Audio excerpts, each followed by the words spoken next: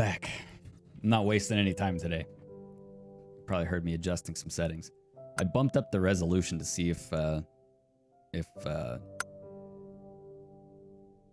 gonna look kind of goofy or whatever, but oh man, I could not sleep last night. I was dreaming about this when I did fall asleep. We have to solve this. And I think I know. It could have been me in a it looks creepy. It's not too bad. I mean, it is a murder mystery, so it's going to have a little bit of a creep factor to it, right? All right, here we go. I think I figured out one of the things that I may have just been completely overlooking.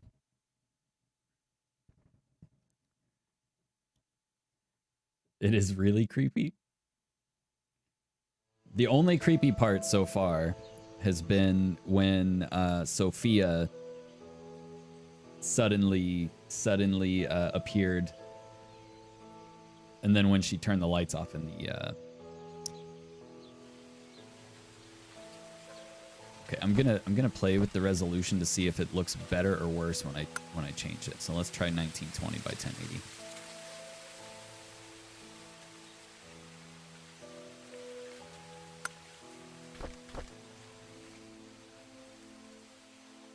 I can't tell if that's better or worse.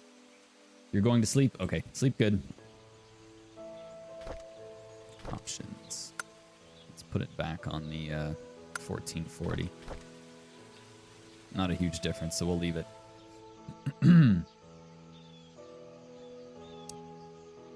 How long's the stream going to be? Probably about 4-ish hours, I think. I got a little later start than I wanted to today because work ran a little late.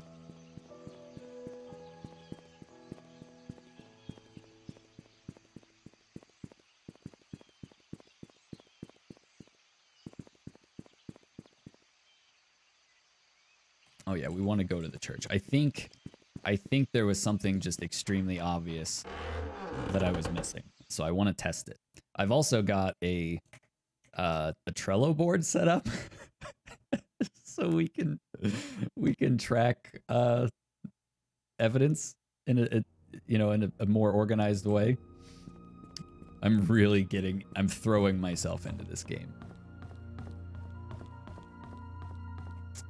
Where's his room? His room is down here at the end of the hall. Okay, so I think I was just inputting this wrong, because why would they give us this date, right? Why would this be here? This was the date that he was adopted. So 5/3/85, because I was putting 0503, but let's try 5/3/85. Hot dang! This whole time we could have done that. Oh, okay, so what I thought was in here is not in here. Let's meet at our secret hideout at 5 p.m. Code changed to 8831. Trisha. Okay, so we have another code to their secret hideout. The secret hideout, I think, is the tool shed behind the mansion. So 8831. Let's see if it... Oh, it doesn't write that down. So we're going to take a photo of that.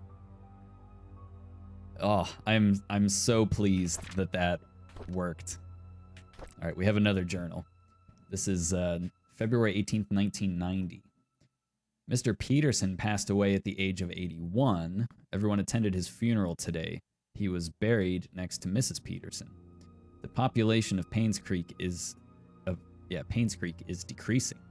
Old people are dying and young people aren't coming back after college. Oh, no worries. No worries. Please enjoy yourself. I will be here just plugging away at this. So whenever you can make it, that's fine, man. I appreciate it. Let's see. Will I stay in Painscreek until I am old? And will I die like Mr. Peterson? Will there be anyone left at that point? Trisha talks a lot to me recently. I feel comfortable whenever she's around. I can be myself in front of her. She makes me happy. These two are related and they don't even know it. Father Matthew tells me that it's important to have goals in life. I wonder what life goal I should have. I wonder what Father Matthew's goal is. It's been a few months since Derek got hired by Trish's dad to be the mansion driver. He gets to travel around the world now. I envy him. I want to work too so that I can buy something nice for Trisha. There's a secret room in the mansion. I can't believe it. I can't wait till Saturday to explore it with Trisha. A secret room?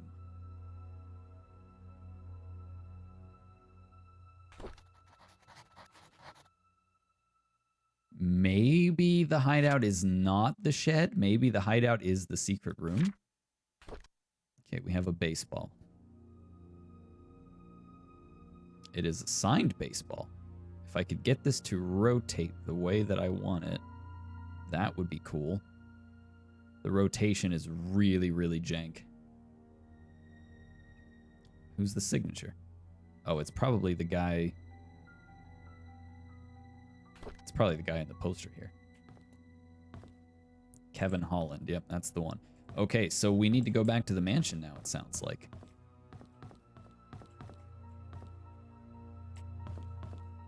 Let's double check to make sure we didn't miss anything in the basement. Oh, actually, we can't get in there. That just says exit.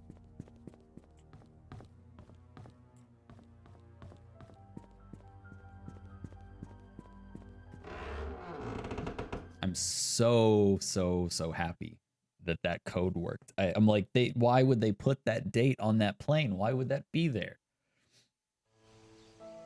I was just putting it in wrong. I was doing the month and the day as 2 digits, and it should have been a 1 digit and then a 2-digit year.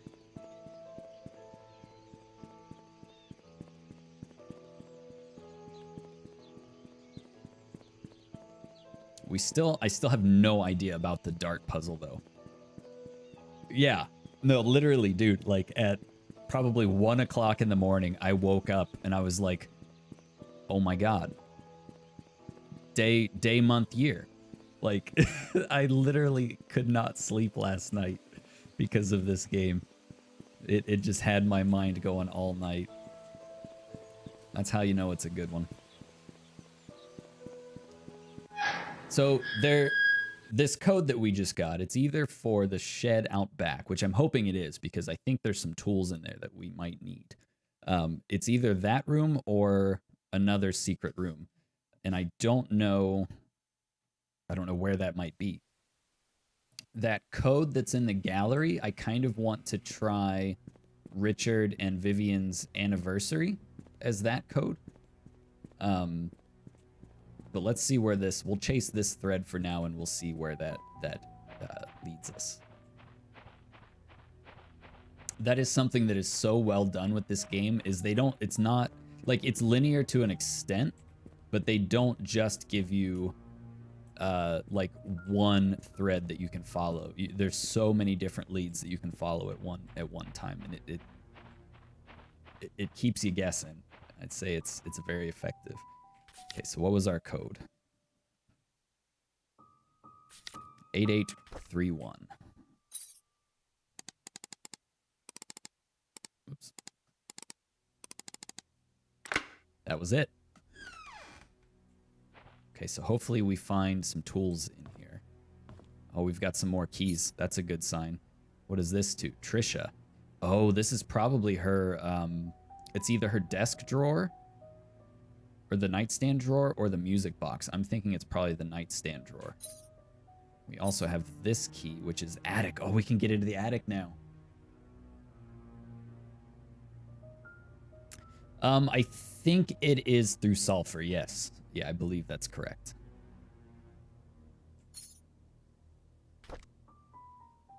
Oh, these have numbers on them.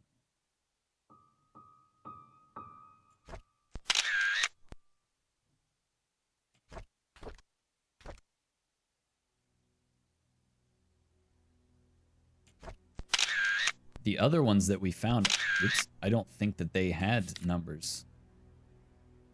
That's interesting. Okay, we have another one of Trish's journals. March 26, 1993. I like being with Scott. I can be myself in front of him. He doesn't judge me or tell me what to do. He cares about what I think. He makes me happy. Scott and I have decided to have our own secret hideout. It'll be really fun. You gotta go? All right, man. I'll see you later. Enjoy. Mom won't know that we are secretly meeting.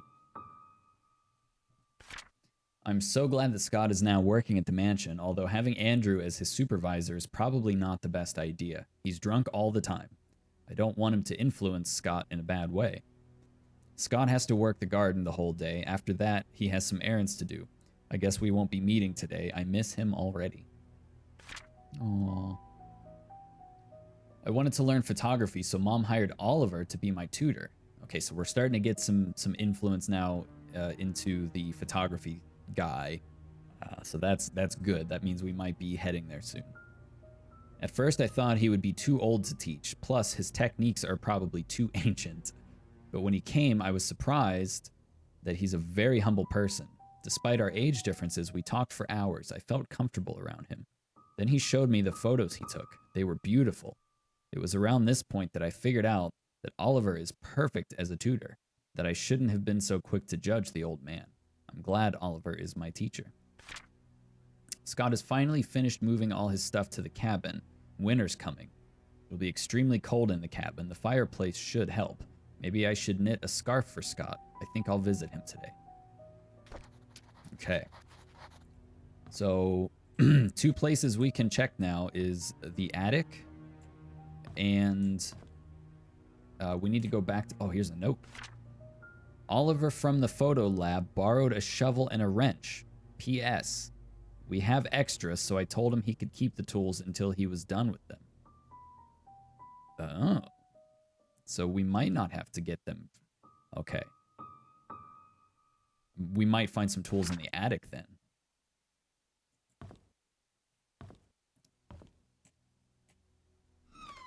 Just want to check behind the door.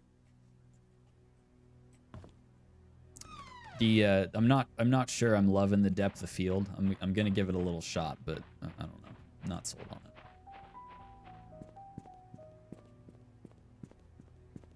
We're back on track now. I'm so happy.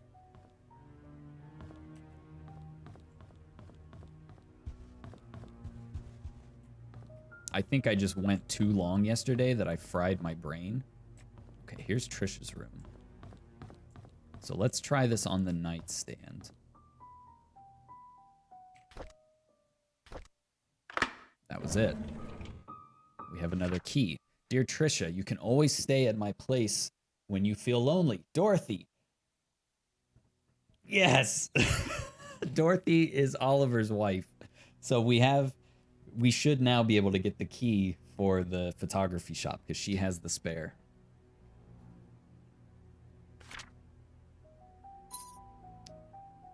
Okay. Oh, amazing.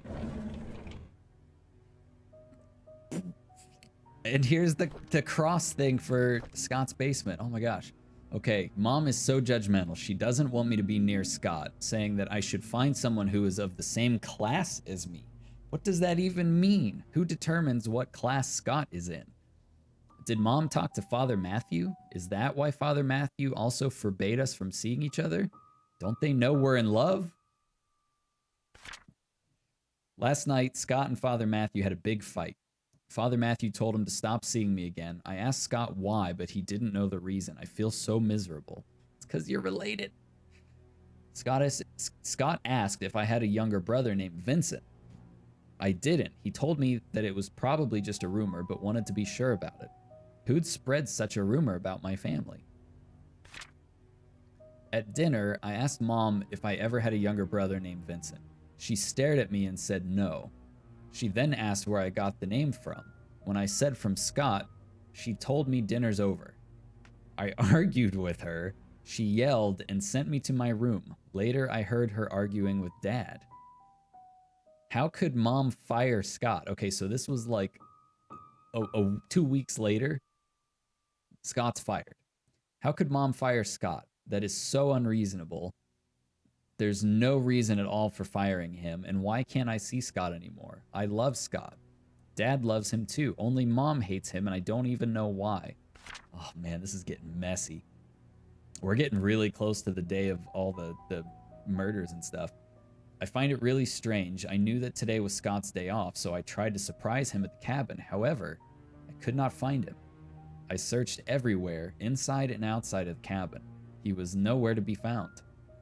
Just as I was about to leave, he suddenly appeared, as if he had been in here this whole time. This has happened several times now. It's because he has a secret room in the basement. I'm wondering if there's a hidden room in the cabin that I just don't know about. Sure is. And here's the key. No. Read that. Please hold on to this. Someday I will tell you everything. Scott. Oh man, we are just like hot on the trail of all of this right now. We have the attic key, so while we're here, let's go check out the attic. We've also got Dorothy's key. Let's see, the attic is mansion's second floor. Here's Trish's room, so we got to go around and then straight.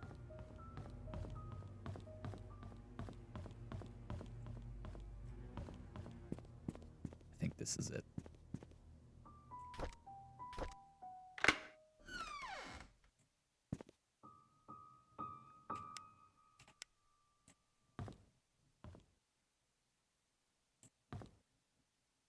Okay, none of these open.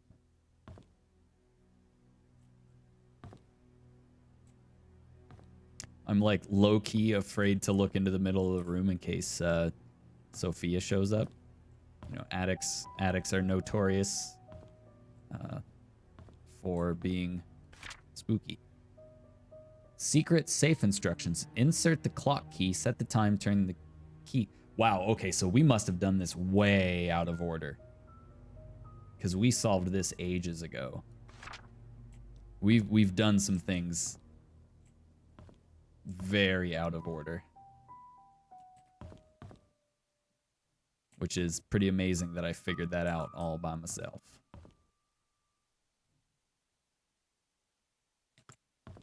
Let's see. I don't think there's anything else up here. Let's check behind the painting. Okay, so we can go down these stairs here.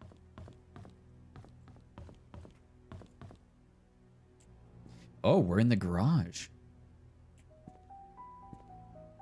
Ooh.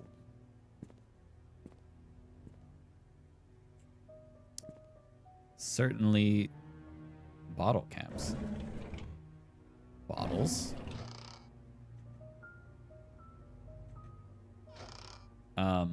Certainly we're going to find some tools in here. Here's another diary. Doesn't say whose this is. This must be Derek's. I didn't feel well today. I had a nightmare last night. I cannot remember what it was like, but it was unnerving.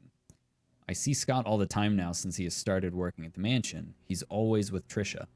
I used to be the one to hang out with Trisha. Okay, so we've got some jealousy here because Derek likes Trish.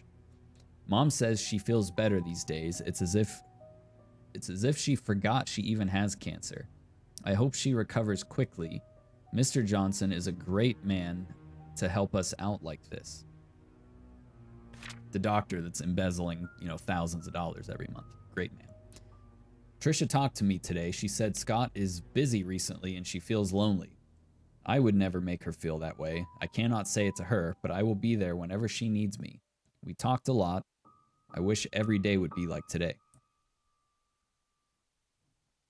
So there is some motive here on Derek's side. Jealousy of Scott. Today, Scott came and asked if I know anything about Father Calvin. I only knew him as the previous church pastor before Father Matthew took over. I told Scott to ask Matthew about it. Scott didn't say anything and left. Looks like they aren't getting along too well. So this is 1994, so we're like a year and some change out from all the crap going down. I think I'm going to turn the depth of field off. I like it better without. I can actually see what I'm trying to see. Okay, well, we can't open the toolbox. We can open this one, though.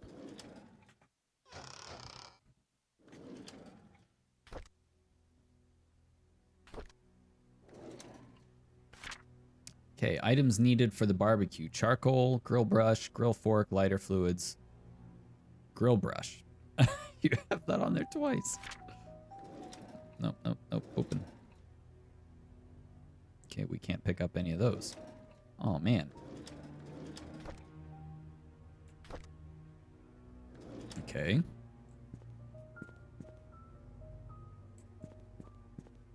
We can't open those. And we can't open these. Oh, okay, here's another one. We've got some spilled paint. Come on, give me some tools.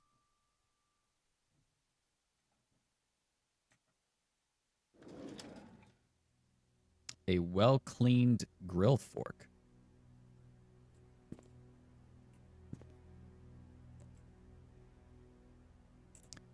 That's unusual that it says a well-cleaned grill fork. I wonder if that could be our murder weapon.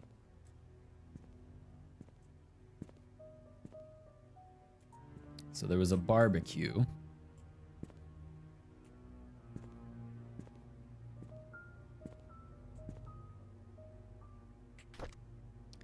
Have we actually found anything in here? I don't think we have.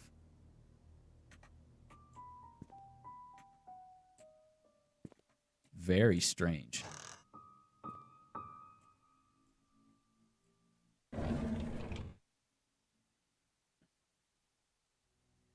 Other than the diary, I don't think we've actually picked anything up. But we do have a well-cleaned grill fork.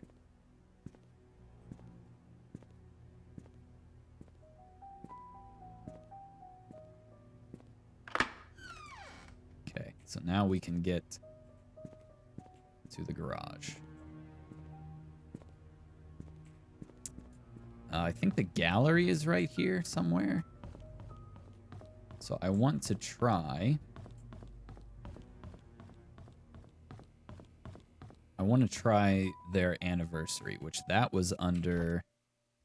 Let's see, diaries, that was under Vivian.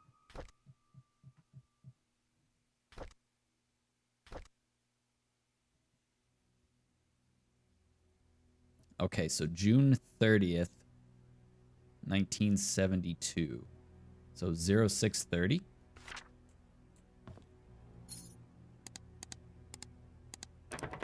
No. Let's try 630. Oh, it's six digits. What would that be?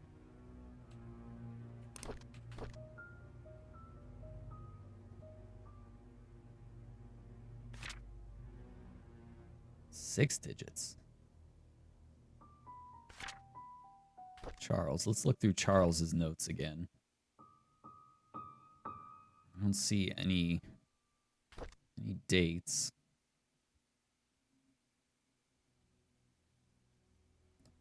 Let's do 06/11/74.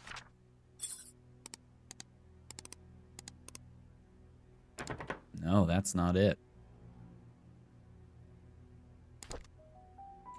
Okay, we'll come back to that. We have other leads that we can chase down. I also want to check his room again because there was chess pieces. And I just want to make sure that I don't think they had any writing on the bottom. But while we are here, we should look into that. And it's on the first floor.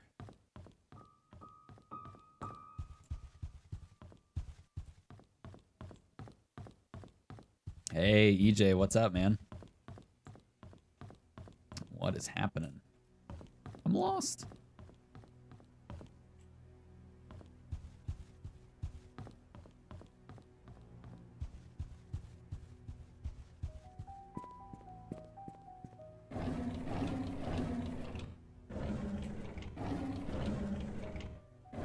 Oh, wait. Come back.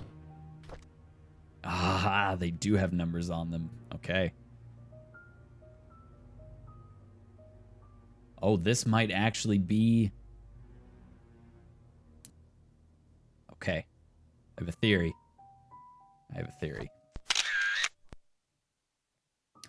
So you didn't watch the VOD yet. Can you give me a brief, like, 1 minute, a 1 minute summary? I can absolutely do that. But it's going to be more than a 1 minute thing. Let's see. Okay, this is 5. How did I not notice these before? That they have numbers on them. All right, so let me take you out here. This is the mansion of the Roberts family. So here is Charles Roberts, who is the ex-mayor of Painscreek. His wife Vivian is the lady that it's his wife that was murdered and left out front of the mansion. So we're actually here to solve her murder. This is their daughter Trish. She was, when she was born, the mom had to have a C-section and then couldn't bear children after that. So his mom, whose name is Magdalene, was like really pushing for them to have a son. And they had Trish, but then she wasn't able to conceive. So therefore, no way of them having a son. While that's happening, you have an entire staff of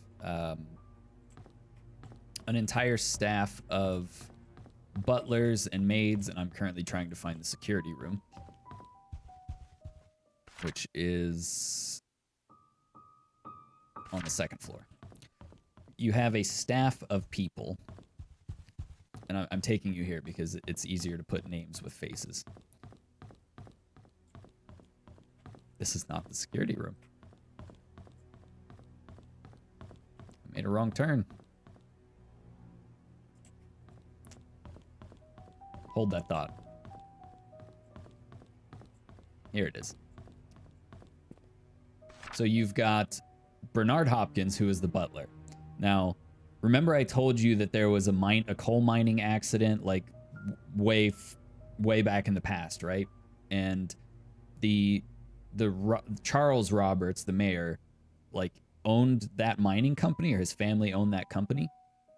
Well, Bernard here, his dad was one of the guys that died in that incident. Then you have Derek Tyler, who is sweet on Trish, the daughter. Okay, so he's the mayor's driver. Then you also have Wanda Tyler, who is his mom. She is the like kind of head, not the head maid, but she's one of the maids. She's currently hospitalized with cancer. So that's this kid's mom. You have Andrew Reed, who is the gardener, carpenter, handyman guy, massive alcoholic, and more on him later. He's dead. He's the guy that burned to death in his house, I'll tell you that. You've got Dorothy Patterson. She was like the nanny that raised Trish, basically. Longest hired employee at the Roberts family. Mary Martinez was a new maid. She saw some stuff, not important. There's this kid named Scott who was an orphan that he was adopted by the town's pastor, who I'm not 100% sure if he knew this or not, but basically, there was another, remember this girl? She was hired on as one of the other maids, very pretty, everybody liked her. She had the affair with the mayor, right? And then they had a son who was named Vincent. Well, turns out some events passed that she disappeared and the kid disappeared, was sent to an orphanage. Turns out it's Scott that was adopted by the father of the church. Well, him and Trisha, the daughter, are like love interests, except they don't know they're related. And then that Andrew Reed guy. Oh, wait, there's also a doctor. So the doctor conspired with Vivian, the mayor's wife, to have the mayor's mother killed. And they did. She supposedly died of a heart attack.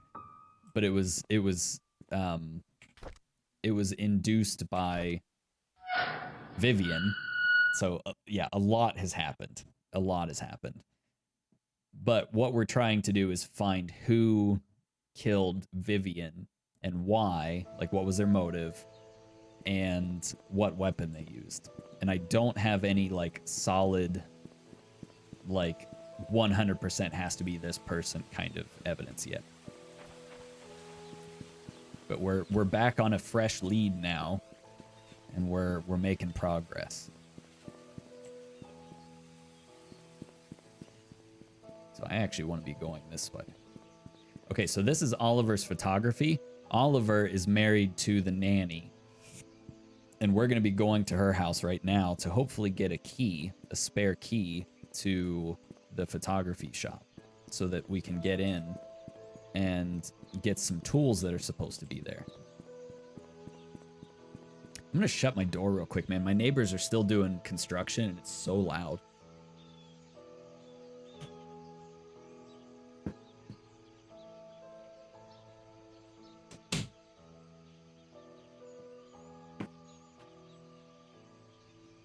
Okay, here we go.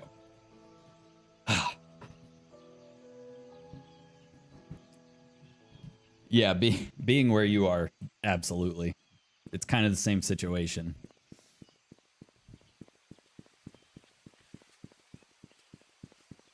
But yeah, I was up all night thinking about this game.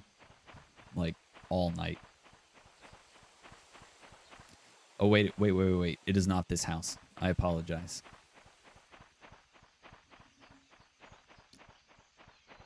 I made a wrong turn.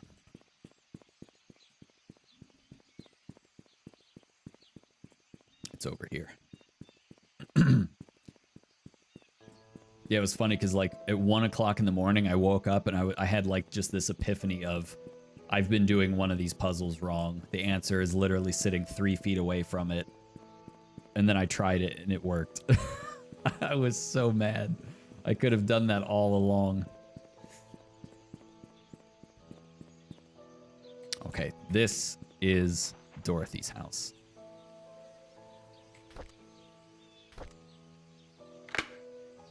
Yes. We're in. This is huge. We are like hot on the trail here. It was not the dartboard thing. I still have absolutely no clue about that. Okay, so somewhere in here is a spare key to the photography shop. Now this woman, Dorothy, like I said, she raised Trisha basically. She loved Trisha.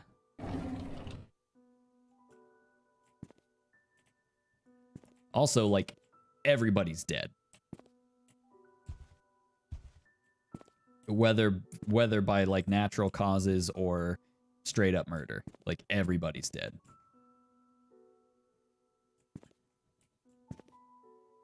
So we're gonna do a little snooping.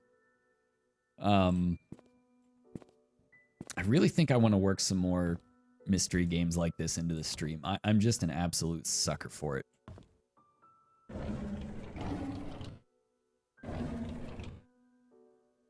Scriptures from Reverend Keith. Okay, not important. Okay, here we go. Here's one of her diaries. I'm so glad that I chose this game to play. February 2nd, 1975. Charles asked something of me today. He asked if I would be willing to stay with Sophia. So that's the maid that he had the affair with. He asked if I would be willing to stay with Sophia, that he would arrange to have a house rented out a little ways from the mansion.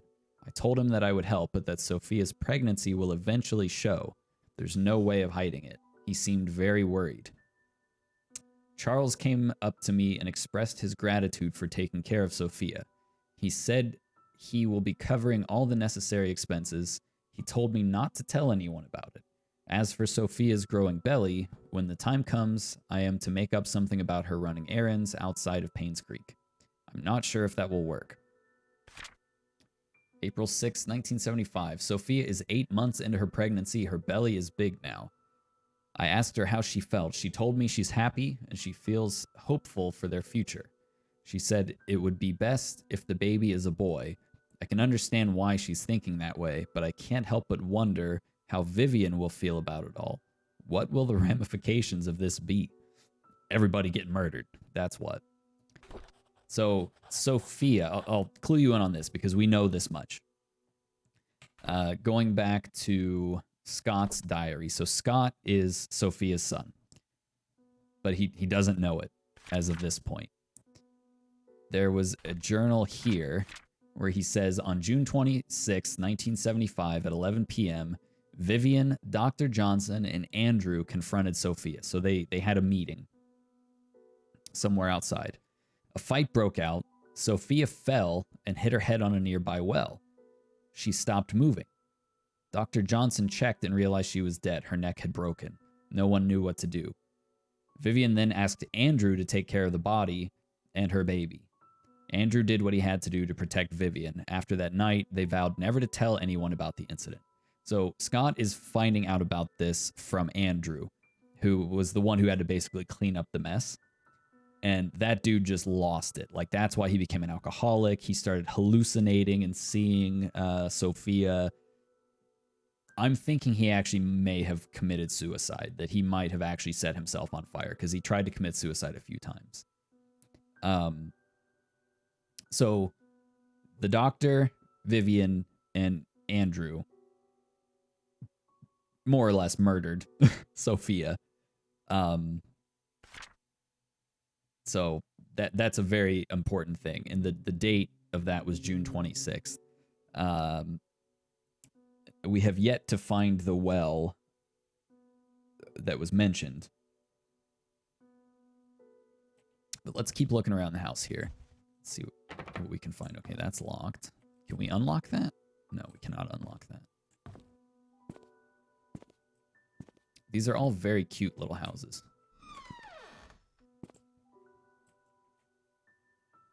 Very odd bathroom. I don't know how I would feel about pooping and staring into the bottom of the stairs.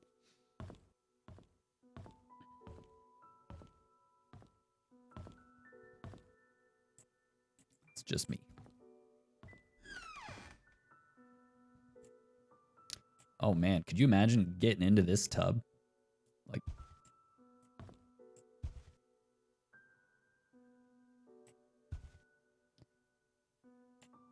room for a buddy to sit and watch. Oh no.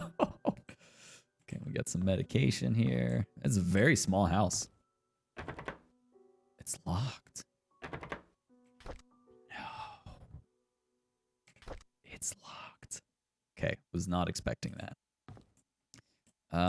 I guess we're gonna have to come back here then. Let's just make sure we didn't miss anything.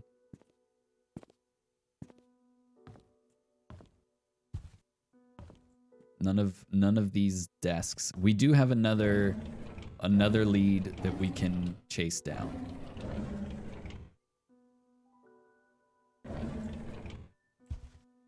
And it's a big one. There's a very big lead that we can chase down. Okay, yeah, I think we have checked all the nooks and crannies more or less. So let's go. Next, we're going to be going to Scott's hunting cabin, and this is one that I'm really excited to see where this takes us.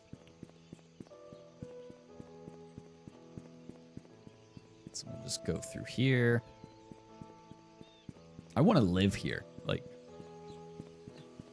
if I was able to make a good living in this place, I would live here.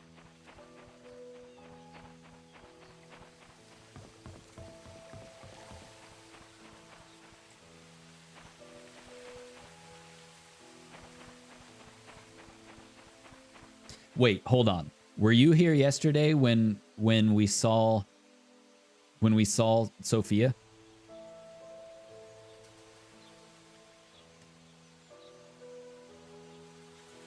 I can't remember if you were here for that. Oh, dude. Okay. So we went and investigated Andrew's house, the one that was all burned up. Upstairs in his second floor, he had like a ritual circle on the ground. When we came out of the house, we saw this. I almost missed it. She was just standing there across the river, just standing there in the woods. So I snapped a picture of her. And then later, which I clipped it. You'll have to go back and watch the clip. We were in the hospital, and she's just standing on the roof. Whose house was that? That was outside of Andrew's house, the guy who had to clean up the body. So he was so, I think what happened is he was so like plagued by this event that he actually, I think, summoned her back from the dead or summoned her ghost or whatever. Yeah. So at one point when we were in the hospital, I picked up the key card of Dr. Johnson, and then the whole power, all of the power to the whole hospital went out, which obviously was Sophia. But there is a secret room down here that we have not been able to open until now. And we got this in Trish's bedroom.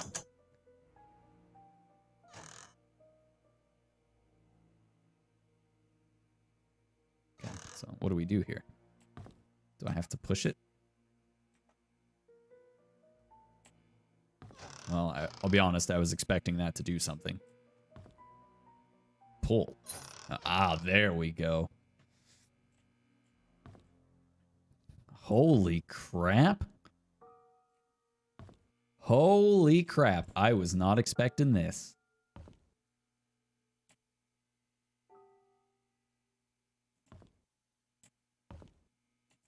This means that Scott knew what was going on.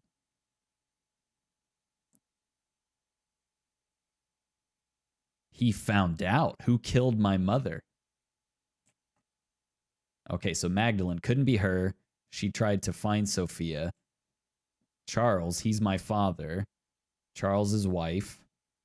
Bernard the butler. Father Calvin couldn't be him, and he's dead anyway. Matthew was in Indonesia on a mission trip at that time. Derek was 6 at that time. Dr.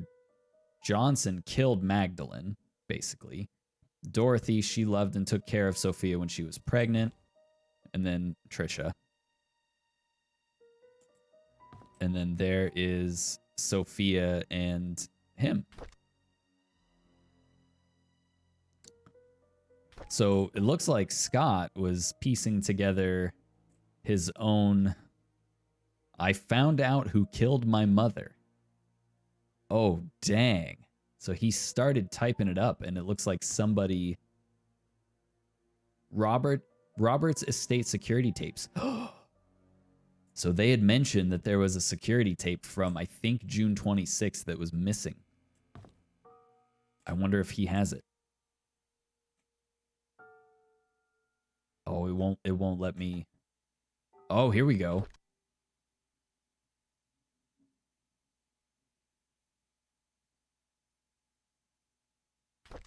Will it let me play it? It won't let me take it. Oh, man. This is insane. Oh, we have another key. An old gate key. What gate, I wonder? Bro, I freaking love this stuff. I'm just like going nuts on the inside. Okay, pick up. We have a radio. I think we actually had a radio like this when I was a kid. Actually, I'm pretty sure I electrocuted myself a little bit, plugging it into the wall when I was like 3 years old. I got a pretty good shock from that one. Okay, so he was researching psychology. So he really threw himself into this investigation, trying to figure out. So he figured out that Sophia was his mother, and he found out about them killing her. So he never figured out that it was Dr. Johnson, Vivian, and Andrew. He never figured that out. So somebody silenced him before he could figure it out. And he was seen arguing with Vivian the night of her death. Dude even freaking slept in here. Oh, man. Let's see if there's any books that are worthwhile. Nope, does not appear to be. Holy cow. Oh, we've got some drawers. Okay, here's another journal. February 13th, 1995. I realized who I am from the moment I saw the photo. I have the exact same blanket. I know who my father is. Everything makes sense now. I visited Andrew today. Okay, this is March 7th of 95. I visited Andrew today. I needed to know where they hid Mom's body, but he cried and begged me not to say anything about it anymore. There was no room for whatever questions I had left. I then told him I'm the boy he gave to Father Calvin to get rid of. He was utterly shocked. After that, I left. I could not bear to look at him for another second. I know who I am, and now I feel everything is falling apart. Andrew came to the cabin and told me where the body was hidden. He said he was sorry and left. Externally, I was quiet. Internally, I was sputtering and livid. After he left, I came to my room and cried. The well had dried up and was covered in moss. I wouldn't have known that the well even existed if I didn't work at the mansion. It's on the mansion property. I finally found Mom's body. I buried her in the cemetery next to Father Calvin. There was no tombstone for her, just a wooden cross. Okay, I wondered if that random wooden, makeshift grave in the cemetery was her. I don't think Father Calvin would mind. After all, he was the one who saved me. A month has passed. I haven't worked since and have stopped meeting anyone. Trisha knocks on my door every day, but I would hide each time. She cries every time, begging me to come out, anxious to know why I won't see her, if she has done anything wrong. So at this point, he has to have pieced together that they're step-siblings, or half-siblings. I don't know what to say to her, but I know we cannot be together anymore. Father Matthew visited me today. He said that he hasn't seen me at church for a while, that no one has heard from me in weeks. When he asked how I was doing, I began crying. The tears just flowed down my cheeks. I cried and I cried. I just couldn't stop them. I told him everything. Yeah, they were like a romantic interest for a while. Okay, so it sounds like he told Father Matthew that he knows everything, and presumably about the murder. I told him that I know that Charles is my father. I confessed that I now knew that Trish was my half-sister. I said I didn't know what to do now. He listened and didn't speak. Oh, man. This is absolutely insane. The people that wrote this story is just incredible. Okay, looks like a music box key. Oh, okay, that's Trish's music box. Here's a pattern on the baby's blanket. Yeah, that's the blanket that we found in his box of his stuff. Just for the sake of doing it, let's take a picture. Okay, let's see. So we can go to a couple of places now. We can go back to Trish's room and look in her music box. We can try to figure out where this gate goes to, which I think this is actually a gate on the mansion property. Okay, yeah, we're going back to the mansion.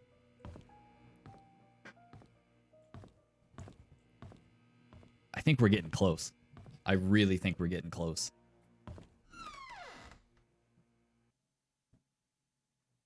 Dude, I played for almost 7 hours yesterday.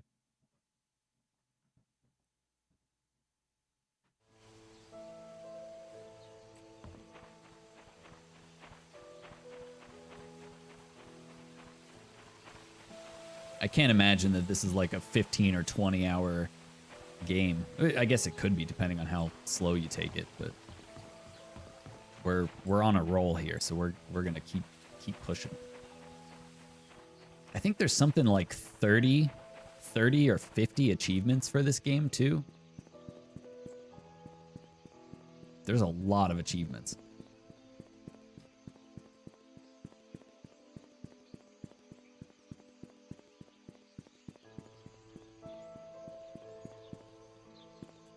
Okay, we gotta go this way.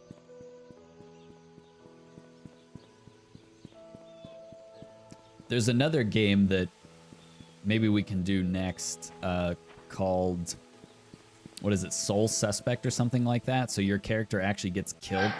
You're killed at the beginning of the game, so you're a ghost the whole game trying to solve your own murder. It's got pretty good reviews. Let's go to Trish's room first.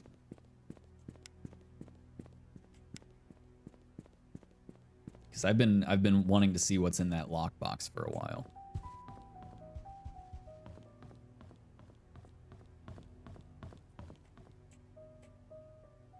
Okay, unlock. Here we go. Use. We're in. Dear Trisha, as I've grown to learn about my birth parents, I feel as if a great veil has been lifted from my eyes. I now understand why Father Matthew was against us seeing each other. He was right. We shouldn't be together. Please believe me when I say I did not kill your mother. I've never lied to you and I never will. I don't know who killed Vivian. Hopefully the truth will come to light someday.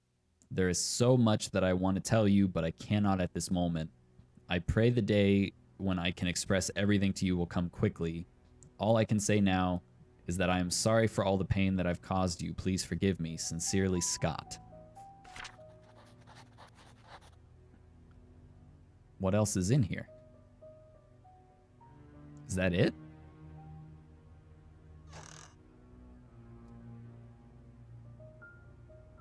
Open back up. Is that everything? That looks like everything. Okay, I was actually expecting more to be in there. But we have answers. That was not dated, was it? No, it was not dated.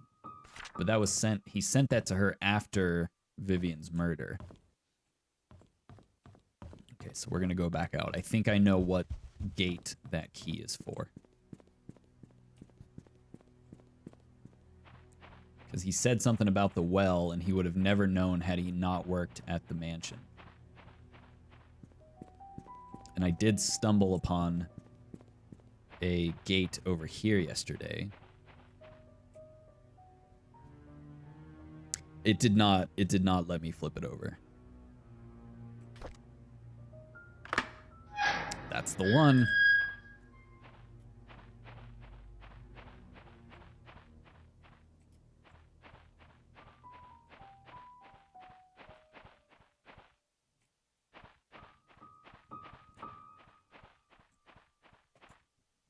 We in indeed.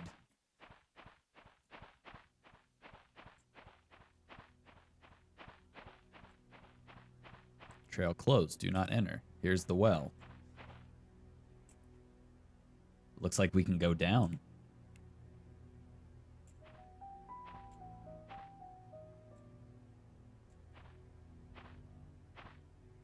Just doing a quick check to see if there's any Sophia sightings. All right, we're going in the well. I bet this is where they dumped her body.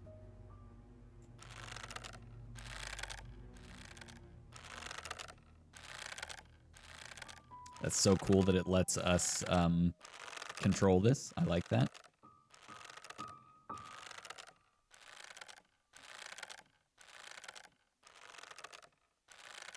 There's something here. It's like a necklace or something.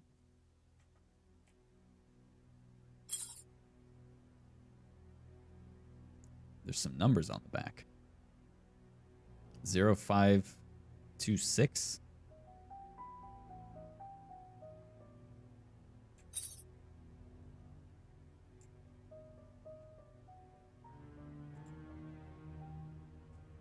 Okay. I think that's it. So what would that be for? What other 0526? It looked like the numbers were like off center, right?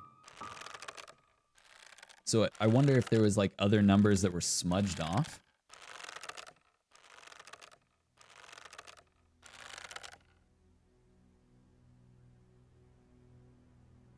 All right, if there's going to be a Sophia sighting, it's going to be right now. Since we found what I'm guessing is her locket. Found at the bottom of the well, something is etched at the back. So let's take another look at this.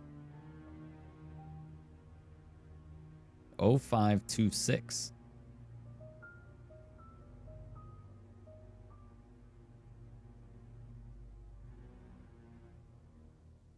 Doesn't it feel like there should be 2 more numbers at the end of that?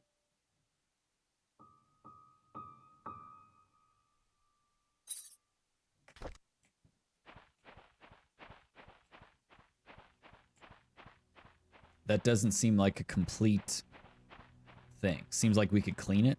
That's what I'm wondering.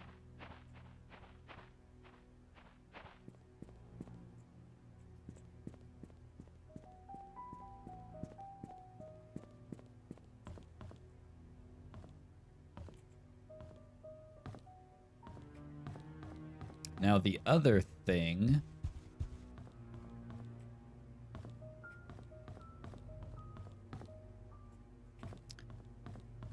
The other thing that I want to look at real fast is...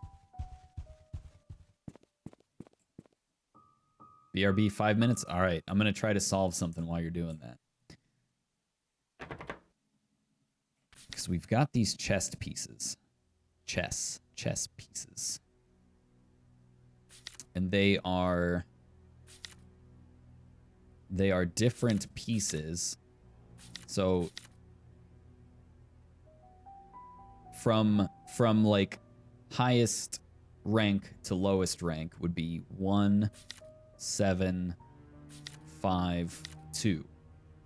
1, 7, 5, 2. Let's see if that's this. No, it's not that. Where else do we have a combination? 1, 7, 5, 2.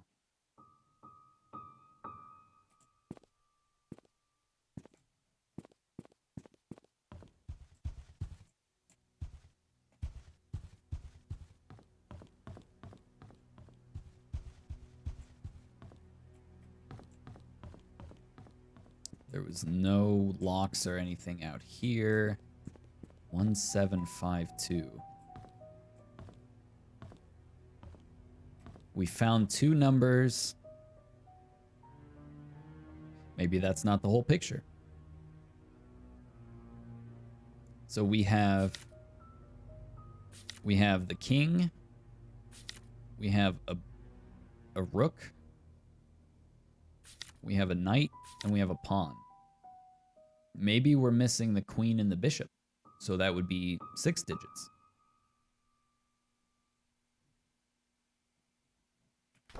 We may need 2 more pieces.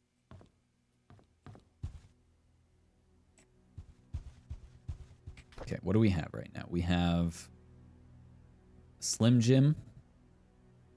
And we have this with something etched into the back. 0526.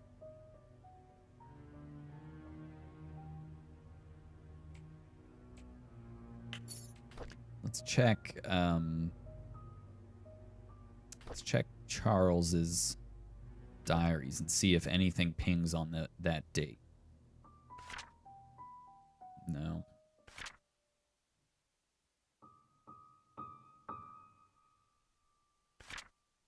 No, nothing.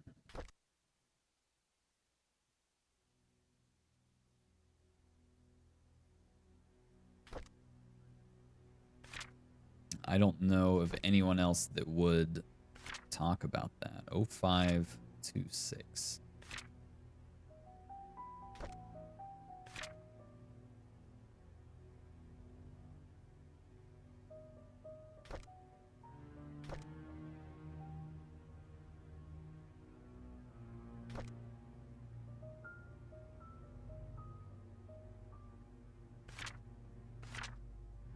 No.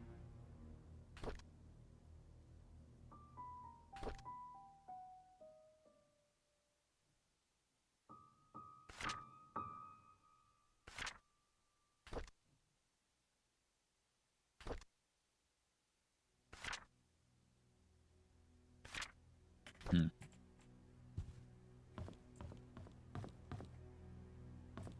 Wait, what is this? Oh, that's the wine room. I don't think we can even get in there.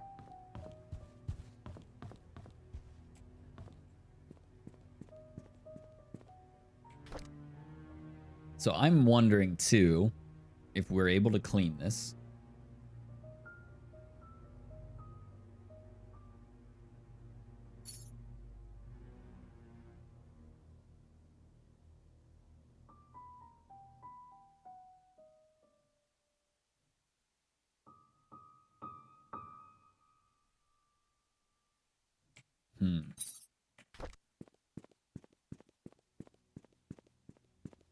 Let's have a think. We'll have a walk and a think.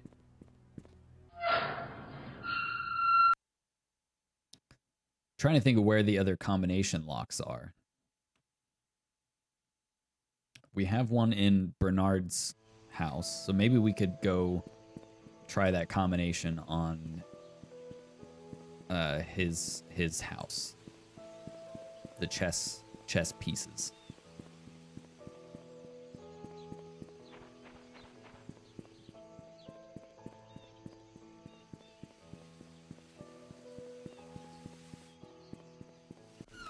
I think that was this one.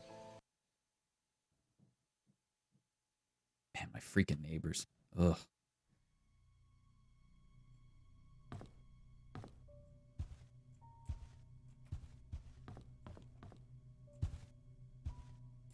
Make sure we didn't miss anything in here. We know that there's a missing knife and the axes were broken into.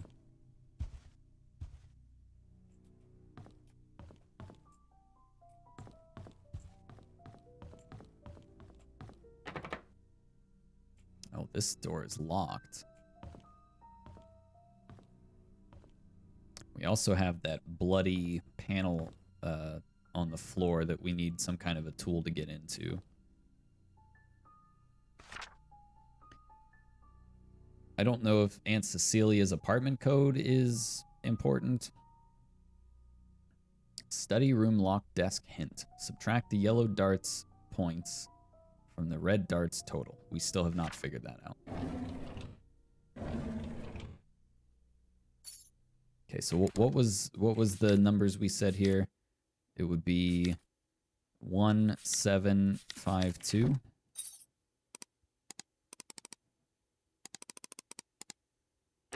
No, that's not it. Maybe it's ascending instead of descending. So 2571. No, not that either. I should have tried that at the mansion.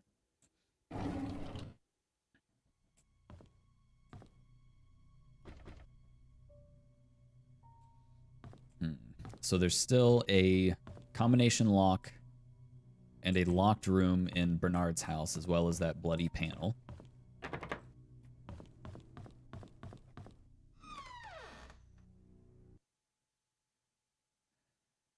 I still don't know why Dorothy's house was like such a dead end. I kind of think we should go revisit that just to give it another once over. Can't help but feel like we missed something.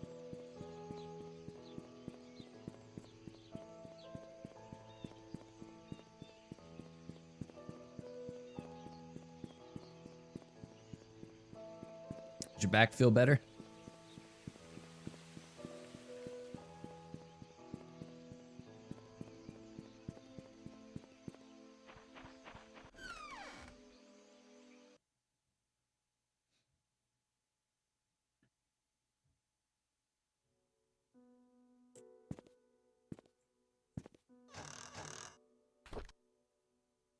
Helping and serving others in the name of God. It's not just new words, it's a new lifestyle. You have so many knots, you need a massage. Yeah, bro, I feel you. I could go for a massage myself, to be honest.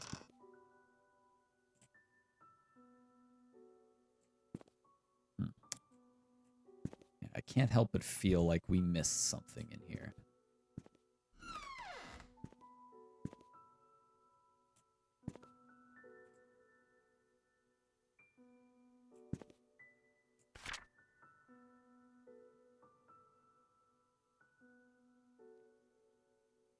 Oh, you've never gotten one? Oh, man. A good deep tissue massage? Amazing. It'll hurt like the dickens when you're getting it, but you'll feel so good afterwards.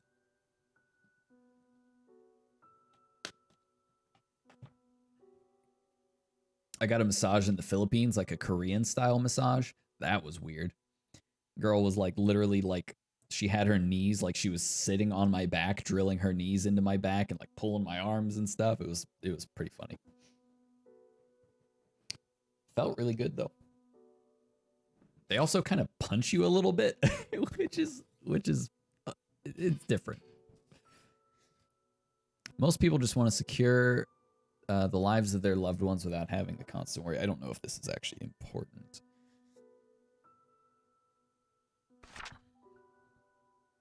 Oh, that must have been Trish that drew that. Cute. Yeah, this lady really loved Trisha. We can't go out back. There's also a gate around the side that I don't think we can open.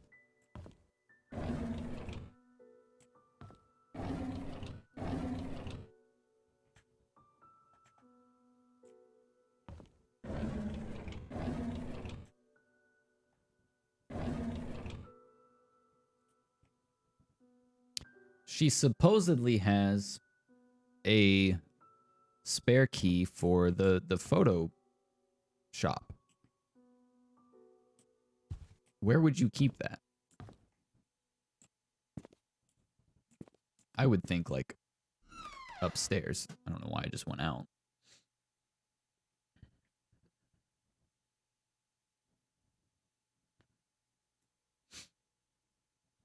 I guess while we're out here, let me verify. Okay, we cannot unlock that gate.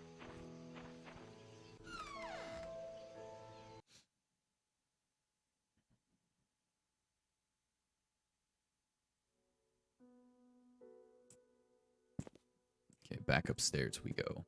Oh, this was locked, wasn't it? Yeah, that's why.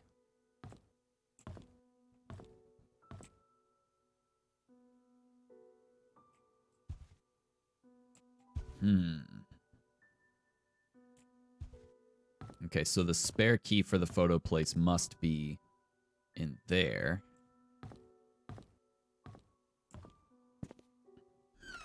So our two current leads that we have are the necklace. That's our biggest clue.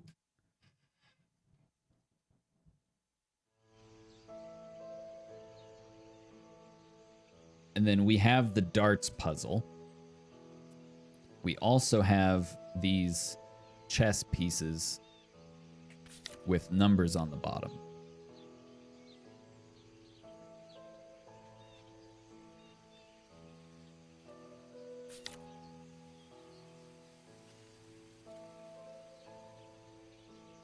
I kind of wonder if maybe I've missed a couple of chess pieces.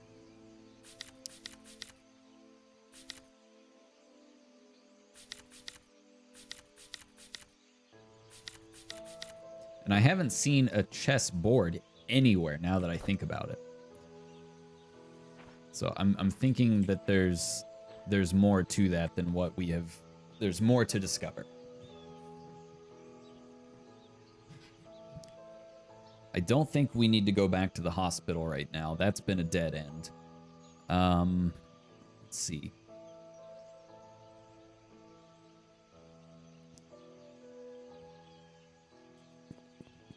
The church, I think we've unlocked everything. Let's go check the church one more time. I'm pretty sure. There's also this, like, I noticed this and I totally forgot about it. But someone wrote playground on the bottom of this.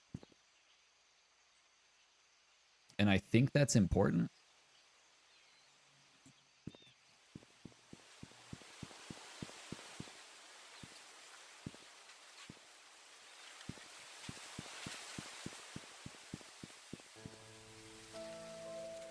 You know, I wanna read. There was a poster in here talking about the Slim Jim.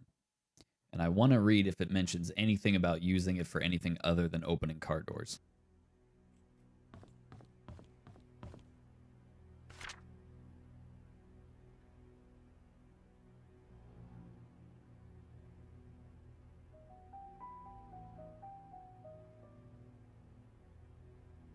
Okay, it does not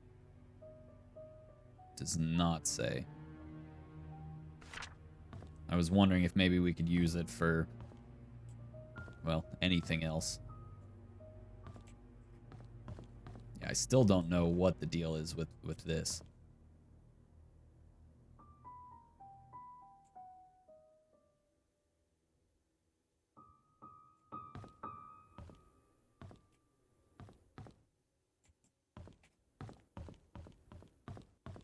We'll figure that out later. I know that in the sheriff's outpost, there's still the code to the classified records cabinet, which we will need to get into at some point. We have the key for this, as well as the key for his briefcase that we have yet to find. But let's check the church. We're going to kind of methodically work through some of the locations that we've been and see if we can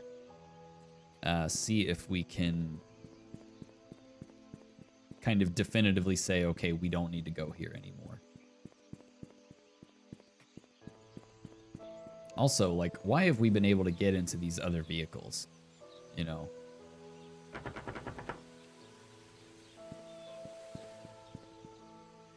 I'm not seeing anything. Twitch is getting rid of hosting. Really? Are they going to replace it with something?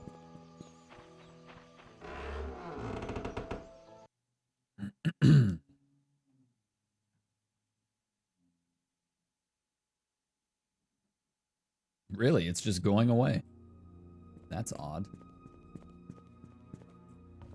Did they give you like a notification or something when you hosted?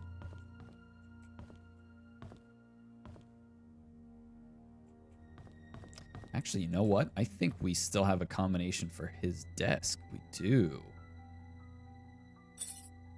Okay.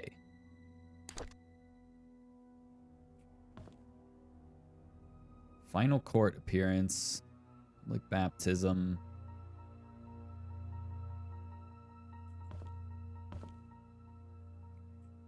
So what would be some important dates for Father Matthew?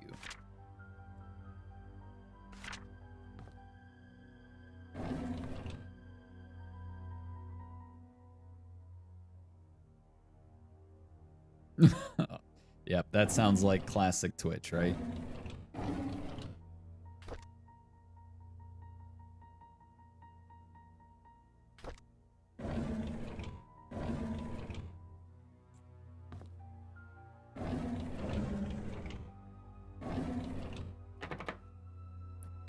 Let's read through Matthew's stuff real quick. I always wanted to be adopted.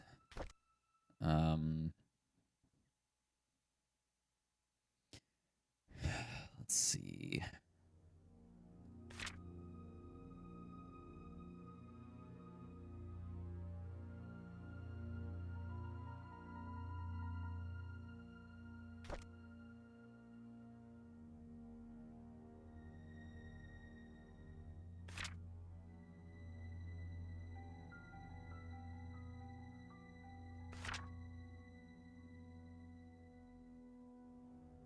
I'm not seeing any dates in there that would be important to him. What is... We don't know Scott's birthday. Let's just take another look around the church to see if we uncover anything.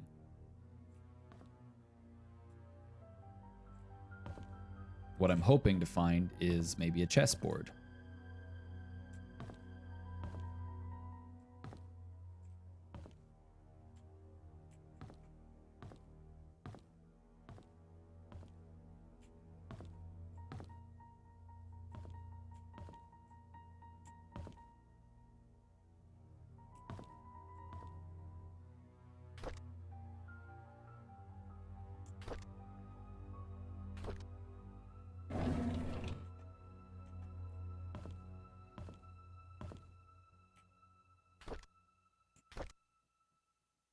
We already read these two.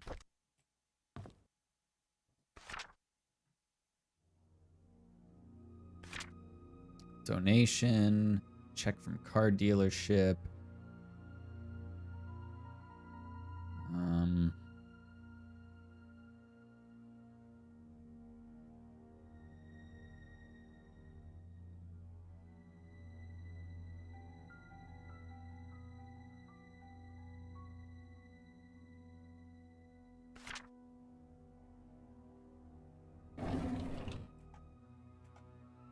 There has to be some kind of a 4-digit code that's significant to Father Matthew.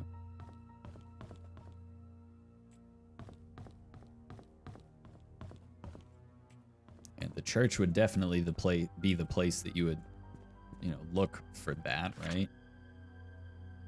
Andrew Reed's funeral.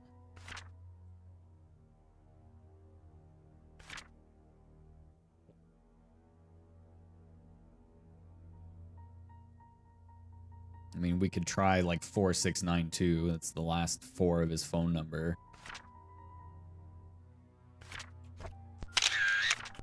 I can't imagine it would be that. That's very obscure.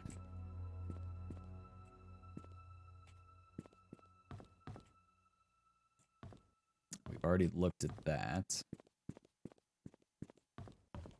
It's a bathroom.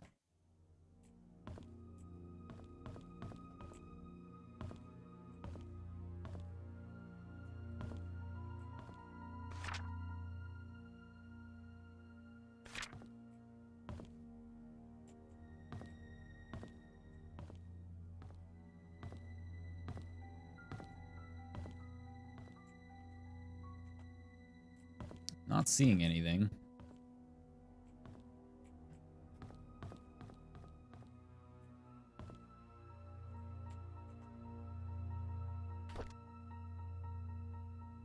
$1975. Let's try 1975.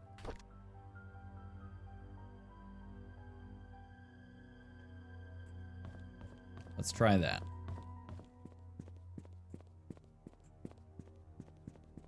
Because why would they have that on the blanket?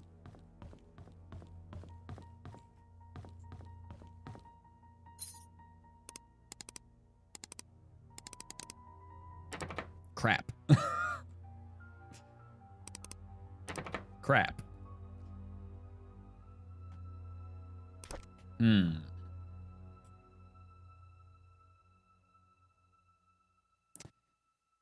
What was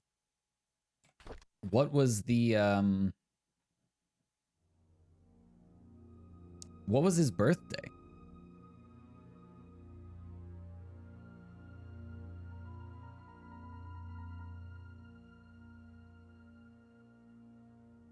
It wouldn't be the same code, 5375, right?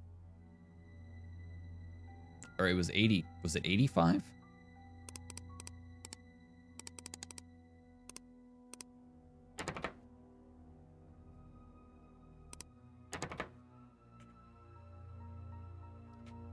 What was the code that 5385? Okay, so it wasn't that. 4685? We're just grasping at straws now. We could try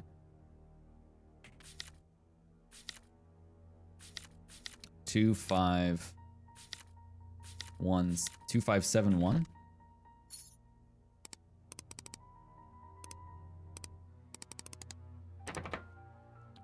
Or 1752.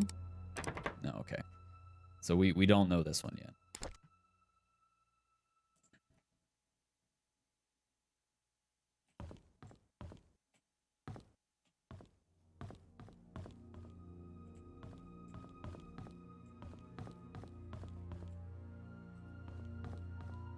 So the church still has things left to do.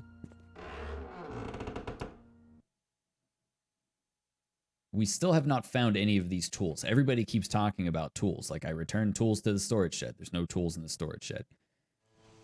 We went to the shed behind the mansion. There was no tools back there.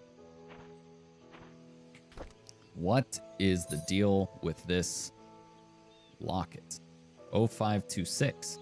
Maybe we should try putting that in a couple of these.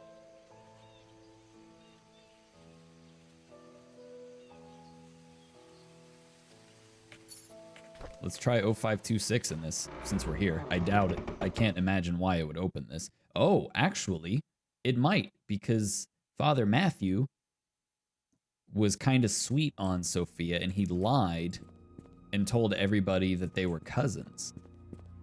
So maybe this will work.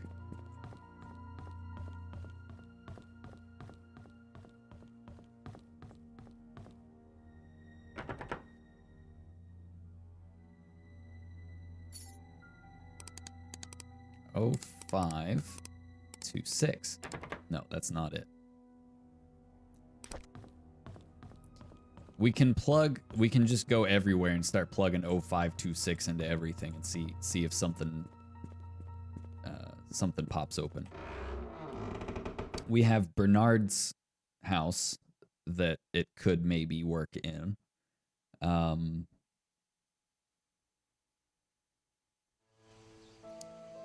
I don't know how, I can't remember how many other, so here, let's do this before we forget. We're gonna make a note for combination locks. So we have Trinity Church, Father Matthew's desk. We have Bernard's house. Upstairs desk. We have the mansion study room. Dart puzzle.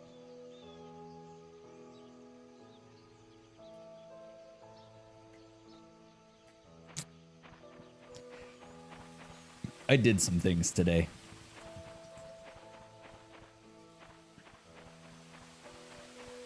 I want to check this house too real quick. I don't remember. I think this was Wanda's house. I don't remember what was left in here.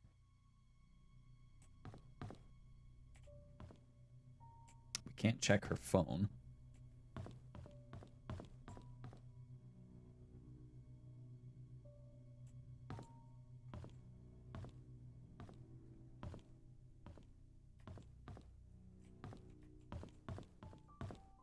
At this point, I'm most concerned with like recording combination locks that we haven't done yet. Dear Father, how's everything going? She never finished that letter. Oh, this is Derek's room. Okay, yeah. This is Wanda and Derek. So Derek started writing to his father, but he never finished it.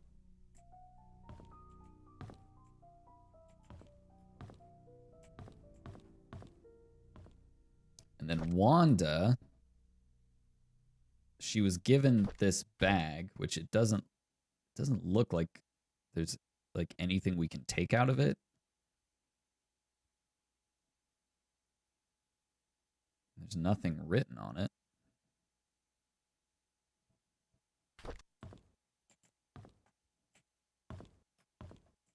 Now, there is a drawer that we need a tool to open.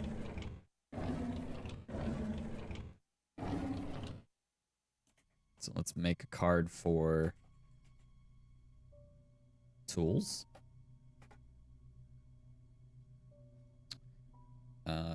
Wanda Tyler's house. Nightstand.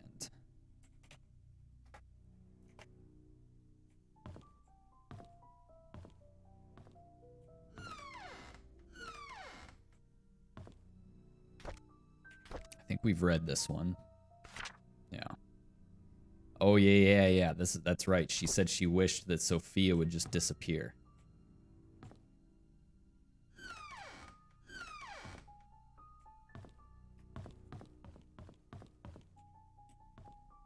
Okay, I don't think there's anything else in here.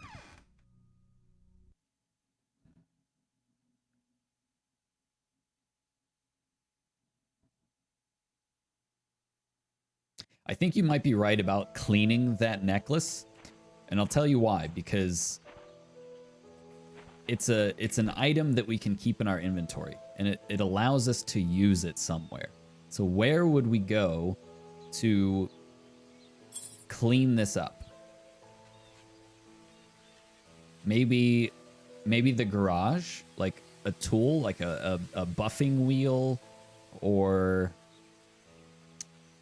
at first I was kind of thinking like a chemical solution, but I'm almost wondering if it's maybe a tool that we might have to use this on.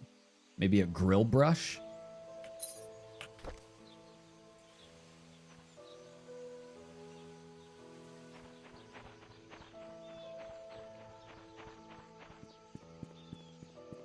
We can try putting this combination in real quick here.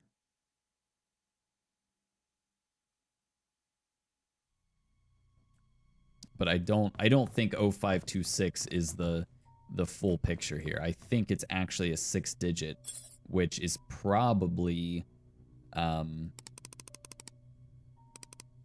probably the combination for the gallery. No, it's not. It's not here. It was worth a shot. He's also got a dart down here, which... Why would it let us pick up this dart and look at it? We can't take the dart. Does it look like the tip is broken off? Because when I first looked at it, I thought maybe the tip was broken off. Right?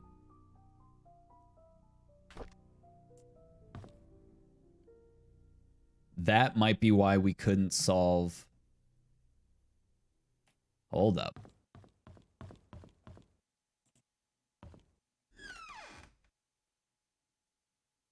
Hold up. Let's go look at the dartboard again. I bet there is something very subtle, because when we took the picture of that, we took it straight on.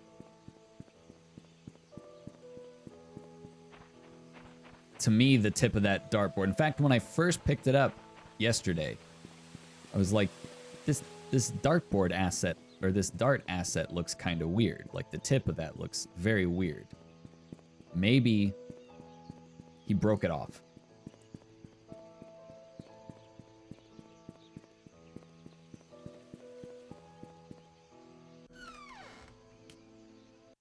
If that's the case, that is so incredibly obscure.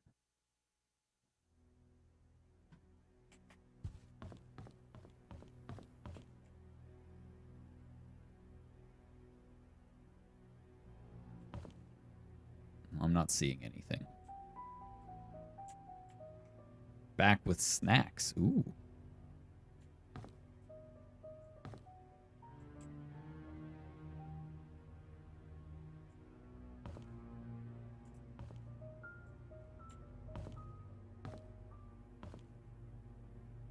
Sea salt and vinegar chips. Oh, that sounds amazing. And some sweet tea.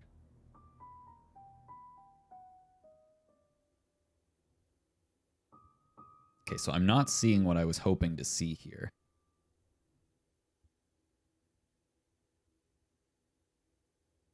It does not let me interact with anything.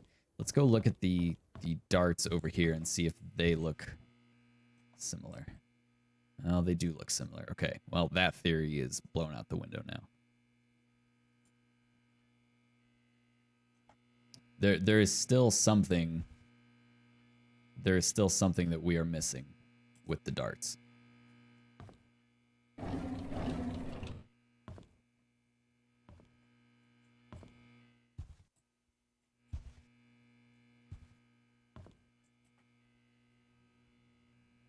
A locked toolbox.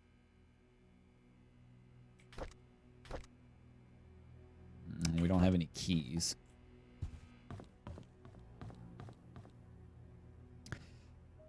And we still have some kind of a panel. Maybe we can use the Slim Jim.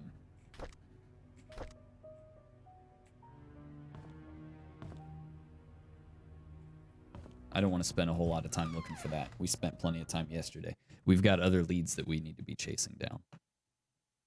So I guess priority 1 right now would be to clean this locket.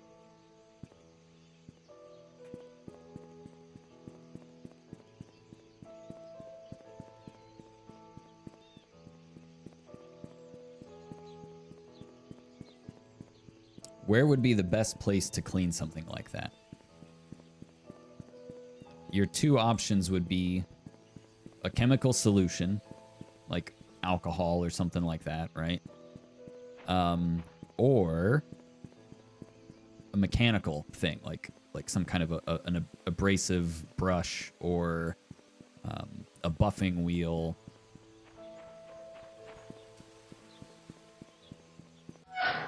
With the darts thing, are you using the points scored? So we tried, if you do just the points scored, it comes out to be -4.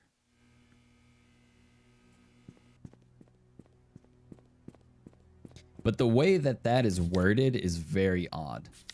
So subtract the yellow dart's points from the red dart's total. So why would they say points and total and not points and points? So subtract the yellow dart's points, which would be 501 minus 30. So 470, whatever that is.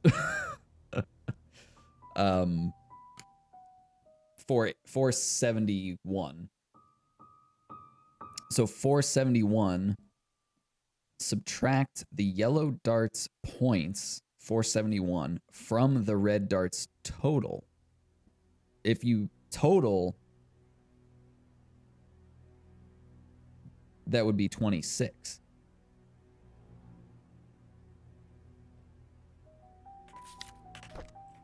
So yeah, I don't know. I don't know with the darts. Let's go back to the garage and see if there's anything that we can use to clean this locket. Because we did just recently gain access to this.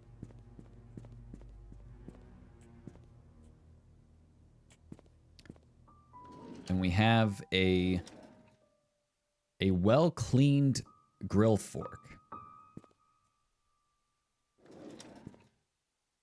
And at first, I was thinking that it was well cleaned because it might be the murder weapon, but it could also be well cleaned, saying like, hey, you can clean stuff here.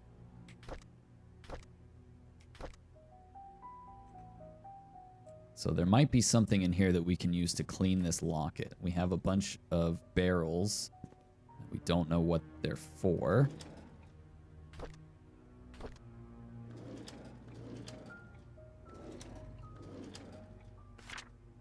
Items needed for the barbecue: charcoal, grill brush, grill fork, lighter fluid, grill brush. Grill brush is on here twice, and I don't know why. That might be important, actually, because there's one grill brush here. But there should then be another grill brush somewhere else, which we might be able to use to clean this. Does Andrew talk about the barbecue?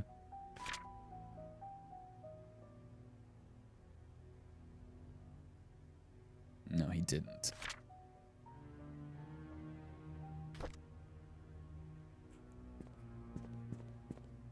Right, that's weird. Isn't it? Isn't it? That they specifically call out a well-cleaned grill brush, and they also have 2 grill brushes on the list. So there's a grill there. That means there must be another grill. Maybe on one of the balconies? Was there a grill on a balcony?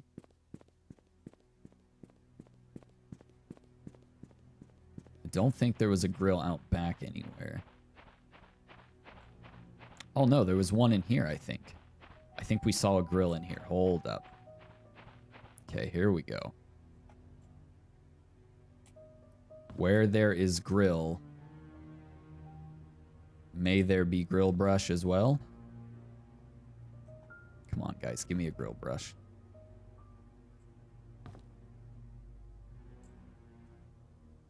This is also where we found 2 of these chess pieces, which is... We found 2 pieces here, and we found 2 pieces in the study room desk. So why would there be 2 pieces here? They also talked about a secret room in the mansion.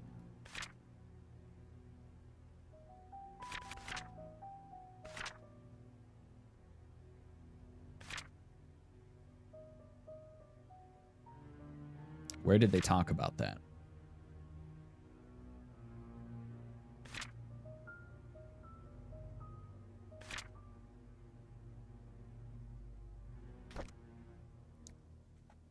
So maybe we need to snoop around the mansion a little bit more. Oliver from the photo lab borrowed a shovel and a wrench. Andrew. P.S. We have extras, so I told him he could keep the tools until he was done with them. So Andrew left a note saying that he took a shovel. We really need to find the shovel. And a wrench. I don't know what we would use the wrench for.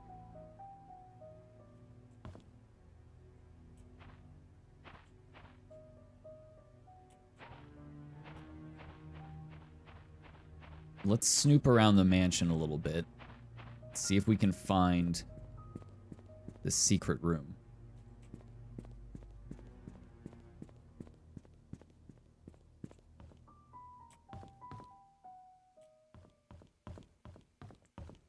Now, we could also just try to brute force it, because I'm thinking it has to do with this puzzle here. So 0526 75 74 maybe. 0526 74. I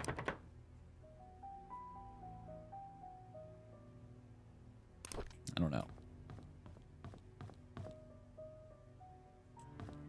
Why is the Mona Lisa in here?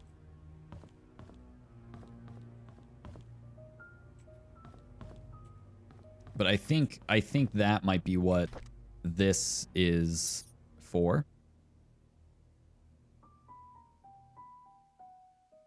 0526. We could also check out the kitchen to see if maybe there's a way to clean anything in the kitchen. Oh, okay, that goes up to the gym. I couldn't remember where that went.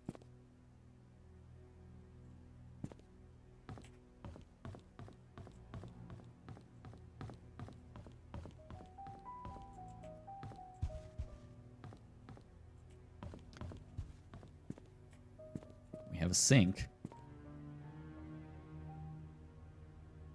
I can't imagine that there would be any water available.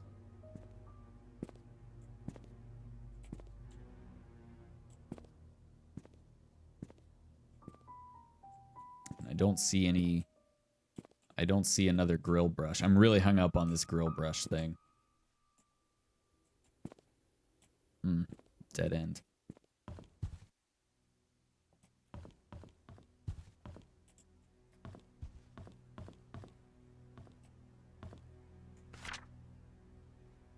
Let's see. Is there any rooms that we have not looked at? Let's check Dorothy's room one more time.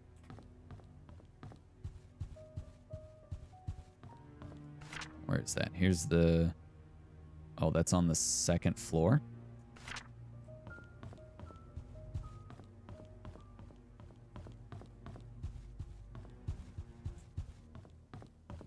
Because Dorothy is the one that's supposed to have the key for... What room is this? That's the tea room. Here's the bar. Let's just take a peek on the balcony, make sure there's nothing out here we can use. No. So then Dorothy's room should be over here. Oh. Dorothy's room is locked.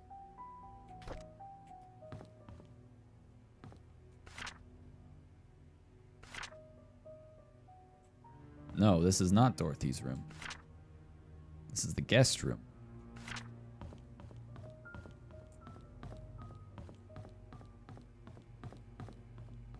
Dorothy's room is here.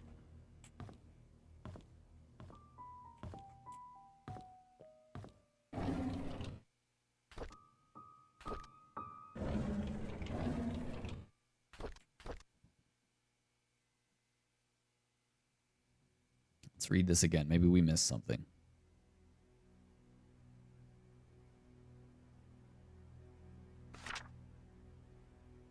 Scott came to fix my leaking sink today. He did a wonderful job. I offered him tea.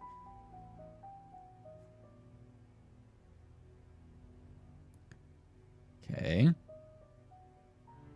Oh, he asked if he could borrow one of the photos. I bet it was one, I don't know.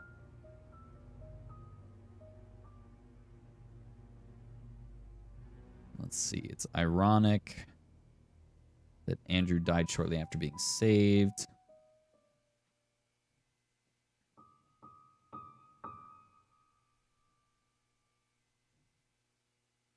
Okay.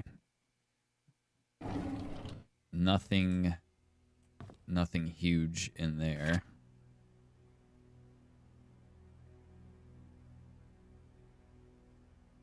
Nothing in there.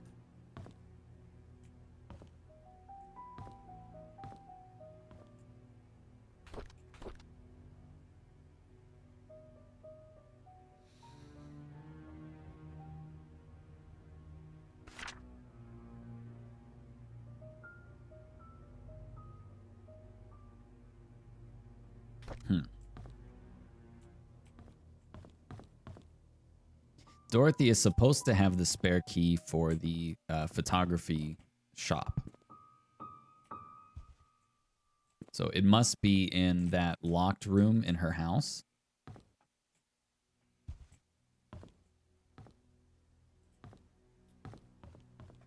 Just like that, we're at another freaking dead end.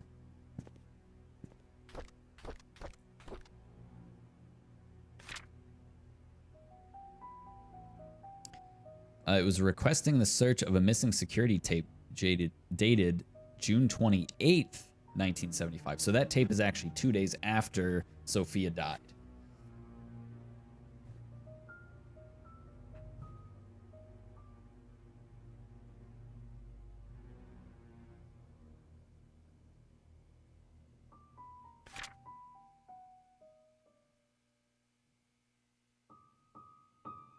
They also said something about someone ran through the garden last night. Man about 5'5", wearing a hooded sweater, climbed the fence wall into the garden. He proceeded to run to the backyard and jumped over the back wall.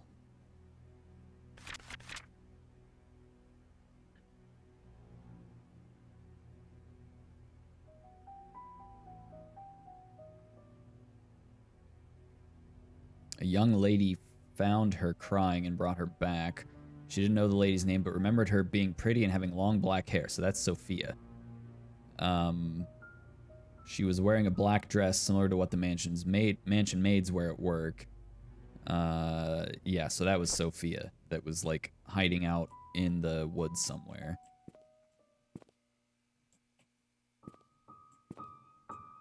Okay. Where to, EJ? Where should we go look? We have a locket that appears to be missing 2 numbers on the end.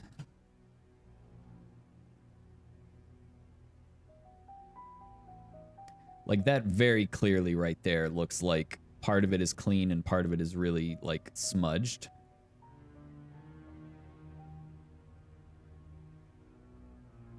So I think you're right. It has to be cleanable.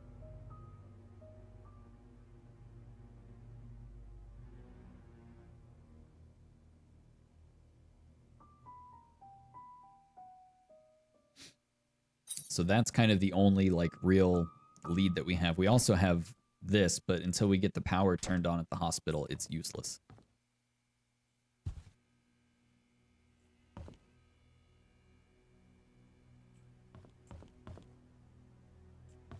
And I'm also wondering if maybe there is another dartboard somewhere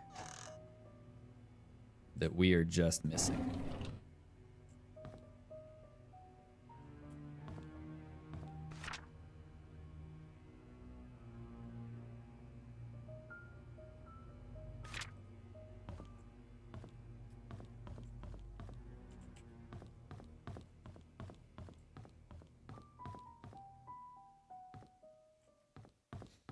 Did we go back to the study room and see if... Well, let's look in here real quick to see if there's any chessboards.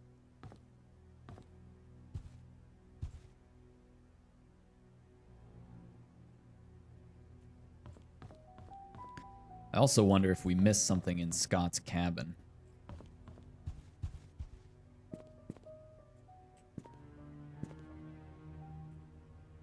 Right? Why would these be here? Vivian Roberts' medical report.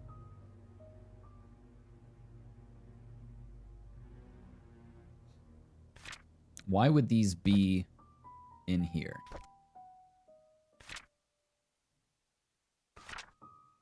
No, not that. I want that.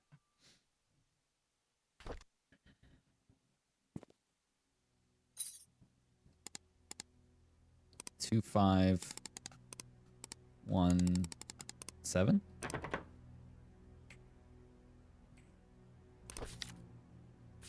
Two, 5, 7, 1.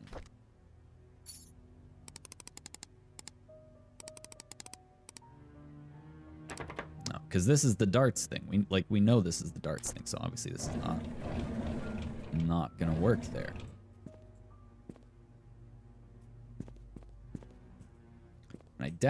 I doubt that this is the secret room that they were talking about. I think there's actually another more secret room. I want to look at the attic again too.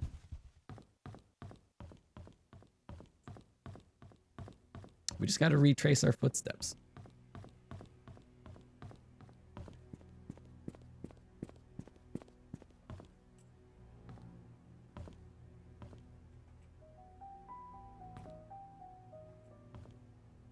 There's definitely just something that we've missed. And I feel like it's some kind of a tool or something of that nature. Because when we were in the attic, like, we found absolutely nothing. There was absolutely nothing in here that we picked up. So we either missed something or it is just empty. Oh, there was this. But we figured this out already.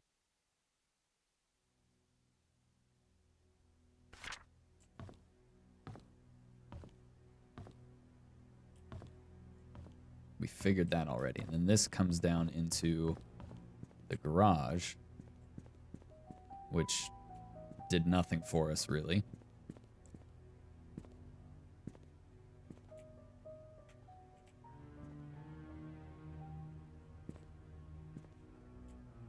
can't examine any of that.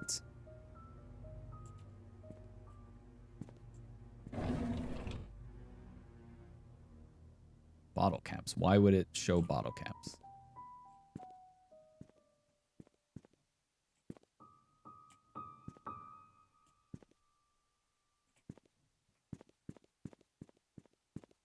I don't know. I don't know.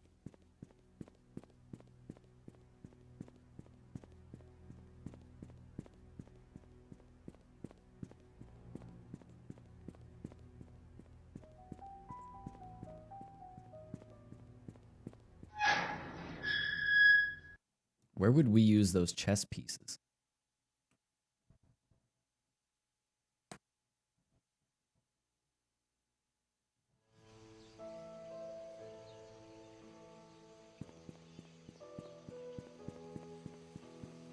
So let's see, what other... There's the church, the cemetery. Maybe the numbers aren't a combination. Anne's Courtyard Inn and Suites, Postal Service, Community Hospital.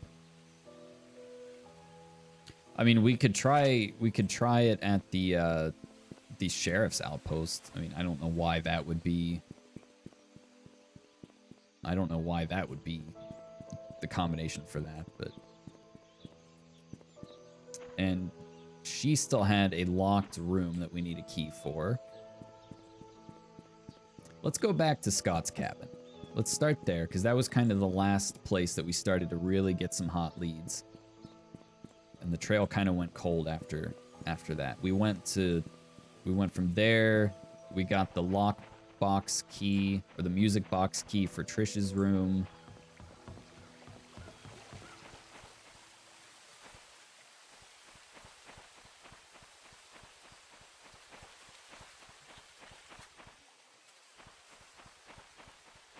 But we may have missed something down here. There's also supposedly tools in the... What the hell is even that? Wow, hey. Cosmic Crusaders. What's up? Hello. Welcome. How are you guys doing?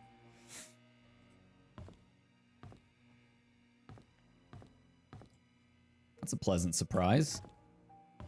How was the stream? What were you streaming?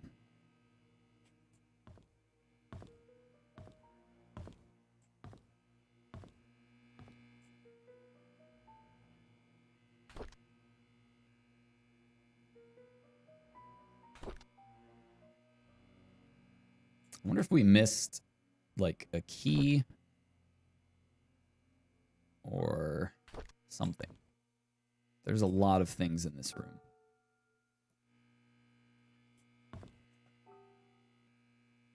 Maybe he has something down here that we can clean this locket with.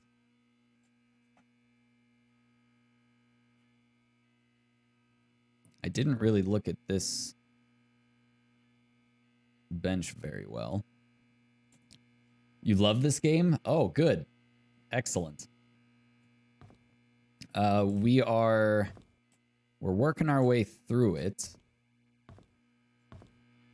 We are at a little bit of a dead end right now. The last thing that we've done, we just found this necklace at the bottom of the well.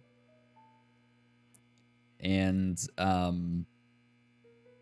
we have the 4 numbers here, but we're suspecting that there might be more numbers to this because they're off-centered. Why would you have numbers off-centered like that? So I'm looking for a way that we might be able to clean this. So no spoilers, but if you catch me on like the right trail of thought, I'll let you say so.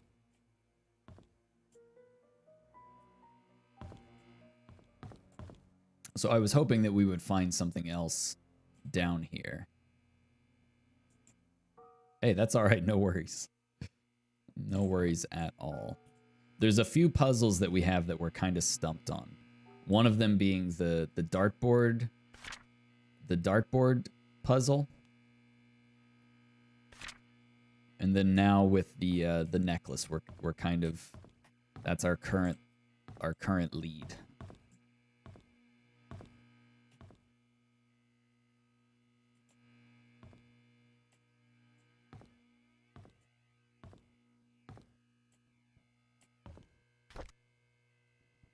The knife has a dull blade. Oh, I didn't notice that it said that before.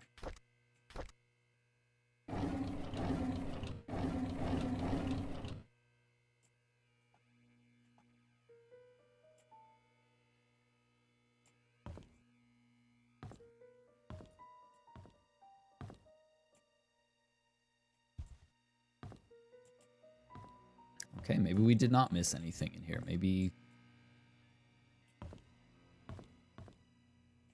we have to go elsewhere.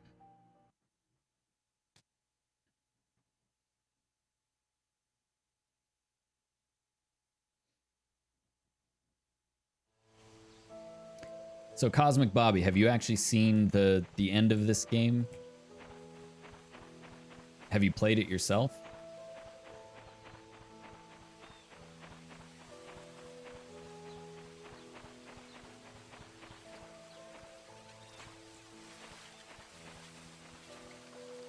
Shouldn't go into the water. My equipment will get wet. Okay, well, we can't use the water to clean that, apparently.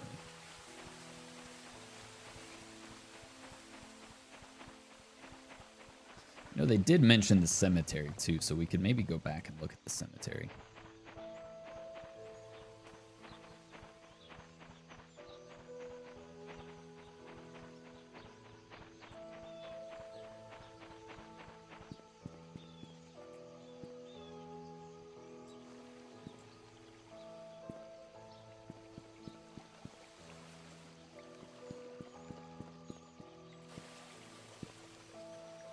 I don't think he had any locked stuff.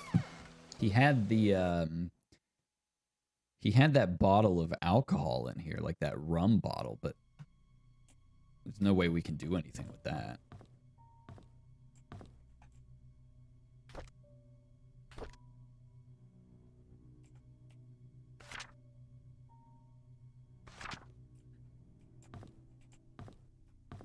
I don't remember what he had upstairs.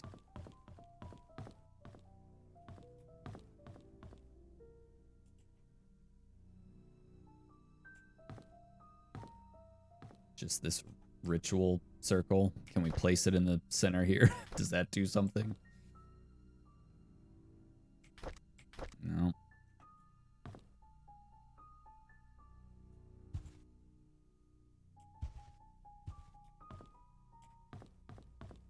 Okay, no leads there.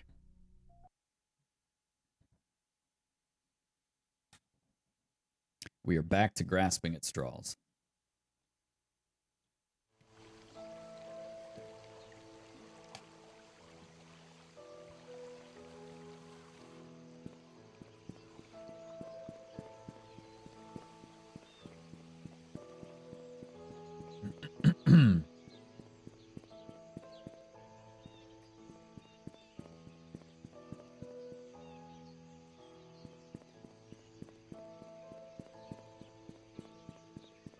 What would 0526 be? That's May 26th.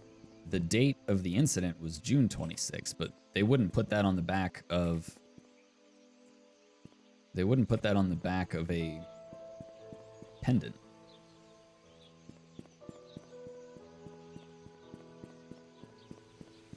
So why is 0526 significant?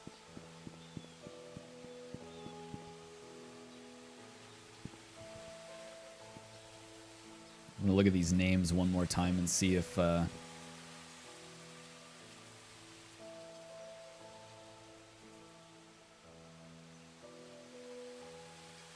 anything looks amiss.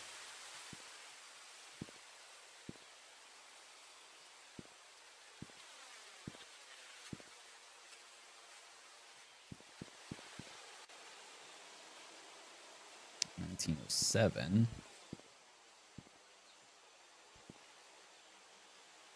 Wanda Tyler died in 1996. I think she outlived everybody in this town.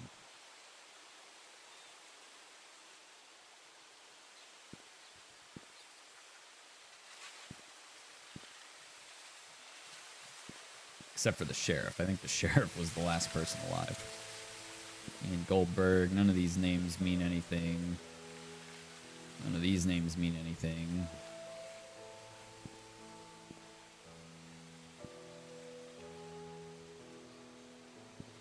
Scott Brooks, June 1st, 1975. Oh. 6175. We haven't tried that. He died November 15th. We haven't tried 6175 in the church. That might be it. 6175. Because why else would they have his full birthday in there? That might be it.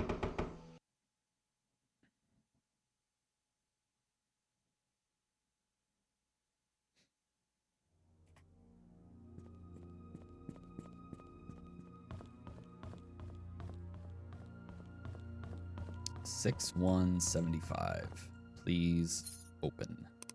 6175. Crap. What is the combination to this? What are you? I know we took a picture of that. 6175. It wouldn't be 111595. That would be more morbid. 111595. No, it's not. It's not that.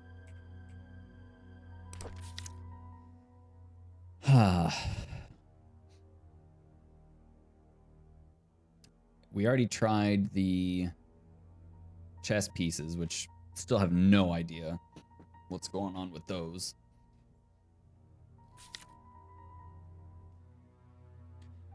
December 7th, 84. I don't know if my shout out command is working, EJ.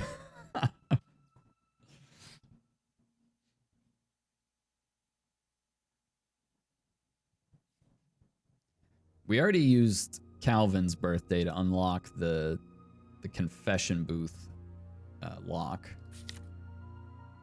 It's Wanda, Andrew Reed. Andrew Reed.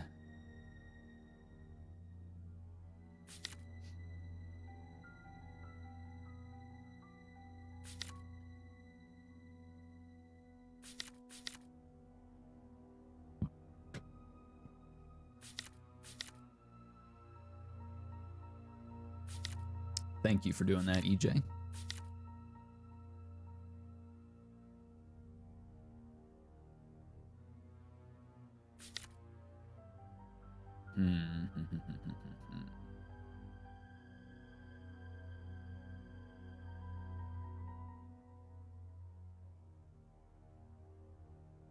There is something about Father Matthew that we just don't know. You were choking on chips earlier. Well, don't do that. Not a good idea.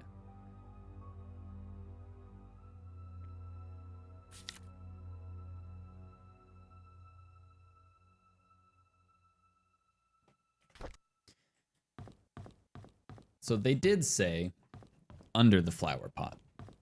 We found a key in a flower pot, but it was not under.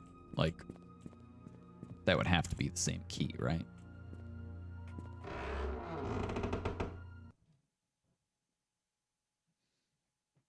We're stuck again, EJ. We might have to stop and review some evidence. Oh, there's also...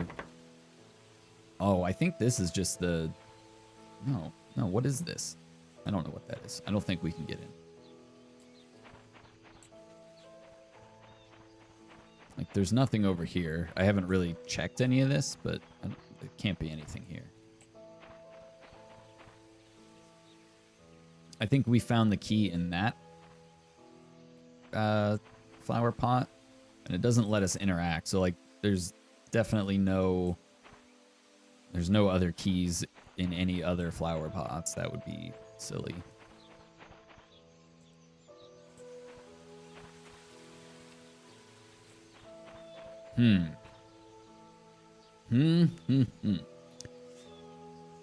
Here's what we have. We have a key card that we can't use because there's no power at the hospital. We have a necklace that we suspect we need to clean. We have a Slim Jim for a car that we have not found yet.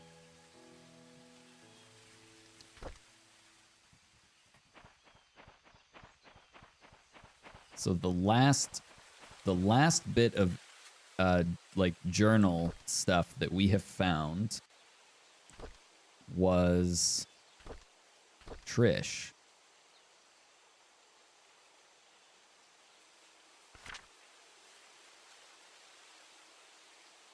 Is that right? Because we went to the shed.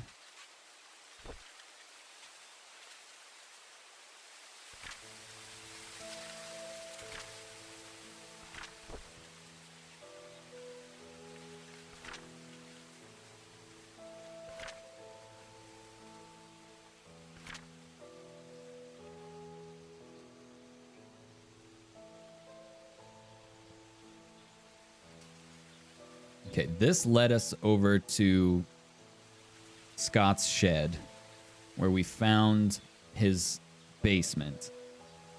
And in the basement, we found a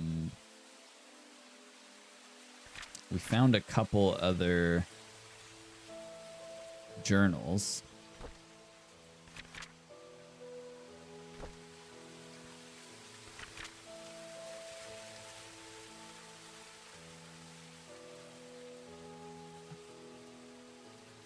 What else did we find? The last thing we found, we went to the well and we found the necklace. That was the last thing.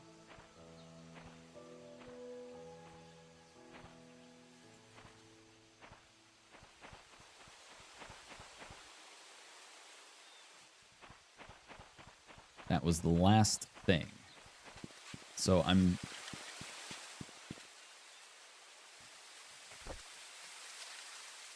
let's read through Father Brooks again. He went on a mission trip.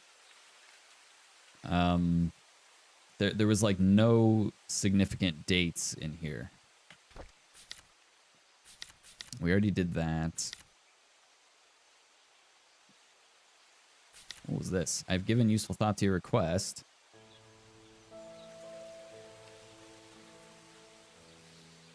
That could be.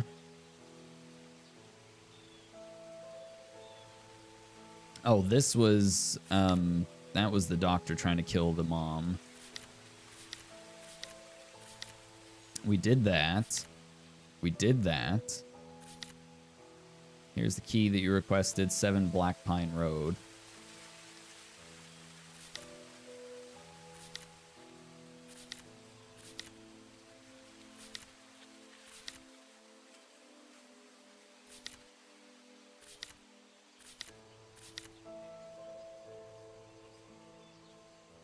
So Matthew went and saw Trisha twice in the hospital.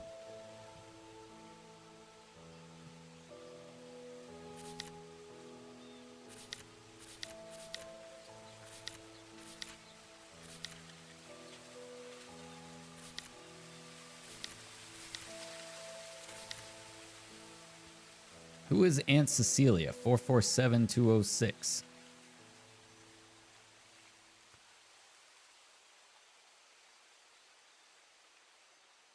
Oh.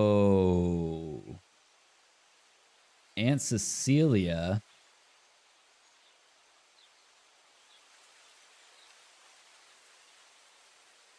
Interesting. We've been looking for a 6-digit code. I wonder if Aunt Cecilia is actually the old woman in that painting.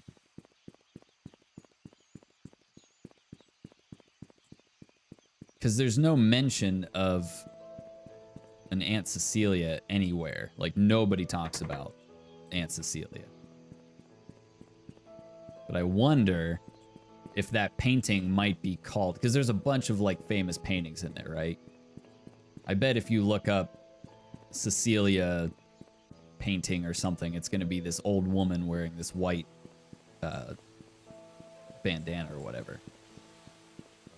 Because that's the only 6-digit code that we have.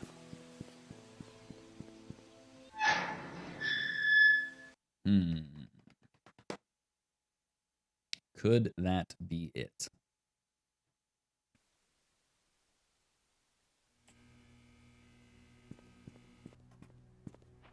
Probably not, to be honest.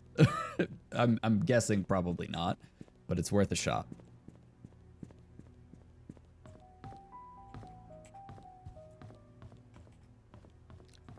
Man, it's a good thing I don't live in a house this big, because I would always be getting lost.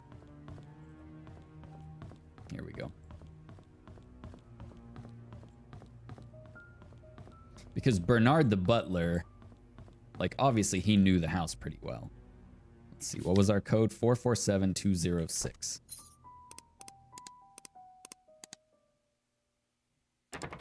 Damn it. Well, it was a good thought. It was a good thought. I guess you are not Cecilia after all. Wait, have I read this one?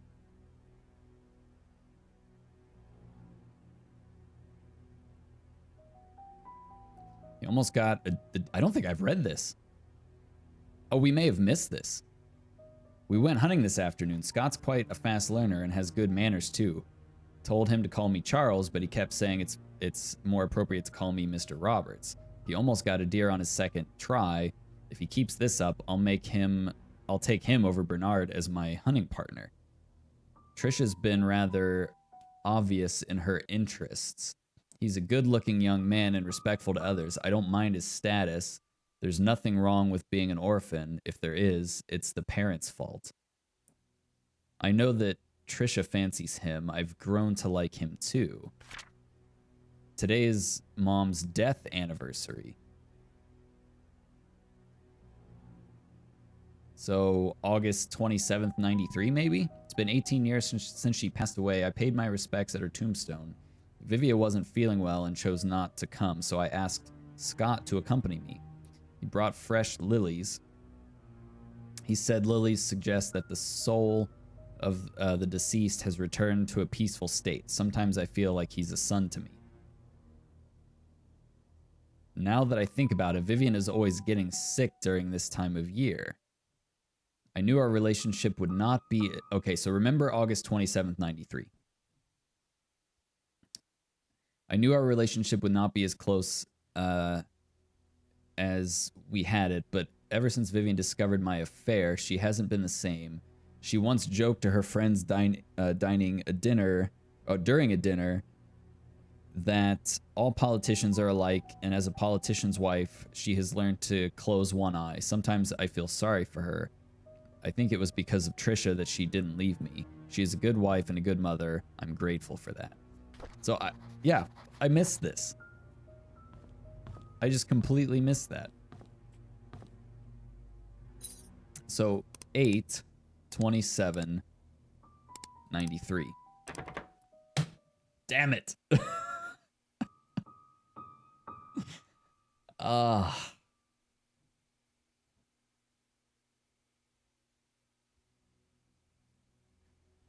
They're teasing us now.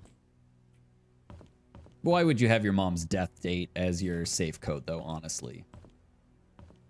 It's not Trisha's birthday. We've tried that. Where's Charles? Here we go. View?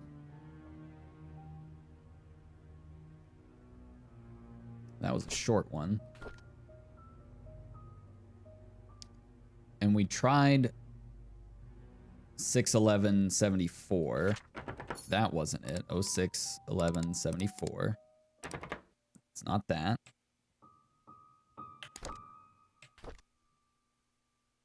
Because that's Trish's birthday.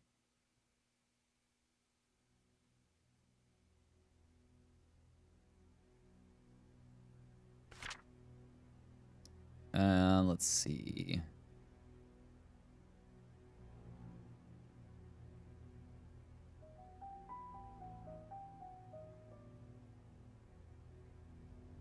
Oh, wait. We haven't tried Scott's birthday here. That would make sense. Where's Scott? 06 June 1st, 75. So 060175. No, it's not that either.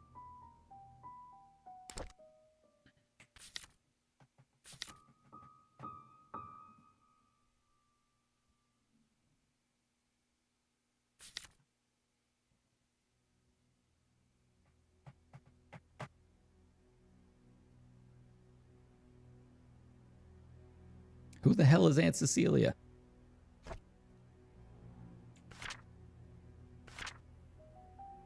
I feel like there is another door with a number keypad. I don't remember where I saw it.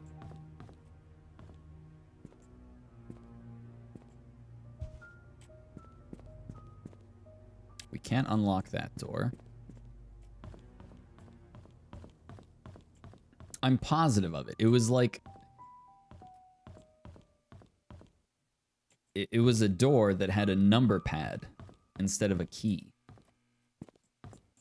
And I think it was in the mansion. Let's make sure we sweep the first floor really good. I'll try not to make everybody motion sick. That's the wine room. Oh, maybe it was this one. Crap, maybe that's the one I'm thinking of.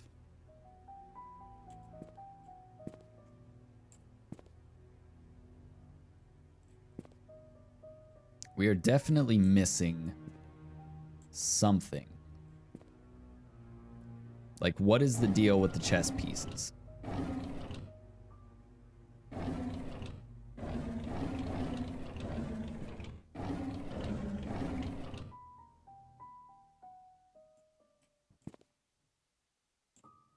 And it says that... the combination for this is subtract the yellow darts points from the red darts total. Here's the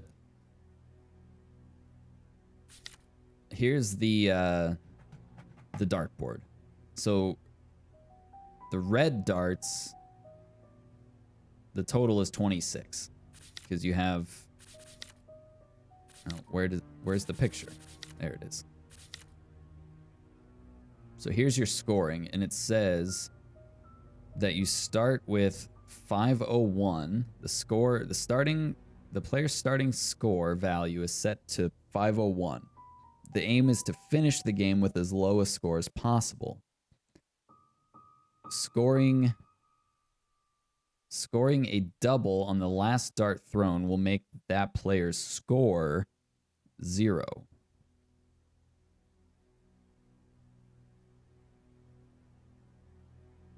And one of these is a double. The yellow dart is a double.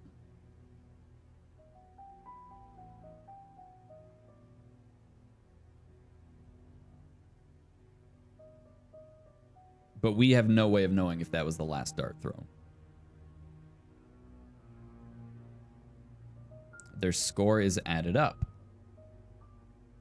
The total is then subtracted from the original 501 amount to create the final value. So maybe it's just 501. That would be kind of stupid. No, it's not that.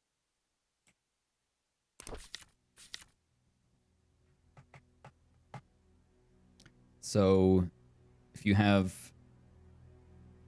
26, that's 56 minus 501 minus 56 would be, what the hell?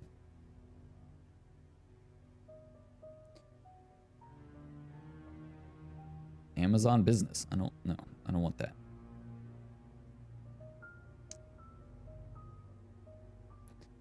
$501. Yeah, before 45, which I know we've tried.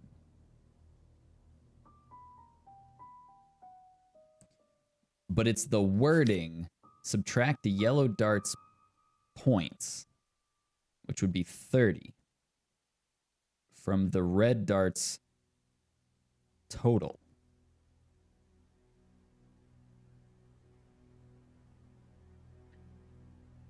Right? That's weird. That's such a weird way of phrasing it, because it's not subtract the points from the points. It's subtract the yellow dart's points from the red dart's total.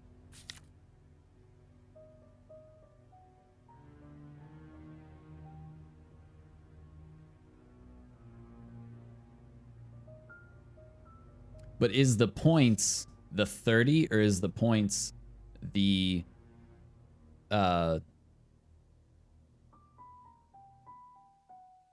you were staring at the ceiling about this last night. I think a dart is missing. Before the yellow dart could have thrown, there has to be 3 throws by the first player. So, yes, you're absolutely right. And I was up all night because of this game too, so don't feel bad.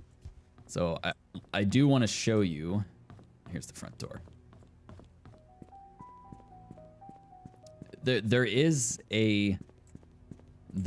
an item that doesn't make sense as to why it's where it is. Also, hello, 8 Burrito. Welcome back. I'm glad you're here, because the more brains we have on this, the faster we'll get it done. Let's see, we want to go this way.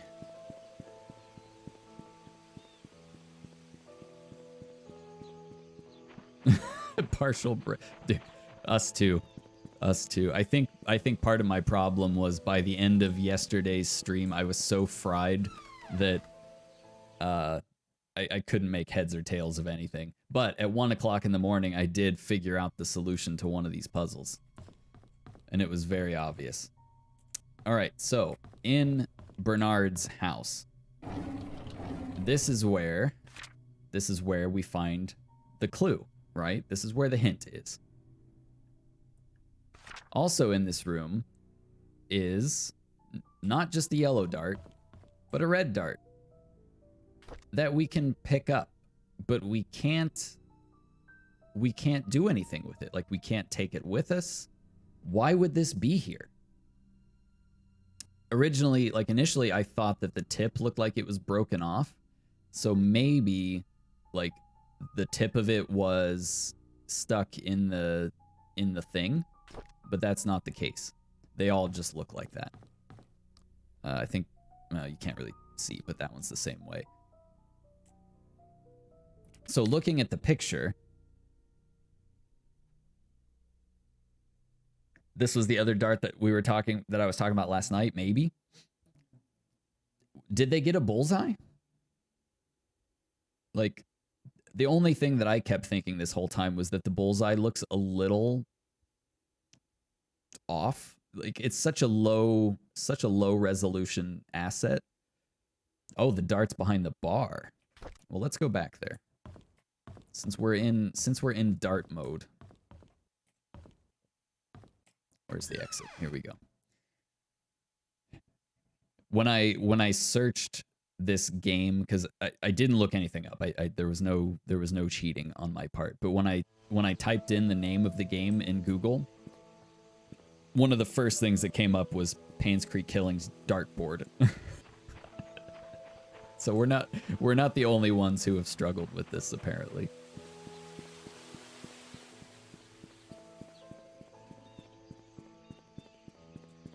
But yeah, there are 3 darts behind the bar. The great Painscreek filter. Very true.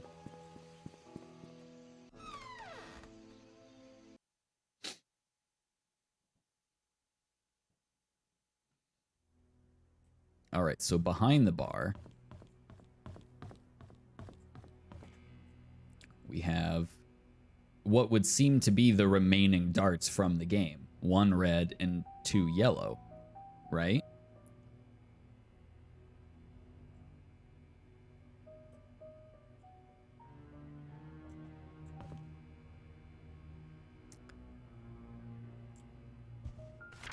I don't know.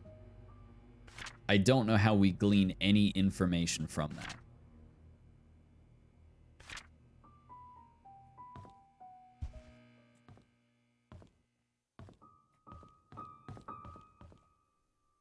Because there's really nothing here that tells us anything.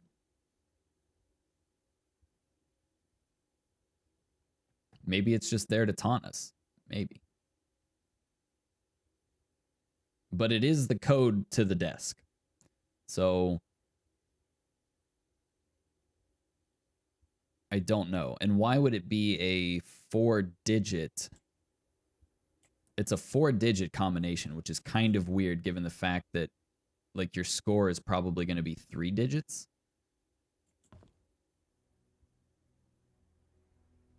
Let's look at the wording of this again. Subtract the yellow dart's points from the red dart's total. Maybe when they're saying the red dart's total is not the points from the game. Maybe it's the total of red darts, which would be 4. Subtract the yellow dart's points from the red dart's total. The fact that they're using the words points and total is, to me, important. Like, it would be points and points if it was all points related, I would think.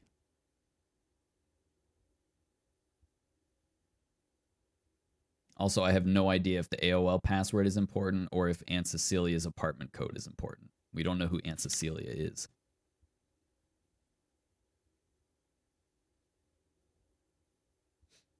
The other thing that we have is 4 chess pieces that have numbers on the bottom of them. We have a pawn. Also, who sets their desk lock to a dart game that's in progress? Exactly. Exactly. Like, it's definitely a plant. So we have a pawn with a number 2. We have a knight with a 5. We have the... Is that the king or the queen? With a 1. And then we have a rook with a 7. So my thought on this was you have to set them by rank. So that would be 1...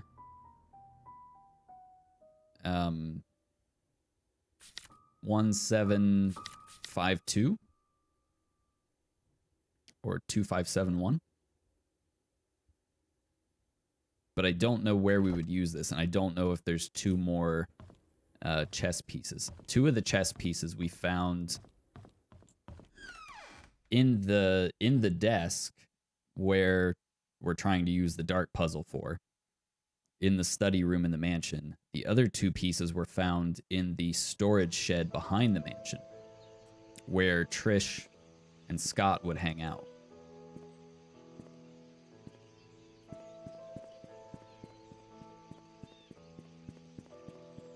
And then we also have this locket. You weren't here when we found this. This is a locket that we found at the bottom of the well where Sophia was murdered. It's at the bottom of the well, and we're thinking that there might be 2 more numbers here. And that we might be able to clean this somehow. But we don't know. So this is the last lead that we've kind of collected.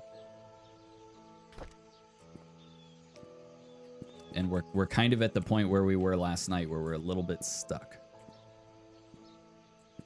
So I think the best thing for us to do is to retrace our footsteps. So we went from the well. Before the well was Scott's shed. Before that, we went to the mansion. We made our way into the attic, but that really didn't yield much. We did make it into Dorothy's house, but there's a locked door in there that we need another key for. So let's go back to Dorothy's house one more time, just to make sure we didn't miss anything. Even though we've checked it more than once. We'll check outside, check the mailbox.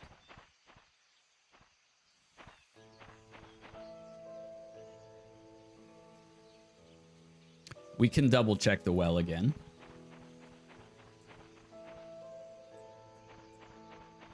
Let's take one last stroll through here.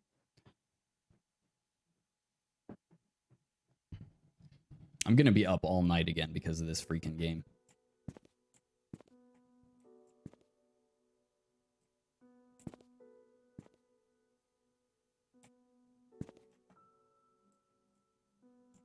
We didn't really check the fireplaces or anything last time.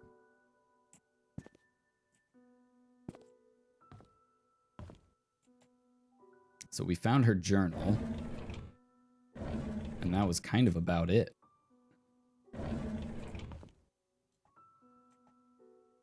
Scriptures by Reverend Keith.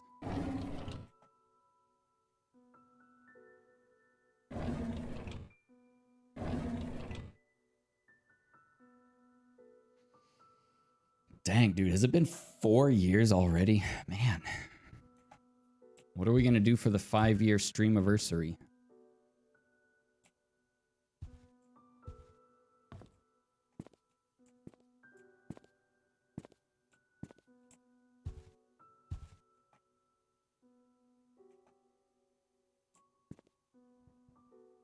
Hot tub? All right, deal.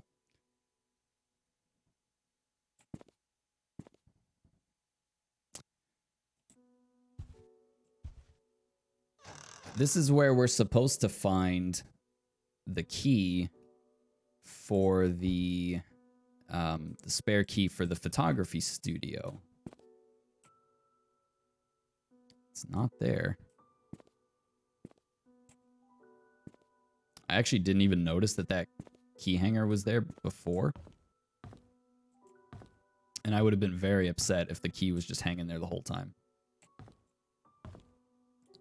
Yeah, and this door is locked.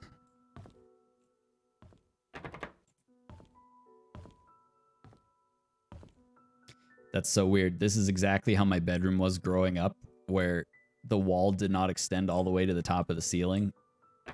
I hated that. You have, like, zero privacy.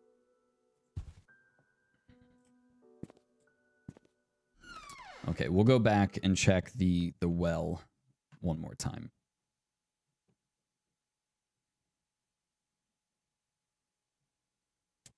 Also, Burrito, I will leave it up to you.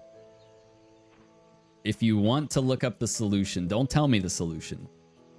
But if you want to look it up, if you want to figure it out for yourself and think on it, that's fine. But if you want to look it up and tell me if I'm even thinking correctly or if we're like way off, I will leave that up to you.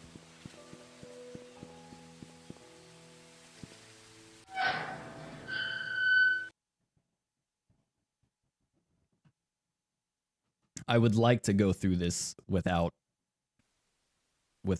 straight up cheating, but I don't mind a little bit of like encouragement. As long as it doesn't ruin it for you. I don't want to ruin it for you either.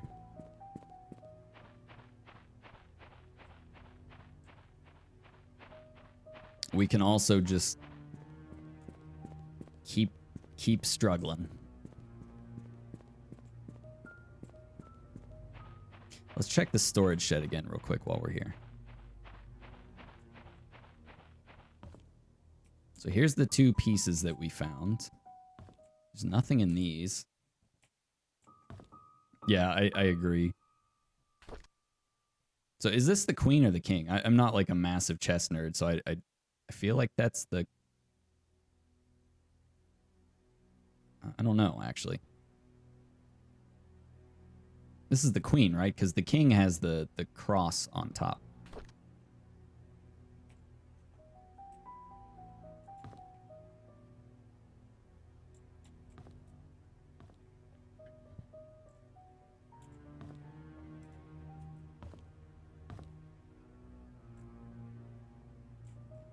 Okay, that was queen. And this is where they talk about making the secret hideout, all that stuff. She also talks about learning photography.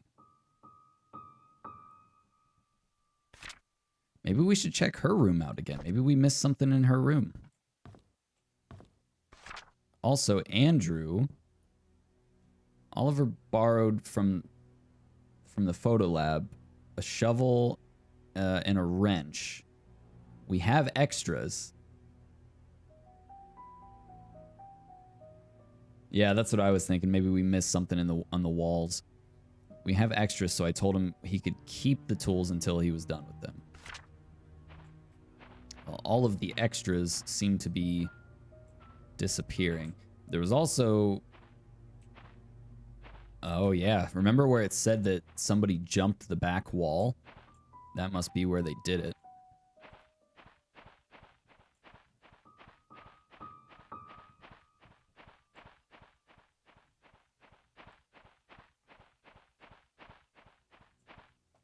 Okay, trail closed. We can't go in there. We can't solve the darts yet. Okay, that's kind of what I was thinking. There's got to be some more pieces that we haven't found yet. So I at least feel better knowing that.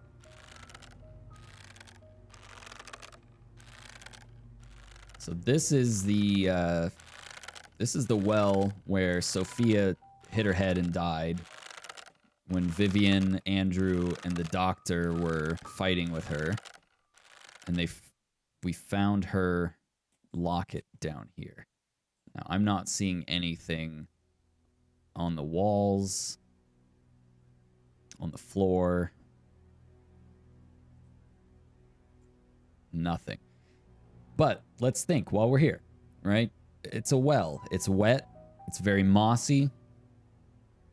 If you have a locket that's sitting in the bottom of a well for years, it's gonna get a little tarnished and a little mossy.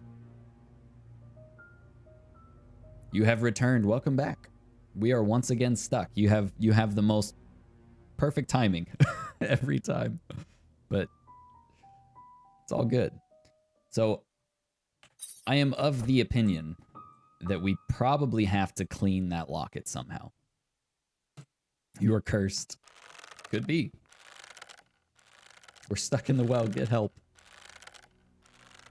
Somebody find Lassie.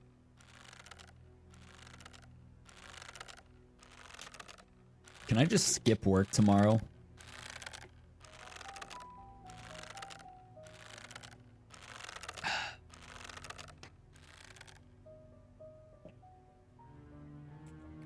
Can I do this all day? This is more fun.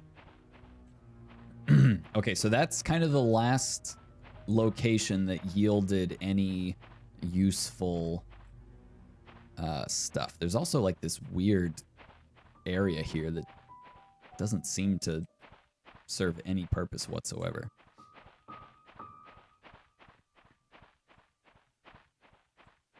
You're gonna close the washer door on me? Oh no. Or on EJ. All right, so we know that we can't solve the darts puzzle yet. We're not sure about the chess piece puzzle yet. Why would two of these be in the study room And why would 2 of them be in the shed? Let's check Trish's room one more time. I can't help but feel like we have missed something in here. Please hold on to this. Okay, that was Scott's secret key. Dorothy, you can always stay at my place when you feel lonely. So we got her key. And we have been to both of those locations.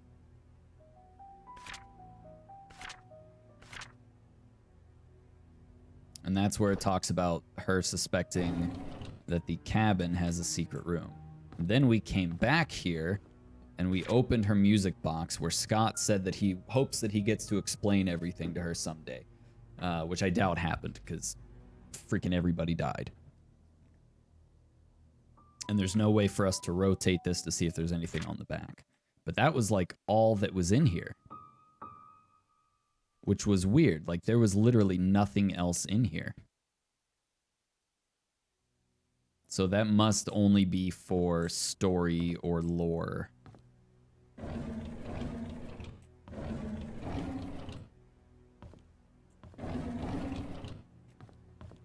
So Trish and Scott were hanging out their secret place, but they where was it that she mentioned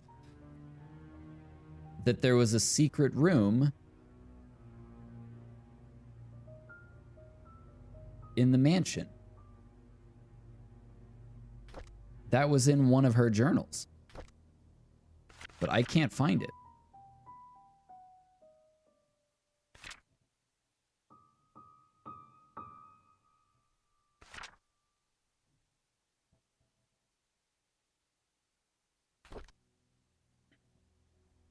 EJ, do you remember where we saw that?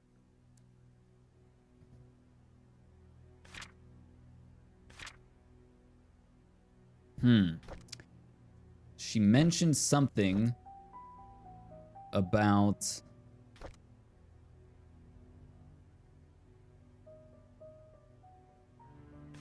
She mentioned something about there's a secret room in the mansion. I can't wait to explore it.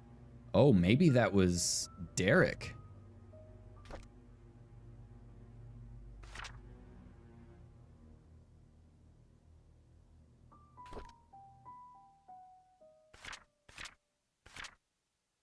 Oh, that was the bike riding thing.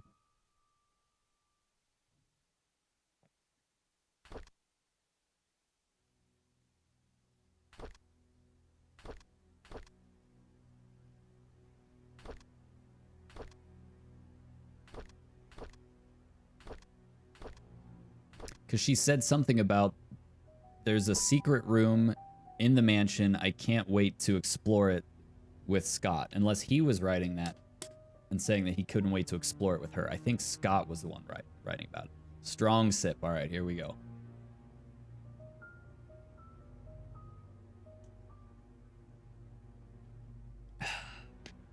How was that?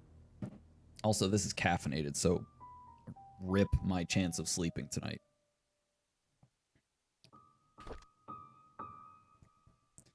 I think it was Scott.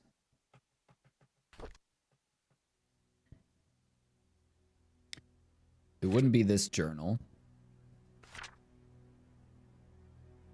Why am I drinking caffeine? I don't know.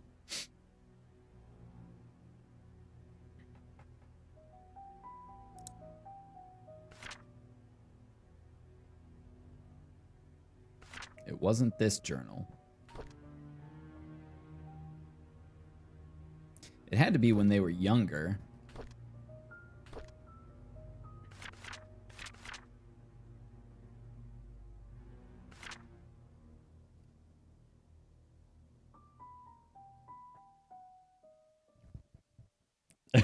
I've got some.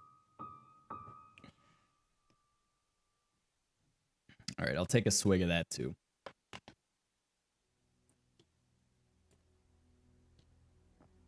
Oh, damn.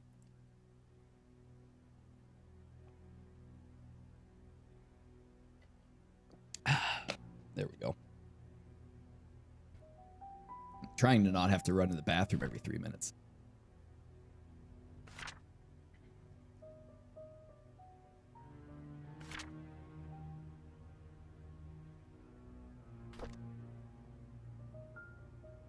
Yeah, I'm like really confused where we saw that. Let's go back to Scott's shed. Maybe it was there. Was it something we took a picture of? I don't think. No, no, it wasn't.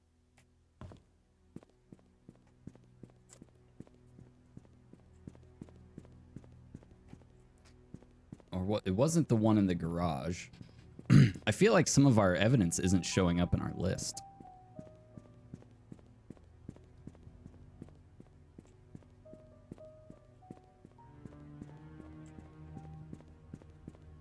Because we found this, which I think was Derek's.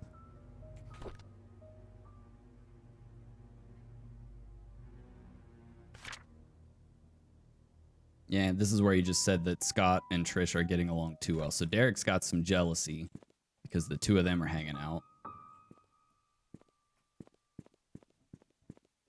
So let's go back to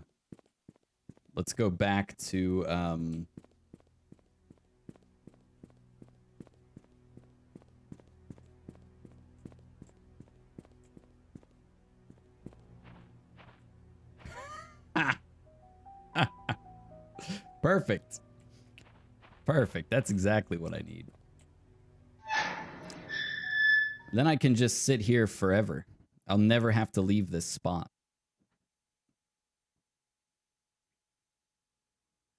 I just need... Actually, somebody did make a fully functioning toilet that was also a fully functioning gaming PC.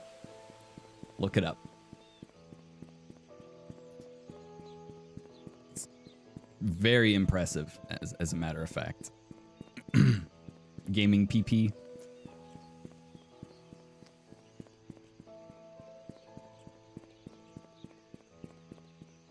I mean, more power to you, I guess, right?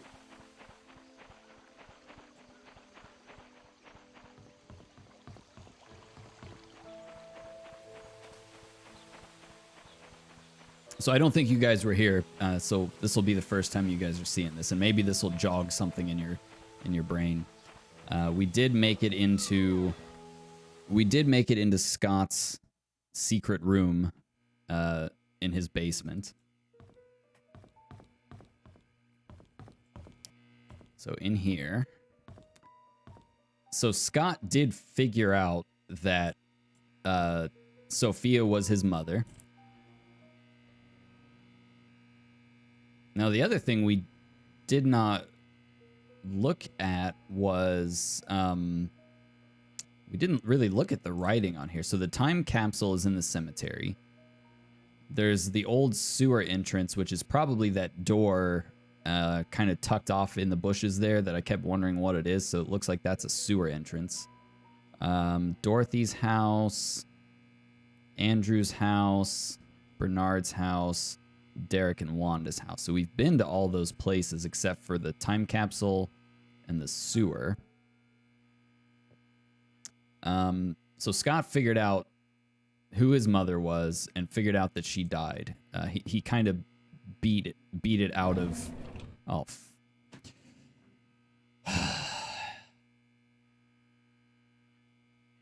Oh, it was just a drawer. I didn't open a drawer.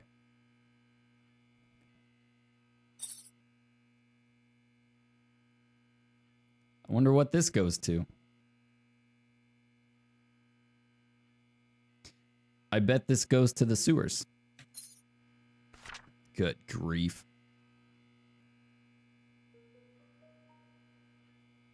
Gaming toilet solved the case. It sure did. It sure did.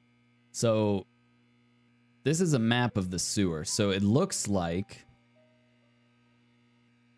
we might...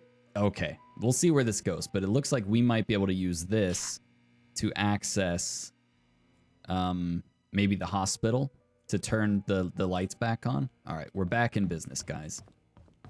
It took us a little while, but we're back.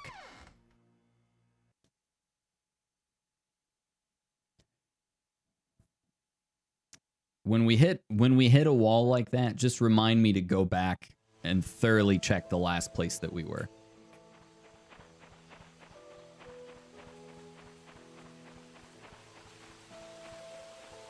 We have to really slow down and make sure we're looking at everything closely.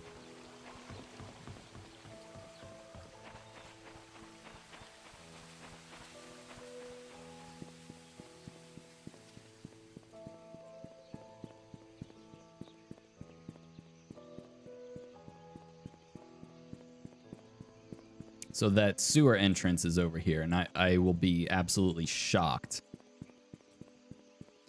Exactly, Burrito. There would have to be some kind of an entrance. I will be absolutely shocked if this does not open this door. All right, we're back. We're back on track. Goodness. How's everybody feeling? Are you guys doing all right? Oh man, this is wild. Oh man. Okay, so this is where like his map will come in handy. Cuz that'll tell us kind of where we are. So if we want to go to the hospital, it'll probably be up this way.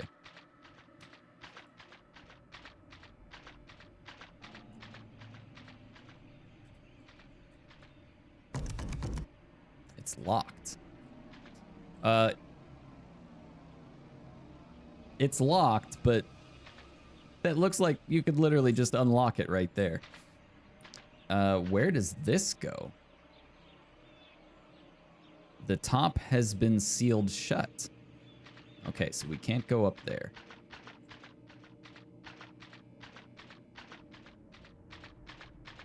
Also for the sewers, this looks pretty clean. I guess we have to go this way.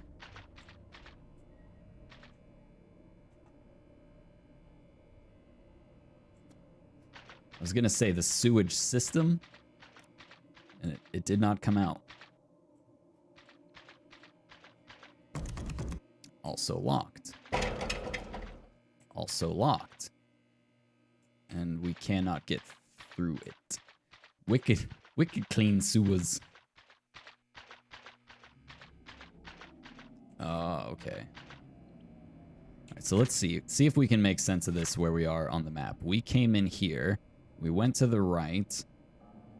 If we go back this way, it'll take us to the post office. And then that would take us to the community hospital. So we do actually want to go back this way. But since we know that, let's just check to make sure there's nothing else down here that might be explorable or important. Because I feel like we might find something. I don't know. Do you guys play Stardew Valley? Have you been to the sewers in Stardew Valley? It's bolted from the other side. Okay, so it looks like maybe this is just a one-way road to the hospital. Why would they give you a map if there was only one possible way? Now, it did say that was bolted from the other side, so maybe you can get to that somehow.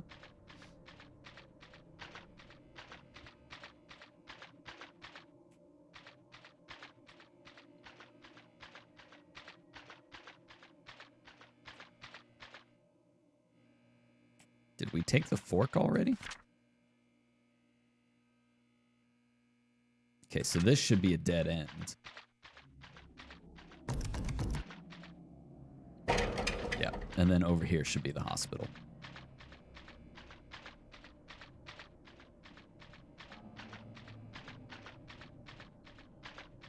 So we're getting daily streams, right? Yeah, Tuesday is not my normal stream day.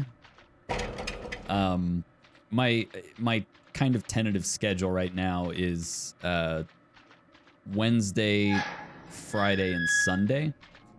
But I was so jacked up about this game today from yesterday that I had to stream it today.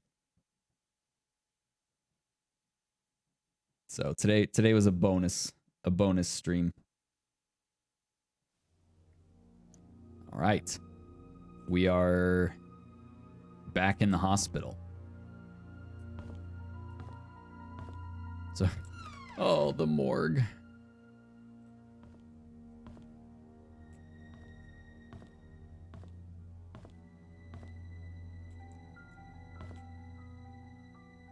Can we open these?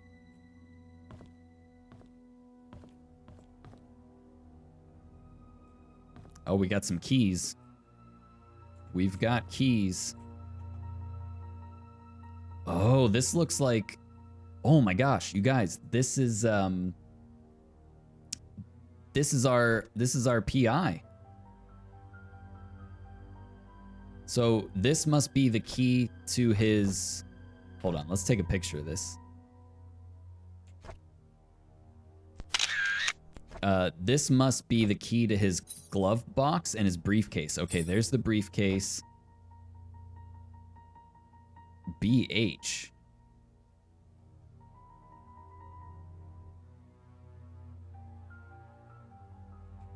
BH. Okay, let's read his journal. I called Dorothy last week. She told me something interesting about Sophia. There was a puzzle that she received from Matthew when she first started working at the mansion. Sort of a birthday gift for her. Oh. In that puzzle, Sophia was to visit both hers and Matthew's favorite locations in Painscreek. In each location lies a clue that Matthew had written on the wall of the building exterior. The clues, when put together, will point her to the location of her gift. I thought that was a neat idea. So we did see playground written on one of the, it was on the brick of the cafe. Sophia's favorite places, Anne's courtyard and in Sweet's bridge over by the stream, by the gate entrance and the post office. Why would someone like the post office? And where can I find Matthew's favorite places? Oh, all right. I received an anonymous message this morning. It claimed that Scott wasn't Vivian's killer. Unfortunately, that's all I got. That could have come from Trisha. I've had my doubts whether Scott really killed Vivian. He sure had the motive, but upon reading all his diaries and looking through his investigation notes, so the PI did find his secret room then. I can't help but think that Scott didn't kill Vivian.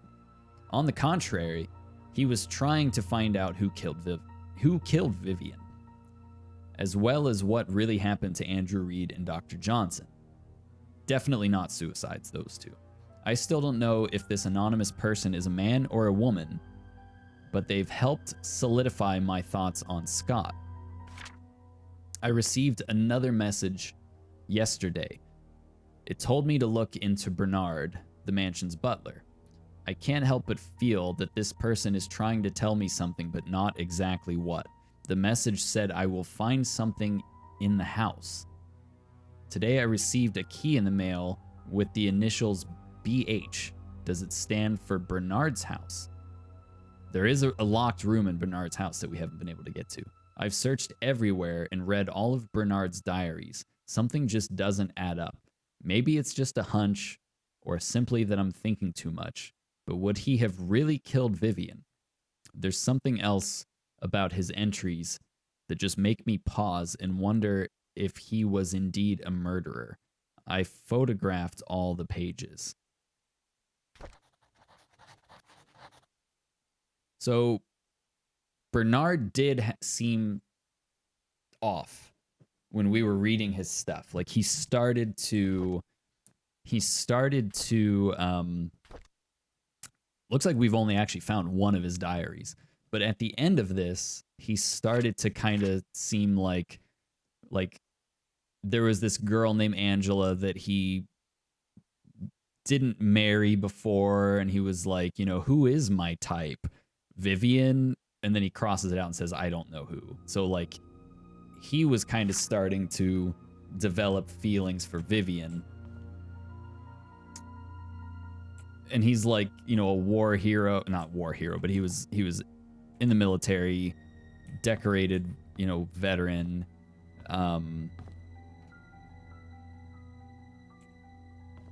And his house was the house where the knife was missing and the axe cabinet was broken into. So there could be some leads there. So far, Bernard is kind of my top suspect. Oh. Oh, we've got a hammer. Oh, thank God. We finally found a freaking tool. Now we just need a shovel. Oh, oh my God. The hammer we can use to pull up the nails, the floorboard in his house. Oh, all right. Bernard's house for sure is our next place. Okay, here's the electric control room. All right. Power is back on, and that was very loud.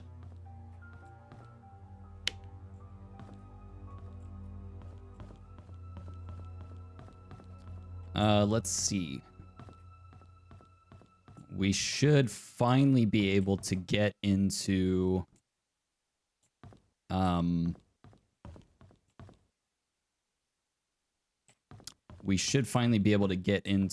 the doctor's office. Where was that? That's storage.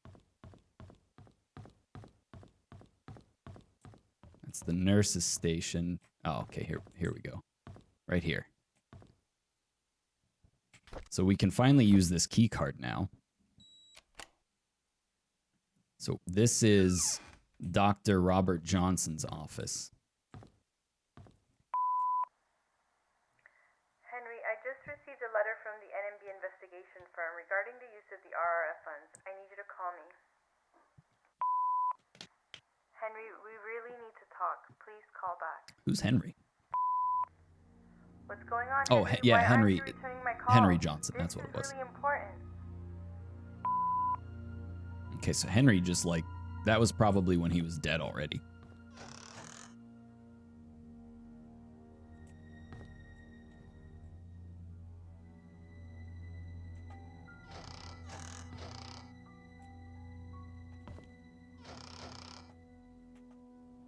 Okay, let's see here.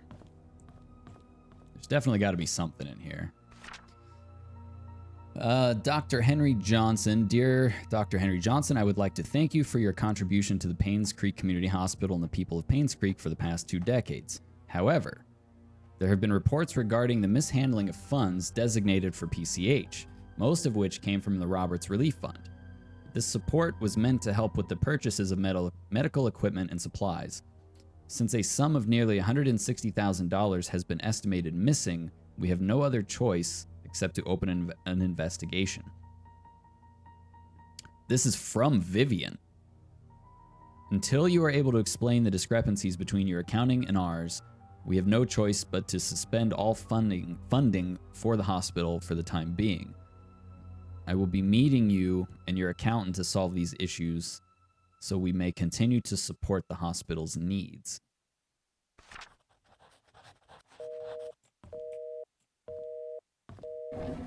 Let's check the doctor's drawers.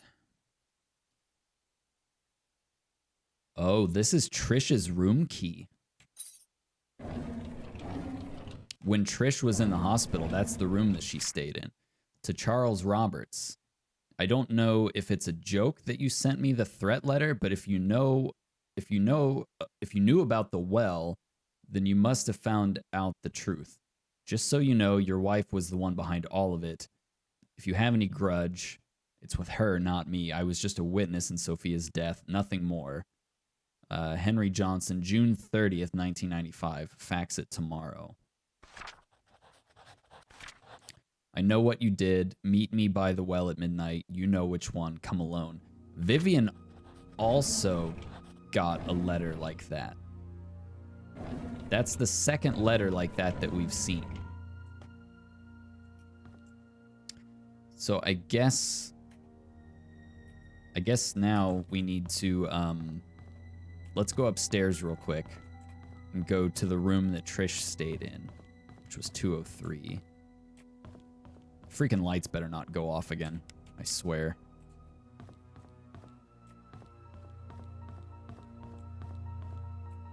Here we go.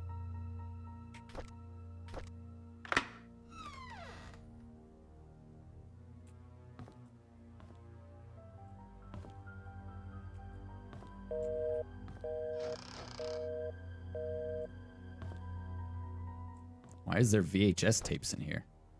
Happily ever after.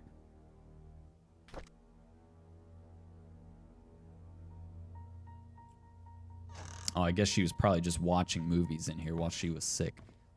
I don't think we know why she was in here, though. Scott Brooks' body found by jogger with multiple stab wounds to the heart. Okay, so this is the first that we've heard of Scott's death. We knew he was dead because his body's in the cemetery. But this is the first we've heard of how it happened. Scott's body was found behind a bush on Maple Drive. The police are currently investigating the case, so maybe we need to go check out said bush. Police do not know if this is tied to the murder of Vivian Roberts. Scott Brooks, a star suspect in the Vivian Roberts case, was found dead yesterday. His body was found on the roadside along Maple Drive. At around 6:50 a.m., a jogger happened to find a body lying motionless behind a bush on the side of the road. He stopped to check if the person needed help. Only to notice that the body was covered in blood, he immediately called 911. The police arrived shortly at around 7 a.m., and the victim was declared dead. The estimated time of death was predicted to have happened 4 to 6 hours prior, putting the incident to have occurred around 1 to 3 a.m.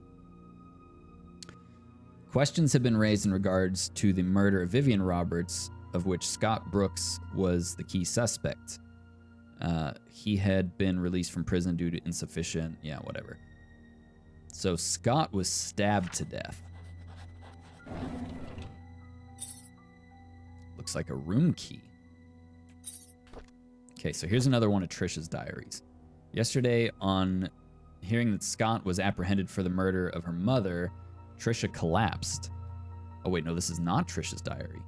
The hospital called this morning to inform us that it was just a nervous breakdown. However, they've suggested that she should stay there for another few days. Charles is asking me to stay by her side. Oh, this must be Vivian. No, this is not Vivian. This is Dorothy. It rained today. Trisha has always hated the rain. She stayed in bed, tucked under the blanket, nearly the entire day. Here and there, she mutters Scott's name out loud. She cries herself to sleep a few times. It pains me to see her like this. Charles visits Trisha almost every day. Today, he was quieter than usual. All of a sudden, he told me that Vivian had been seeing another man, apparently a banker, for more than a year. He asked me if Vivian ever talked to me about it. I said I didn't know anything, but was sure that Vivian would never have done such a thing. Then I realized that Trisha was awake. I'm not sure if she heard our conversation. Oh, interesting. Maybe another affair. Sheriff Howard came today. He asked me if I remember seeing anything suspicious the night Vivian died. I've already told him everything I know. It's frustrating to be asked over and over about things that I just want to forget. Before he left, I asked if Scott could really be the killer.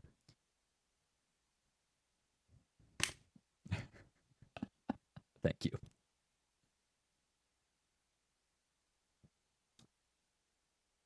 I've still got a little bit of caffeine left. I'm just glad that we're finally making some progress again. He said he's wondering the same thing. If Scott was not the killer, then who killed Vivian? Derek came by to see Trisha. Derek is Wanda's son. And this is Dorothy, who was the nanny that's writing this. Derek liked Trisha a lot. Derek came by to see Trisha. I asked him how he was doing. He said that the medical expenses for Wanda were more than he expected. Man doesn't give a damn about health. I do. Just not right now. Let's see. He said that the medical expenses for Wanda were more than he expected. Even with Charles' help, He's been forced to use up most of his savings. He's currently searching for a second job. He asked me if there was a future for him. Traveling with Charles made him see some of the rather ugly sides of the world. His mother is hospitalized with terminal cancer, and seeing his best friend Trisha like this pains him. I didn't know what to tell him. Before he left, he leaned close to her and whispered, "Would it have been better if Scott just never showed up? Would you have chosen me? I wish that I never heard that."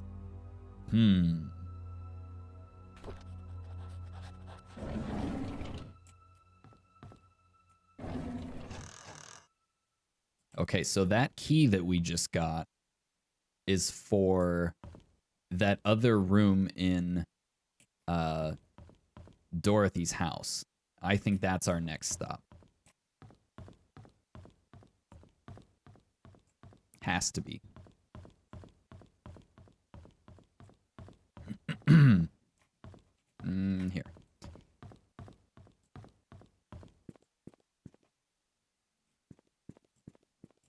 We still haven't triggered this. I think this is supposed to trigger something. Ooh, hopping on Satisfactory. Nice. Yeah, tomorrow will be a Satisfactory stream for me. I don't know if we'll be able to finish this tonight. I was hoping we could actually finish this. There's something like 30 or 50 achievements for this game. So I might end up doing like another playthrough off stream at some point. I don't know. 4 streams in a row. Is that 4 streams? Did I stream on Saturday? Sunday, Monday. Sunday was Satisfactory. Yesterday was this. Today is this. And then, yeah, tomorrow would be Satisfactory. So 4 in a row. You're right. I can take it. Okay, so this key unlocks this door. All right. Pendant of Mother Mary. It won't let us take it. Oh, gosh. Okay, so we're finally learning how Trisha died. Daughter of ex-mayor found dead at Painscreek Community Hospital. Trisha Roberts falls 40 feet from rooftop, lands on head, and dies. Holy crap. So that's where Trish died. Jeez. This place is freaking messed up, man. Yesterday morning, the body of Trisha Roberts was found on the grounds of Painscreek Community Hospital. She was pronounced dead at 7:20 a.m. According to Miss Thompson, she was starting her morning shift when she heard some sound near the reception area. She went out to find Trisha lying motionless. Blood was flowing out from her head. She quickly called for Dr. Bennett, the attending physician for the day's morning shift, who brought Trisha to the emergency room at once. Unfortunately, it was too late. The hospital CCTV shows that Trisha Roberts was walking around the hospital around 6:30 a.m. She headed to the roof at 6:54 a.m. A few minutes later, her body was found on the ground 3 floors below. Charles Roberts, ex-mayor and father of the deceased, yada yada. Jeez. So she must have... It sounds like she committed suicide, but in this town, you never know. The hospital is now checking to see why the roof door was not locked. Okay.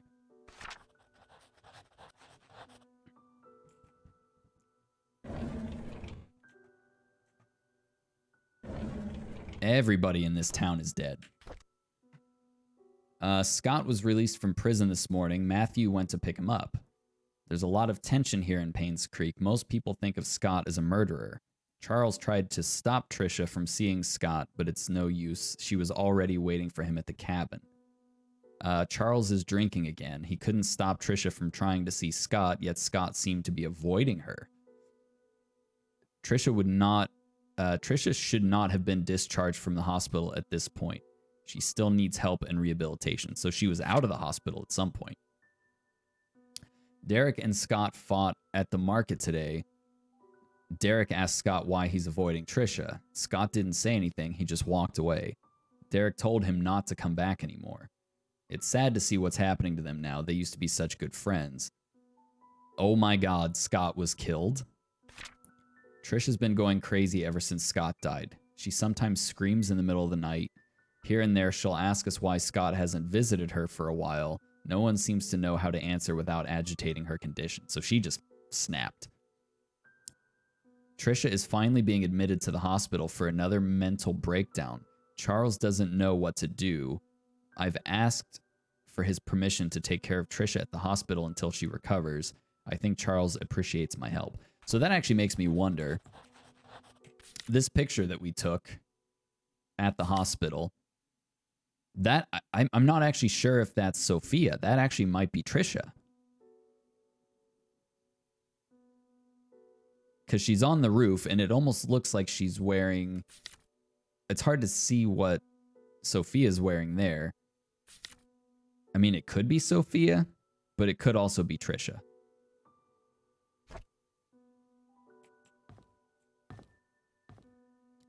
Let's see. We have... This says Sophia with a combination lock. So before I forget, we're going to add that to the combination locks. So this is Dorothy's bedroom. Sophia.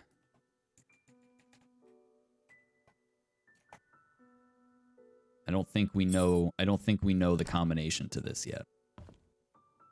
Yeah, I did the thing. Oh, hey, here's another key. Looks like a house key. This could maybe be the key for the photography studio. Dear Dorothy, I want to express my heartfelt gratitude for all you've done for me. You've taken care of my store on so many occasions. You've helped maintain it. You've helped maintain its bright spirit. I would be lying if I said I'm not saddened by your departure. I will greatly miss you. I wish you all the best in your new place. Do invite me there once you've settled in. May God be with you. Best regards, Oliver Gibson. So I thought they were married, but I guess they're not. Let's see. Oliver Photo Lab cleaning. So like every other Wednesday. Man, you know, for a town where everybody keeps a Bible in their home, there's a whole lot of just straight up murder going on. All right, so let's do a quick inventory of what we have. And I'll let you guys direct where we go next. We have the briefcase key, which is the private investigator's briefcase. We have a key that we think is probably going to be for Bernard's house, that upstairs bedroom that we can't get into. We have a hammer, which I'm thinking we can use at Bernard's house to pull up the floorboards. And we have a key, which is probably for the photography studio, where we might find the shovel and wrench that we've been hearing so much about. So I'll leave it up to you guys. Where do you want to go next?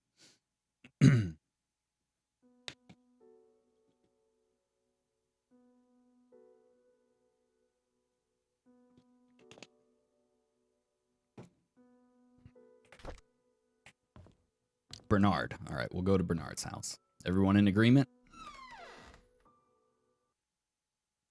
We also have that other puzzle about the like favorite places thing, where they wrote stuff on the bricks. So that's another one we can chase down. In fact, I should put that on here too before we forget. Add another list. Favorite places puzzle.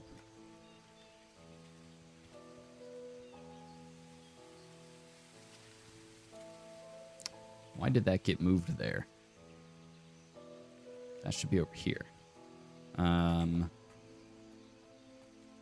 Playground at the cafe. All right, so over to Bernard's house, which should be this way. We might find... What do you guys think we're going to find under the floorboards in his house? I have an idea as to what I think is in there. Remember, there's blood. There's blood on the top of the floorboard, and it's nailed down with a bunch of stuff, a bunch of nails. So here's the floorboard.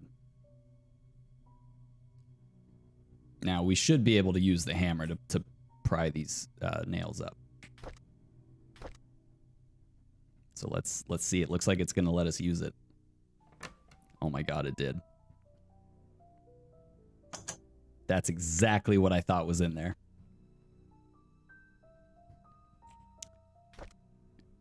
A serrated blade. There's dried bloodstains on it. I bet this is the knife that killed Scott.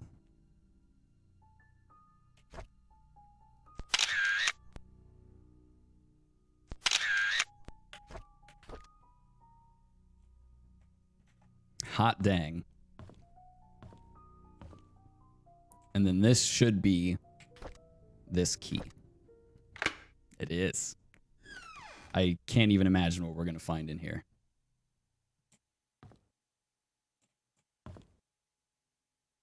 You thought it would be a McDouble? Not going to lie, that actually sounds really good right now. Okay, this is the second diary of Bernard that we found. Day 1, the hospital gave me these pills. They are supposed to help fight depression. Day 2, I feel a slight dizziness. It might be the food that I ate this morning. Day 3, the dizziness comes and goes. I'm still able to work. Not a big problem. Day 5, it's my day off today. I didn't take the medication. By the evening, I started thinking about Vivian.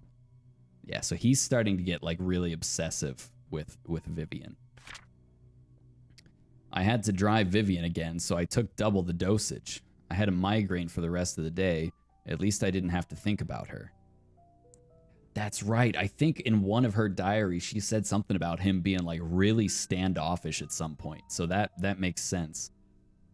Couldn't Vivian stop seeing that guy? Why can't I stop thinking about it? What guy? So maybe she was having an affair. Now I know that my dizziness comes from those pills. The pills. They don't seem to work anymore. It doesn't matter if I take them or not. I can't stop imagining what Vivian and that guy are doing whenever they meet. I stopped taking the medication.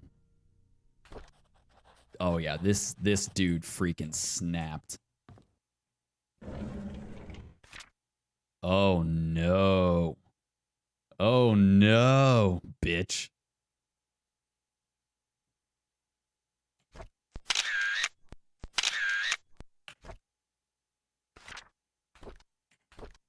I drove Vivian today since Derek is out of town with Charles. As I was driving, we talked. She expressed that despite having a successful business, she felt empty and tired. Trisha hates Vivian for trying to stop her from seeing Scott. She seems to be really bothered by the name Vincent, and her relationship with Charles seems to be just for show. I wish I could comfort her. She's going through so much right now. If only I could confess to Vivian how much respect I have for her, how much I admire her. Ever since Trisha brought up the name Vincent, Vivian has been pretty quiet. Even during dinner, she hardly spoke. I can barely remember the last time Vivian appeared happy. I don't think anyone can blame her. Wanda hasn't been coming to work for a while now. Her illness is getting worse. I wonder how she's coping. So this is like January of 1995, and the murder happened in June? No, I can't remember when the murder happened, but it was in 1995. Derek wasn't available to drive Vivian again, so I offered to help. It's been a month since I first drove for her.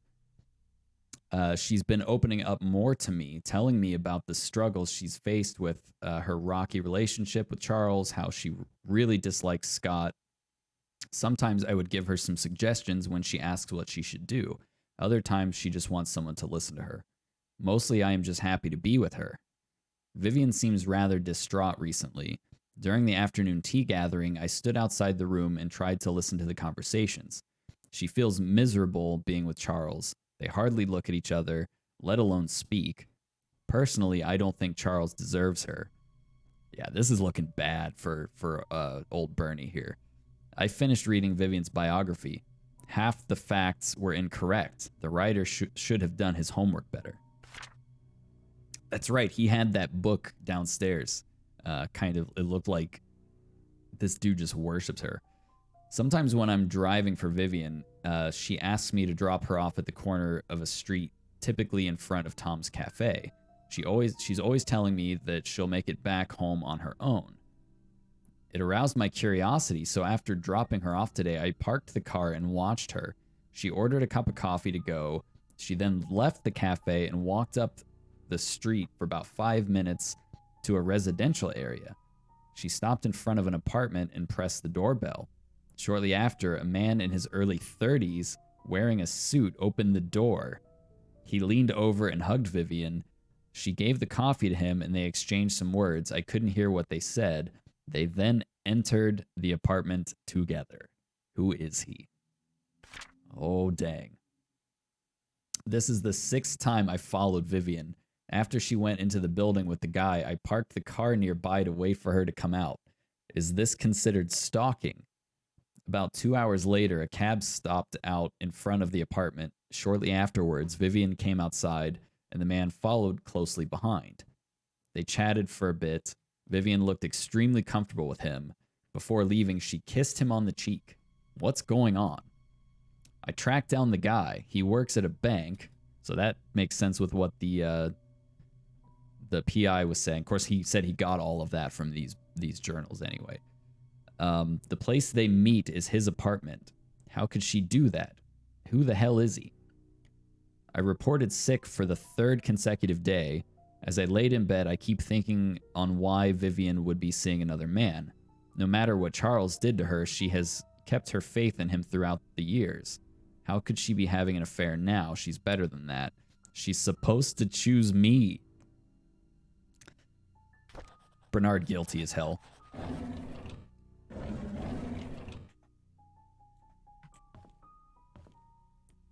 Let's see if there's anything else in here.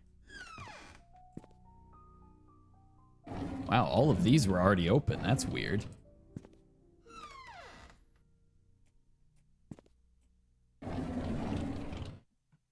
Huh.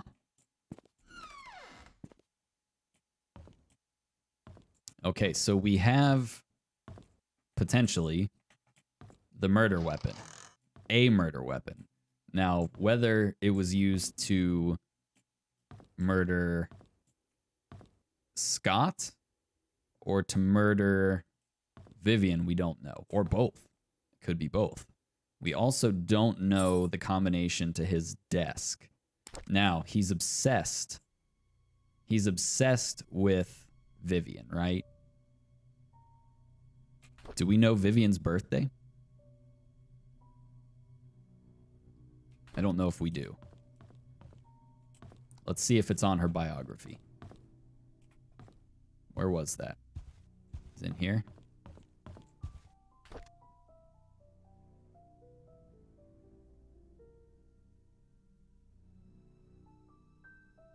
No, it doesn't say anything.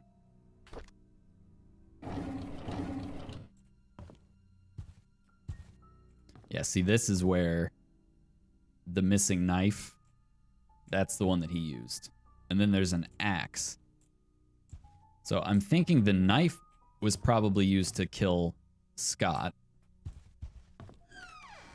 We don't know for certain if it was used to kill Vivian.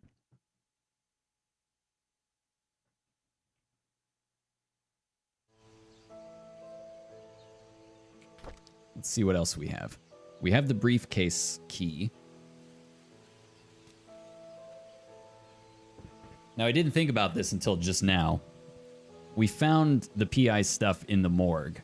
So, is his body down there somewhere? I wonder. We also have...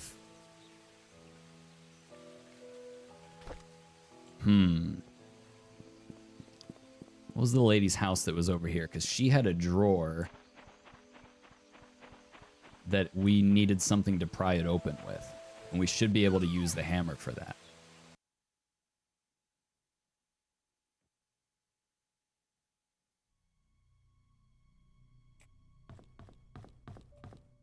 That was this room.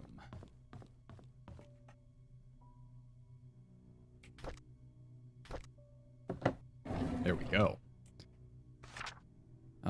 Dear Miss Wanda Tyler, after almost 5 months of sessions, your son, Derek Tyler, is now much better. We are still unable to get him to talk much, but he has chosen to express his thoughts and feelings through written text, which is a breakthrough for him. Wait, did Derek, go off the deep end too? During his last session, however, he wrote the following. Dad was standing in the middle of the road. He was waving to me. Mom was crying and her tears dripped onto my face. I woke up. Kitty was purring and licking my face. I think she wanted to go out. Mom doesn't like me to make noise when it's late at night. Says it will wake everyone up. So I was very quiet when I opened the back door. Kitty flew away.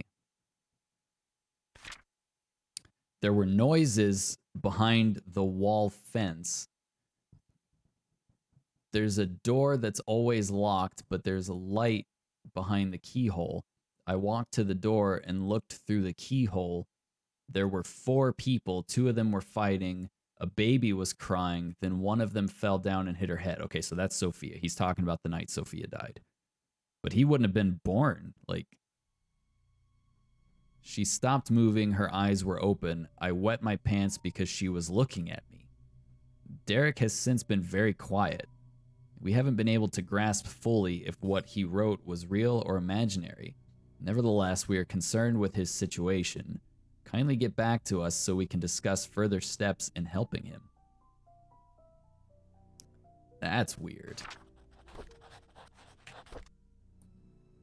The school called. Principal told me that the kids have been calling Derek names, saying that he's a bastard child. I know that Derek wants to know where his father is. I don't know what to say to him. The school called me again and told me, oh, that's right, we don't know who his dad is. The school called me again and told me that Derek poked a bird nest till it fell off the tree. After that, he stoned the chicks to death. Jeez. This resulted in him being suspended from school for a week. The principal asked if Derek had suffered any kind of trauma that would cause him to act like this. I could not tell him that Derek witnessed Sophia being killed. He was only 5 when that happened. Okay, so he was born. He was 5. Derek stopped going to school. He told me school isn't for him. I should not have asked him to keep quiet about Sophia's death. He must have been bottling up his emotions all these years. Maybe it's time I start homeschooling him. Interesting. Okay, there's nothing else in here. Guys, give me 2 seconds. I'm gonna go use the restroom. I'll be right back.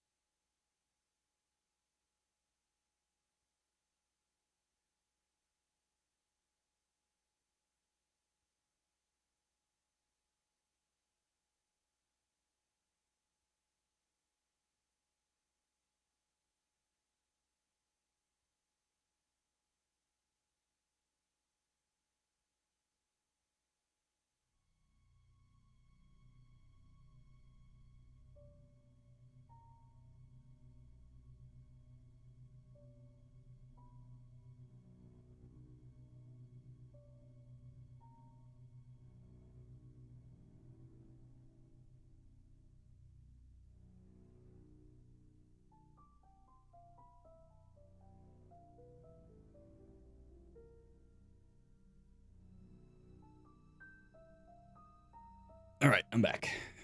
I got another water loaded up for you, Magoo, so fire away.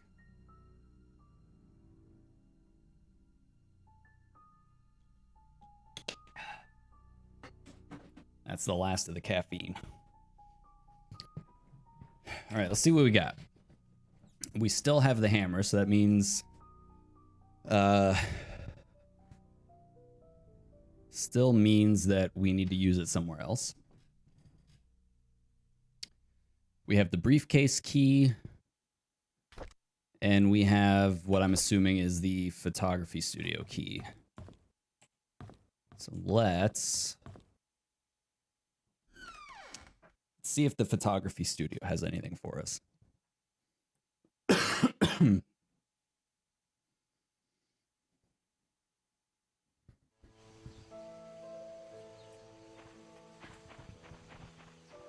I think that was just like, it was very close by. Which I think it's over here.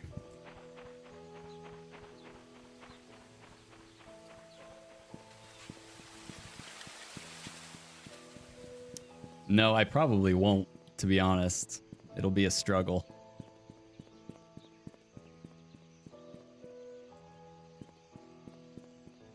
Oh, you're out of juice points? Oh. Oh, here's the photography studio. Nope, nope, nope. Here. Here it is. All right. We should be able to get in now.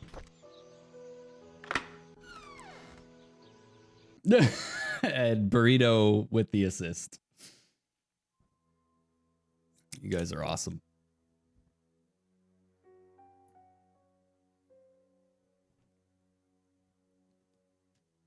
Honestly, you guys have been probably the most fun chat that we've had in here for a while. I really, really appreciate it. Teamwork.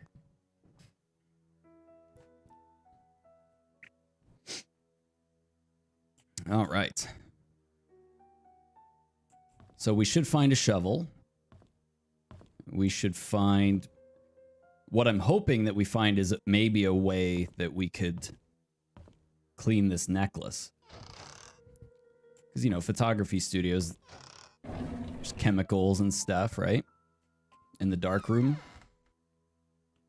Oh, I see a toolbox.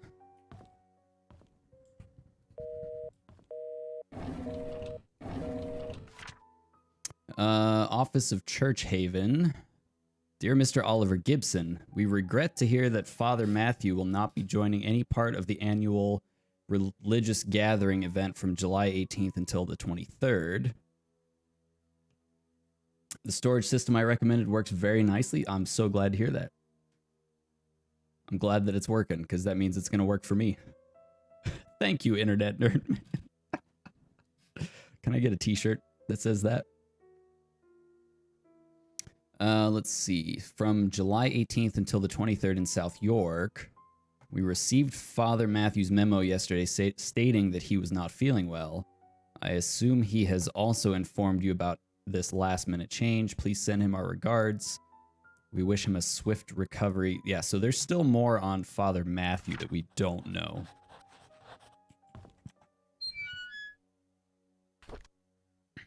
Okay. What would we need a wrench for? I like it. Oh, here's our shovel. Why would we need a wrench?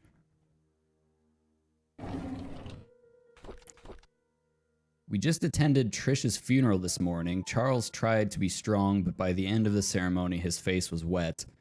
Dorothy cried her heart out. It truly pains the soul to witness so many deaths occur here in Painscreek. Every one of those deaths was of a person I knew, and some were very close to me. Among them, Vivian's death shocked me the most. Despite what the media said, I will not, for even a moment, believe that Scott killed her. It just doesn't make sense to me. Trish's death hurt the most, probably because I spent the last few years mentoring her.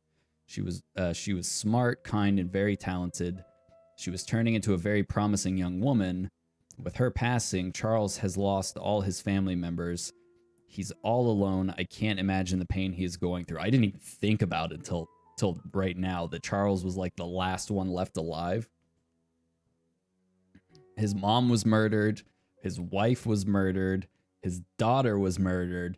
And his bastard son was murdered. Jeez. Dorothy left Painscreek early February, a month after Trish's funeral. The hospital closed shortly after. By the end of the month, Charles had packed and departed Painscreek for good. Nobody's talking about Bernard, though. You notice that.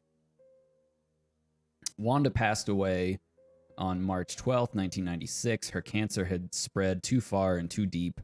The doctors could not save her. 2 weeks after her funeral, Derek moved out of Painscreek. So Derek's still alive, I think. Autumn is approaching. My photography store will be closing by the end of this month. I have many things to say, but there's no one left to confide in. Anyways, I've been thinking about retiring for quite a while now. Maybe the time has come.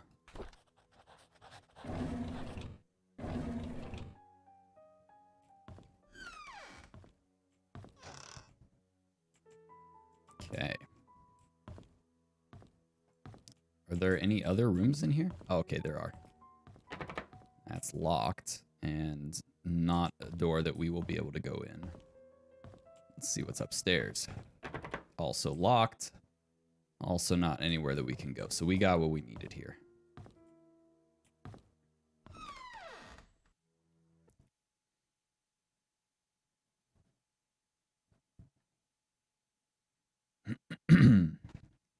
So we have the shovel now that we can dig up the time capsule.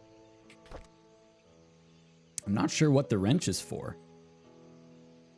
Let's go check out the briefcase and see what that has for us. And then we can swing by the cemetery and dig up the time capsule. There's also supposedly another time capsule from those kids.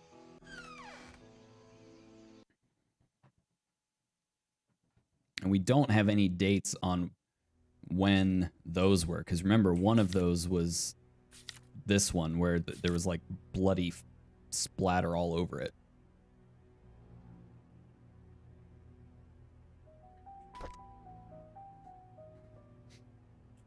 All right, the briefcase is upstairs. And we still do not have enough information to solve the dartboard puzzle.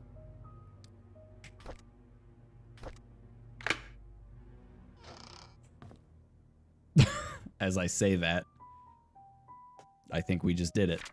The code for Charles' safe in the gallery is Vincent's birthday. How could I not have thought about that? Call Sheriff James. Check his file 7741. Okay. I thought we tried Vincent's birthday in the safe. Did we not?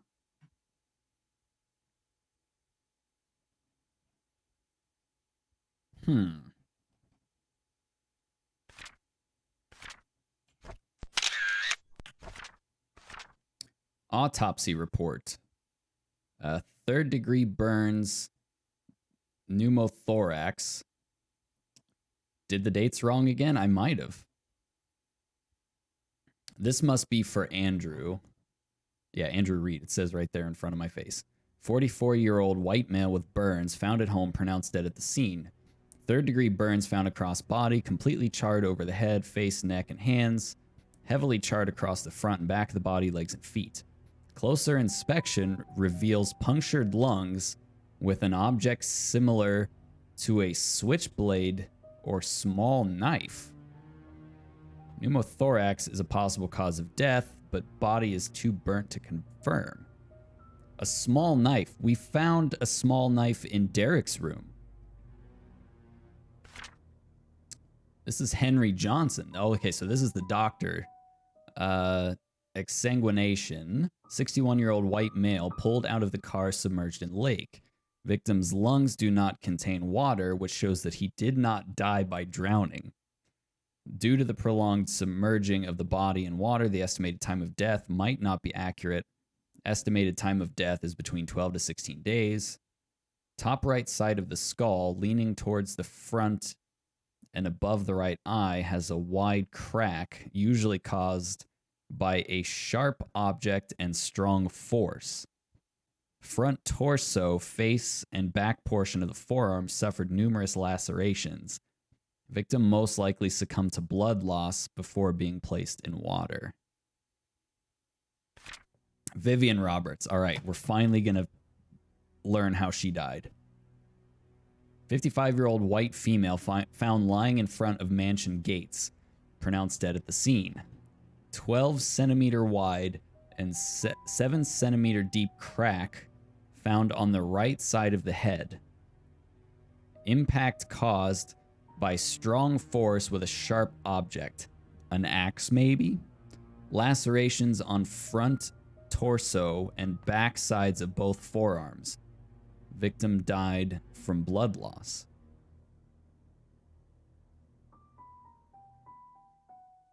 Lacerations on front torso and back sides of both forearms. I think she took an axe to the head.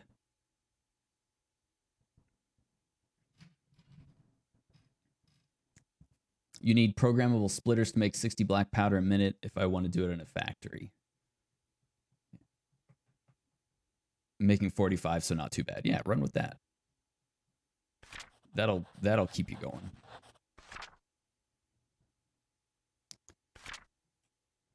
We also have this.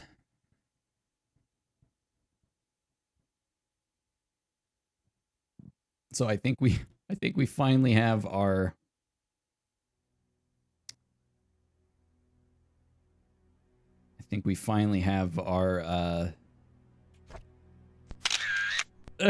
our solution. Oh man.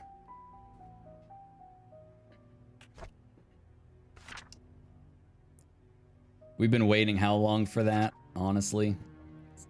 So I guess we're here. We might as well do it, right?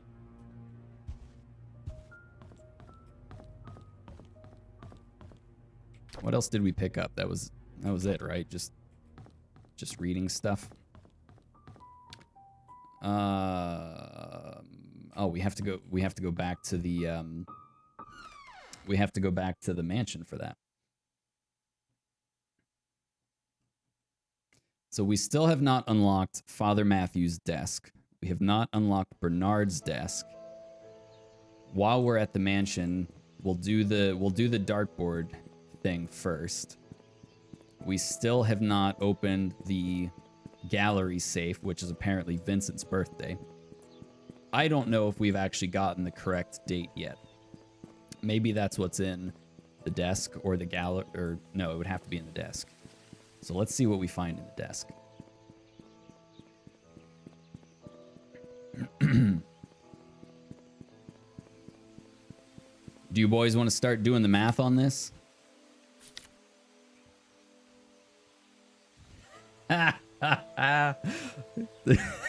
Perfect. I was actually thinking about that earlier. Like, is there a darts calculator?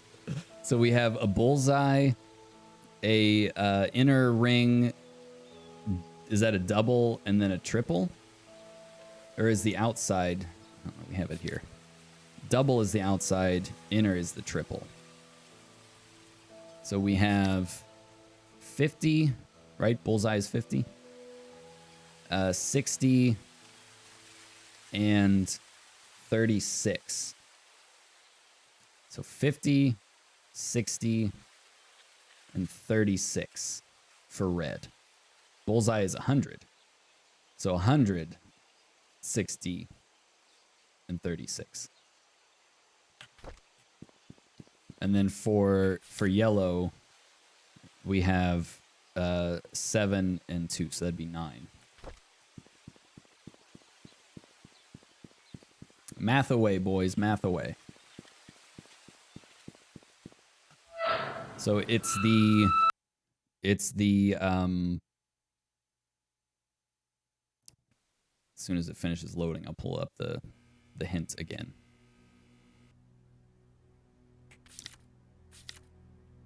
The yellow darts points from the red darts total.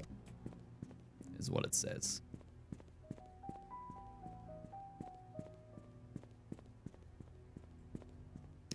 $196 for red.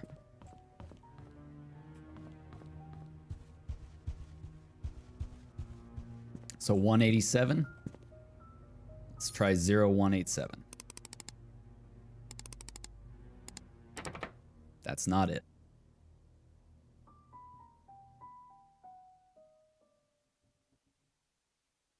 Oh, 187 is red? Or are you saying that 137? Nope, that's not it.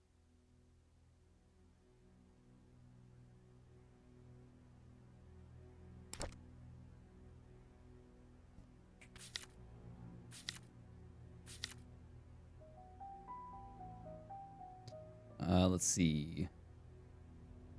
Oh, bullseye is 50 points. Yeah, bullseye is 50 points. Not 100. So let's see, we have 50 plus 50 plus 60, that's 110, plus 36, that's 147. But you have to subtract that from 501. Well, they may have a special scoring sheet or scoring system for this. Let's bust out the old calculator. So hold on. So we have 50 plus 60 plus 36. That's 146. But then 501 minus 146 is 355. And then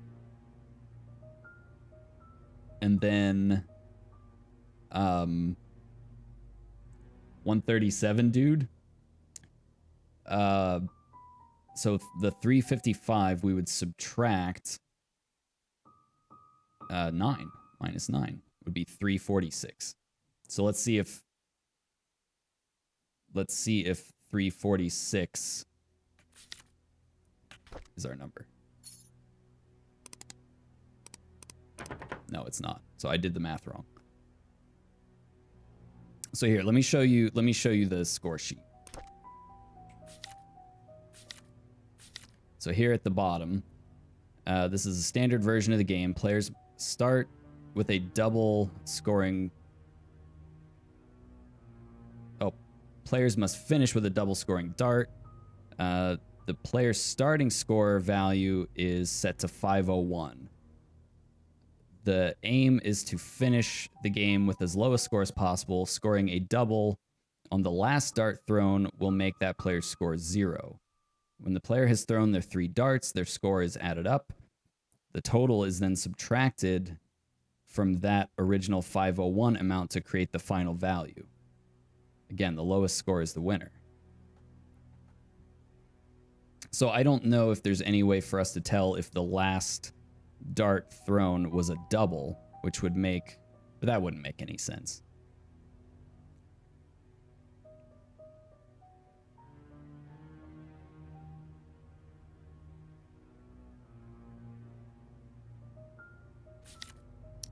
So we have, let's look at it again. We have 50. We have the last dart thrown is the 18 then, potentially. It says that they must end with a double scoring dart, which makes their score 0.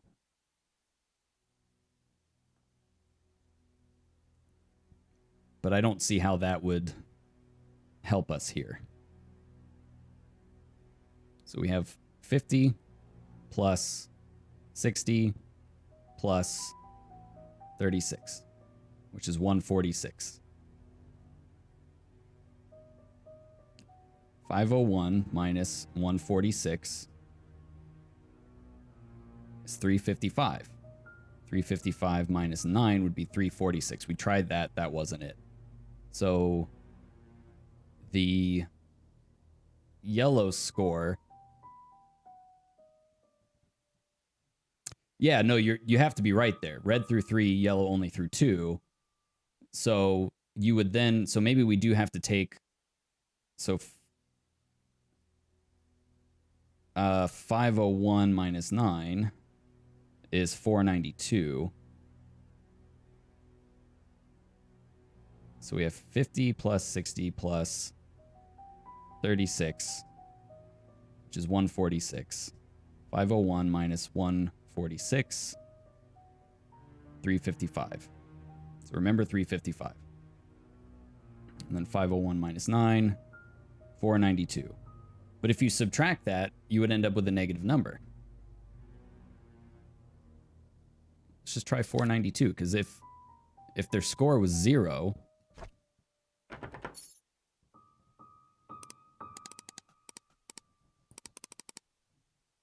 no, it's not that. Let's look at the hint again. Wait, that's a different dartboard? Yeah, it is. That was the picture that was in his so subtract the yellow darts points, which would be 9. They had 9 points, right? From the red darts total.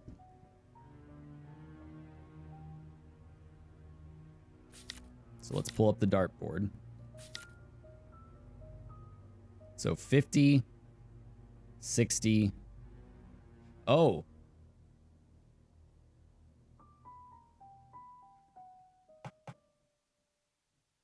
So when they say that your last dart thrown makes your score 0, players must start and finish with a double scoring dart. Oh, so maybe they started with the 18? Players must start and finish with a double scoring dart.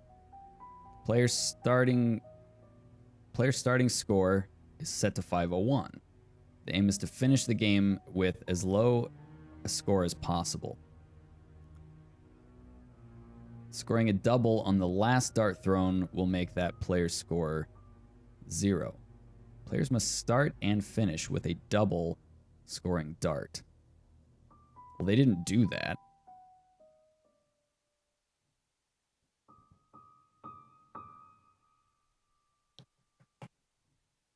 When the player has thrown their 3 darts, their score is added up.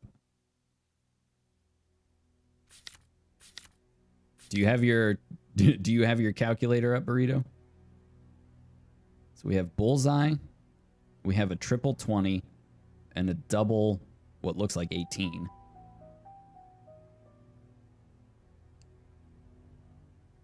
We have a 2 and a 7 for yellow.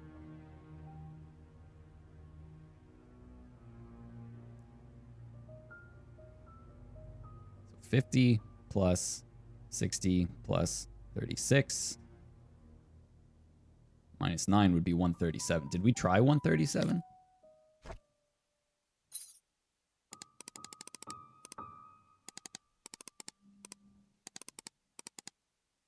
No, it's not 137.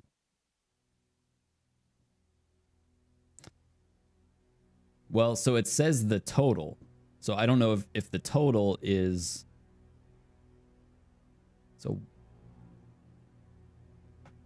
we tried the 137. Maybe it's 1370? Nope. It's such a weird... Why 4 digits? Like, is this a 0? Does this have to be a leading 0? Did you actually look up the solution to this? Did you spoil all the way through? I'm guessing no. We have to figure this out before I stop, because I don't want us to all be up all night thinking about it.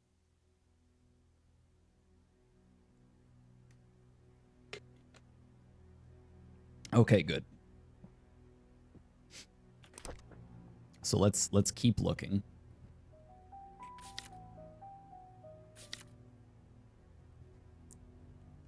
Yeah.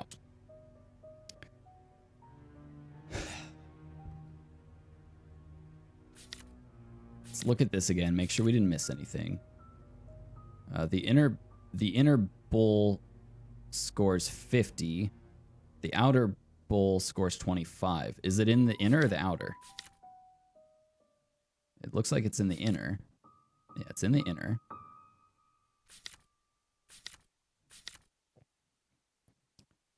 Outer ring counts as double the normal score.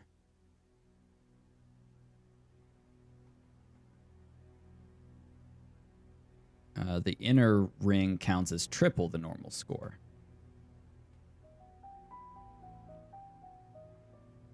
So for sure, it's 36 plus 60 plus 50, which is 146. So I guess what we're not getting, subtract the yellow dart's points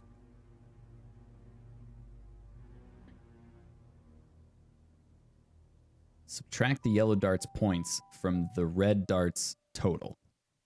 Yeah, so if we did 355 minus 9 is 346, which I think we tried. 0346. Which that is not it. Let's try 3460. It's not that. So that would be subtracting the points from the total. Right? Because if we subtract 492 from 355, we're going to get a negative number. So I don't think we actually have to total up yellow's score because, well, they never finished their third throw, I guess. This is a weird puzzle.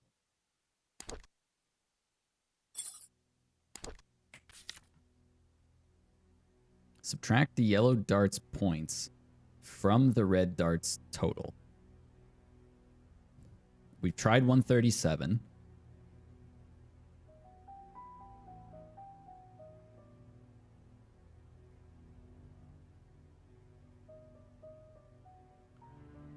The only thing I can think of is that this is not the study room that he's talking about. But it is called the study room. That is where we are. We are in the study room. So it would be odd. So points on the board subtract from 501. Yeah, that's what it sounds like. Photos, scorecard. So recording darts scores. This is a standard version of the game. When the player has thrown their 3 darts, their score is added up. And then the total is then subtracted from that original 501 amount to create the final value. Maybe we don't need to do that?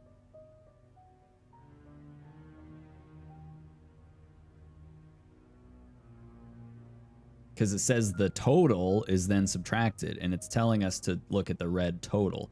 So maybe the 146 is the total, but we've tried 137 already. I feel like the music is just taunting us.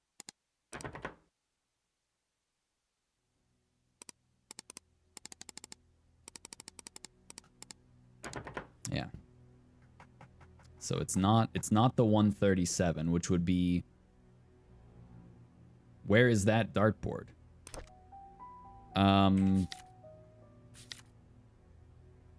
That's a good point. That does not look like the... That doesn't look like the inn, does it?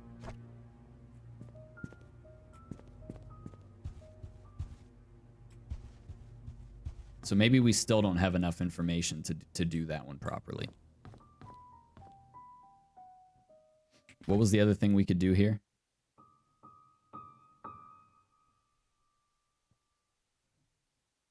Is that by the dart that was on the ground? Let's go back to Bernard's house. Possibly what could happen is we shut the door to that room and there's a dartboard on the back of it.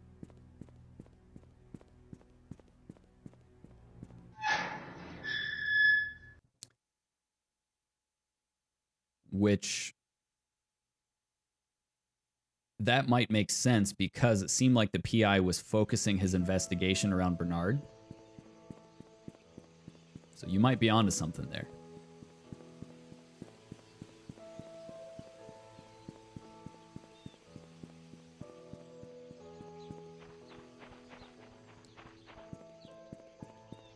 That would explain why there's a dart on the floor by that door. It is a different wall collar, isn't it? We're going to close that door and there's going to be a dartboard on the back of it. I haven't closed that door yet. Son of a bitch.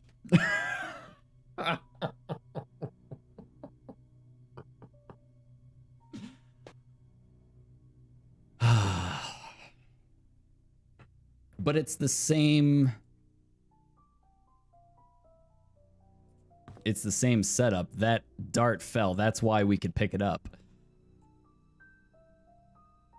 But no third yellow. Yeah, exactly. Exactly. But maybe... Look. There's a hole. There's a hole right there on the 6. So the third... The third yellow, so maybe their score is 15.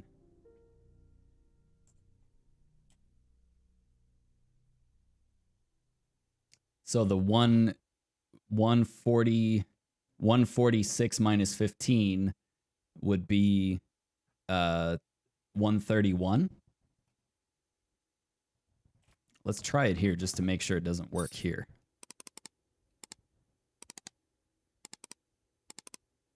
Okay, it's not here. Because here's the yellow dart. Man, we were right here the whole time. We were right here. That has to be where the third yellow dart was. What about 137 here? We can try it. We might as well.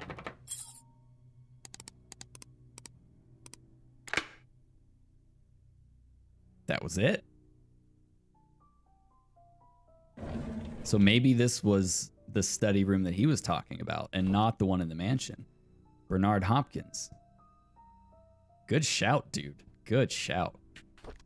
When the police reported that Vivian was murdered, I was floored. I still don't know what to do. My mind is blank. All I can think is, how did it happen? That was score minus score, though. Seemed to work. I'll take it. So he's saying that he was shocked when he found out that Vivian was murdered. My mind is blank. All I can think is, how did it happen? How can Vivian be dead? The rules were a lie. It seems like it. I hate that when you solve a puzzle, but you're not confident in how you solve the puzzle. Everyone's mourning about Vivian's death. People are coming or calling in to express their condolences. Charles hasn't been out of his room for days, and Trish is crying her heart out. Dorothy has been assigning busy work to all the mansion employees, hoping that it would take their minds off of Vivian's death. Samuel, our security guard, this is only the second time we've mentioned him, has been reviewing all the tapes of the past 2 weeks for any suspicious activities. I wish I could be of any help. Scott was just apprehended for the murder of Vivian. Is that true? No one would have thought of that. I could never, ever believe that Scott would be capable of killing someone, let alone Vivian. Yet it makes me so mad, I feel confused. Trisha was admitted to the hospital today. She had a nervous breakdown after finding out that Scott could be her mother's killer. Her condition has been getting worse over the past few weeks, and no one has been able to properly help her. Charles finally decided to seek help from the hospital. Matthew never believed that his son killed Vivian. He hired some fancy lawyer to defend him.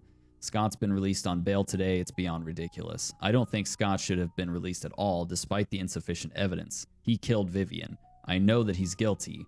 Everyone knows it. They should have gone ahead and prosecuted him. So I think Bernard did kill Scott, 100%. I don't think he killed Vivian. The maids were cleaning the mansion when they found some stuff belonging to Vivian, a key and some stationery. I asked Charles what he'd like to do with them, but he told me to take care of it myself. I brought them back to my place.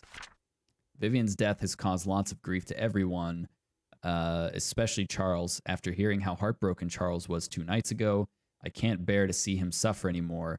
Scott should pay for what he did. He killed Scott with the knife. 100%. So we have a desk key. And we have... Oh, that's it. Okay. So we have to go back. I cannot freaking believe that. That was such a obvious troll.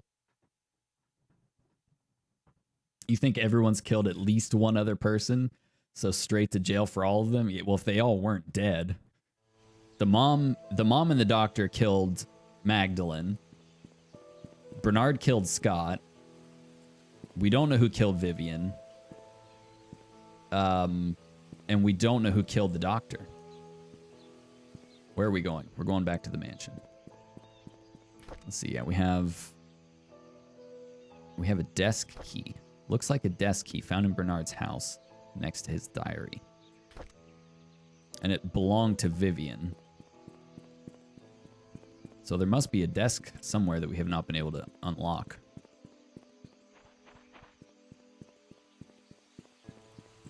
Yeah, this story is so wild. I was not ready for this when I started playing it yesterday. I thought it was just going to be about one murder. And we have like 6.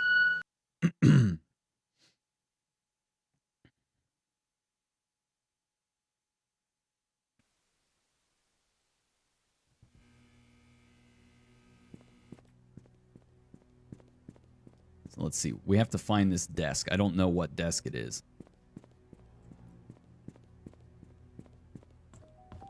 Let's look at our map. The study room is a combination. The library does not have one. Maybe in the master bedroom. The gallery room is the... The gallery room is the birth date one.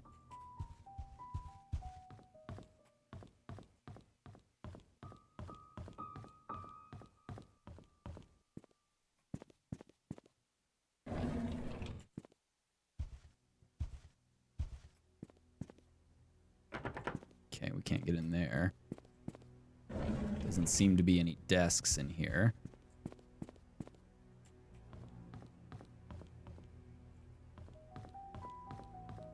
So where else? Second floor, we have... What is even the purpose of investigating this? So we're a reporter whose boss asked us to come here and investigate it before all the properties were auctioned off and the evidence destroyed. Because nobody ever solved the case. So we have to find who murdered her, what the weapon was, and what the motive was, and get a picture that's worthy of the front page.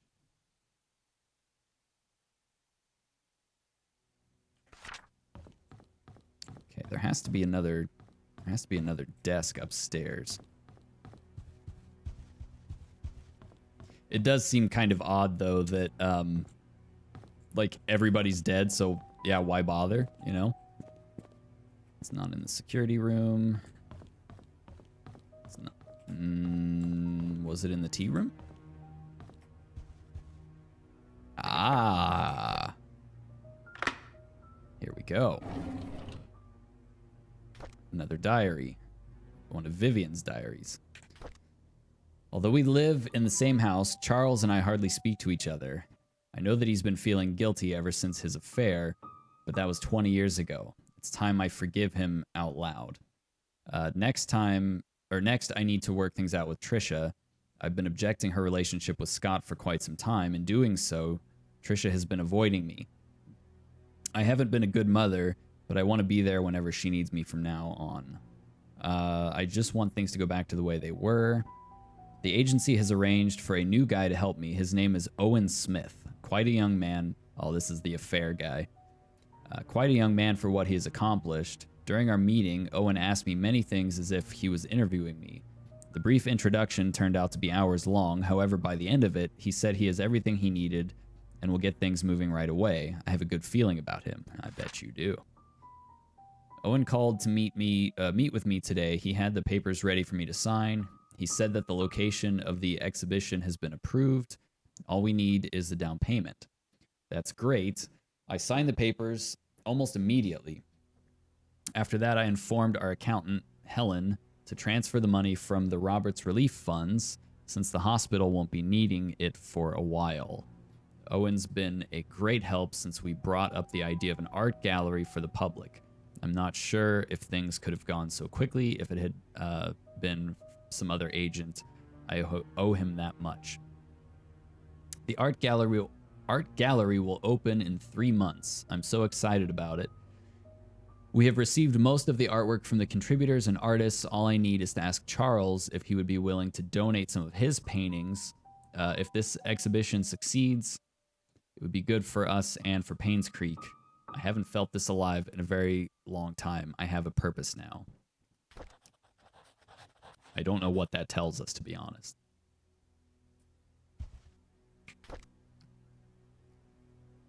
Okay, so that key's gone. Now we just have the wrench, the shovel, and the necklace. Let's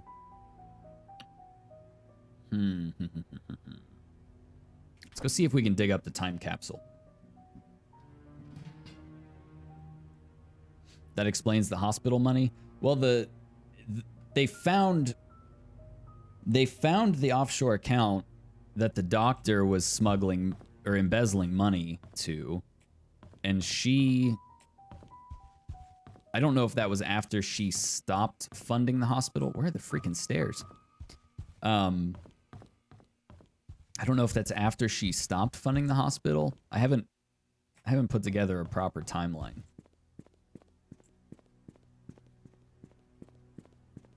I kind of want to do that since I have the organization board now. I kind of want to put go back through and put all of the journal entries and stuff in order and see the actual timeline of all the events.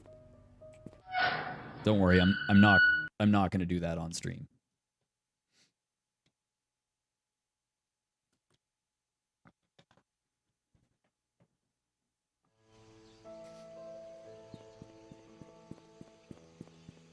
So the time capsule should be in the cemetery, and there should be maybe something else that we can dig up in the playground, I think.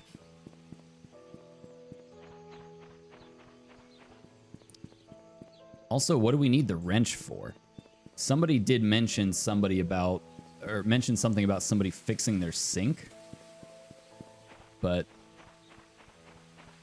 do we need to go looking in a sink for something?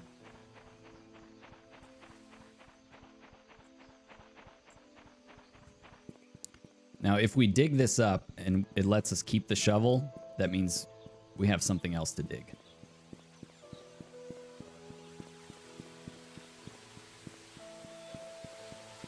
And they said it was by the big rock. So let's see.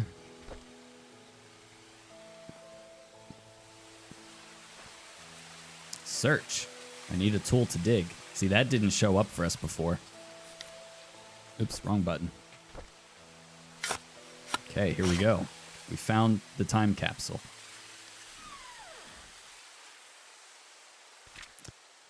January 11th, 1996. Scott is gone and Trisha is dead, so this must be Derek writing this. How did this happen? We held Trisha's funeral last week. There could have been more people. There should have been more. This village will be barren in a few months to a year. My generation is just moving out, and the old generation is simply dying out. I will also be leaving here soon. Once my mother passes on, once I can't take care of her any longer. The night Vivian died, I saw Scott meeting her. Oh, okay. We're going to get more details about that night. The night Vivian died, I saw Scott meeting her. I was at a distance from where they were arguing. I couldn't hear the details, but I could tell they were disagreeing. When Scott left and went back to his cabin, I followed him. I watched him through the window till early morning, all the time thinking how we had drifted so far. How could Trisha choose him over me? Am I not good enough for her? The police questioned me when Scott was suspected of killing Vivian.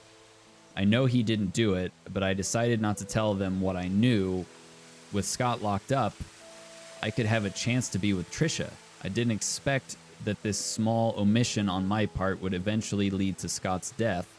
When Scott died, Trisha ended her life. In a way, I too died that day. I never wished for Scott to die, nor Trisha. I hope they can forgive me. Derek Tyler. Here's the three of them. Oh, that's right. Derek was a really good artist. Oh, okay. We have another piece.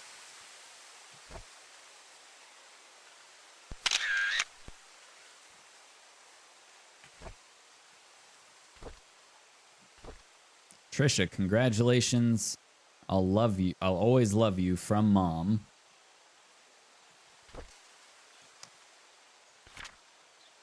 Secret of Painscreek. Hospital, underground secret passage, hidden room and study room. I think we found that already. Secret room above Father's room. We have not found that. Future Detective Scott. So there's a secret room above Father Matthew's room. And an underground secret passage, which looks like it's in the center of town. We found the hidden room and the study room in the mansion. It could be church time.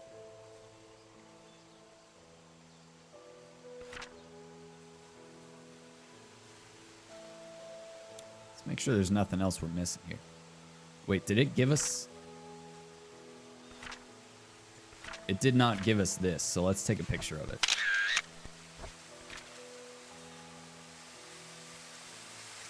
Okay, I think that's everything in there.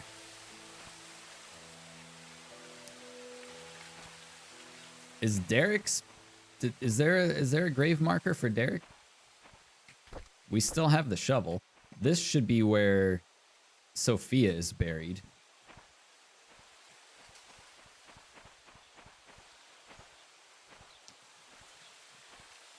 I think Derek actually made it out of here alive.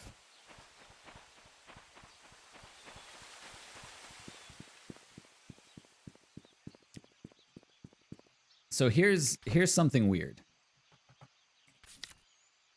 We have now 1, 2, 3, 4, 5 of these pieces. And I don't know. I don't know. I don't know if we have them all.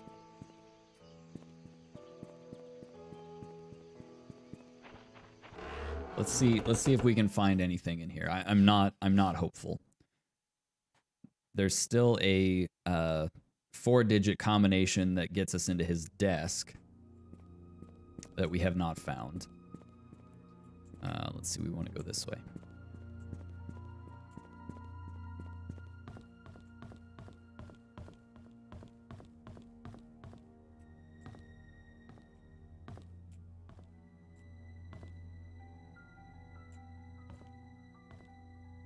Did it say above his bedroom?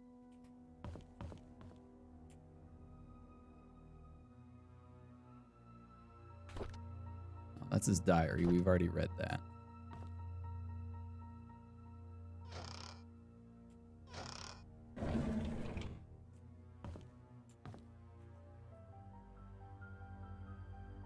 Doesn't look like there's anything behind that.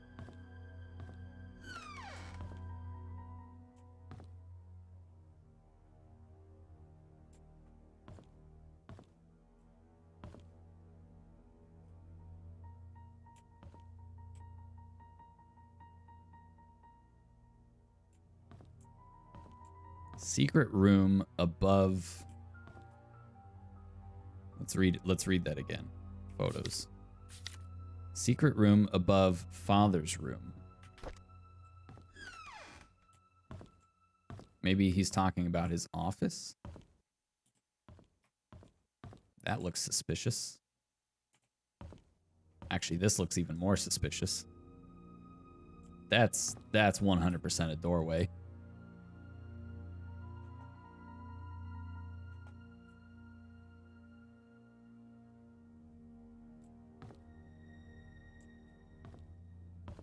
Is it one of the like pull the candle lever thing and it'll open?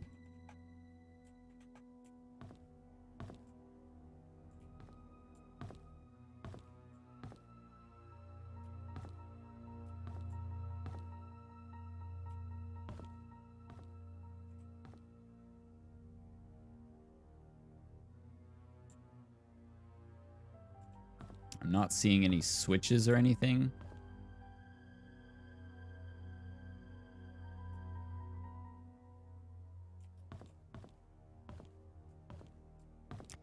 Okay, so here's what I'm thinking. I'm thinking the button to open that is in here. Did we try 0526? Yeah, we did. It did say above the room, but for sure this is a set of stairs that goes up. That's going to open, and there's going to be stairs that go up.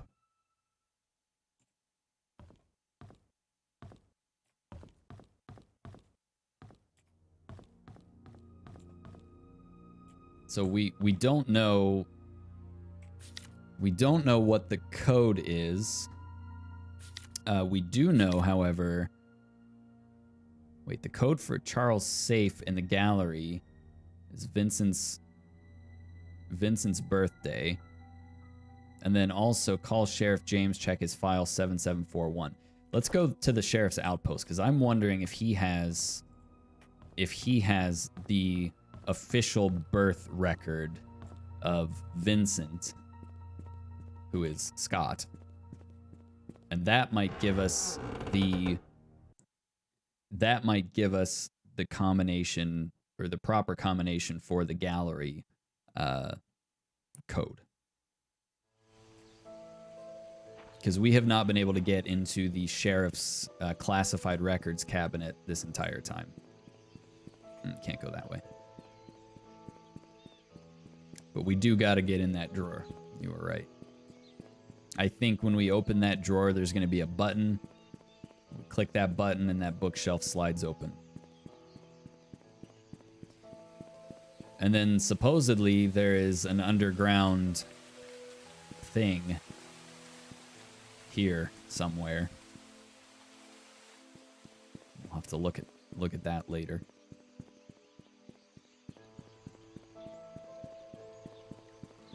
We'll go about another half hour, I think. Oh, this is the gate.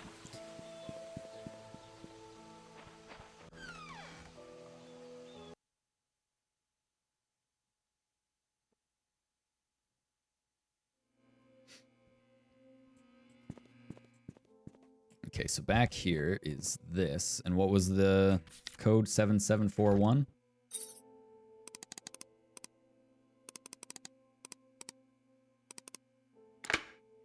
We're in. Oh. A car key.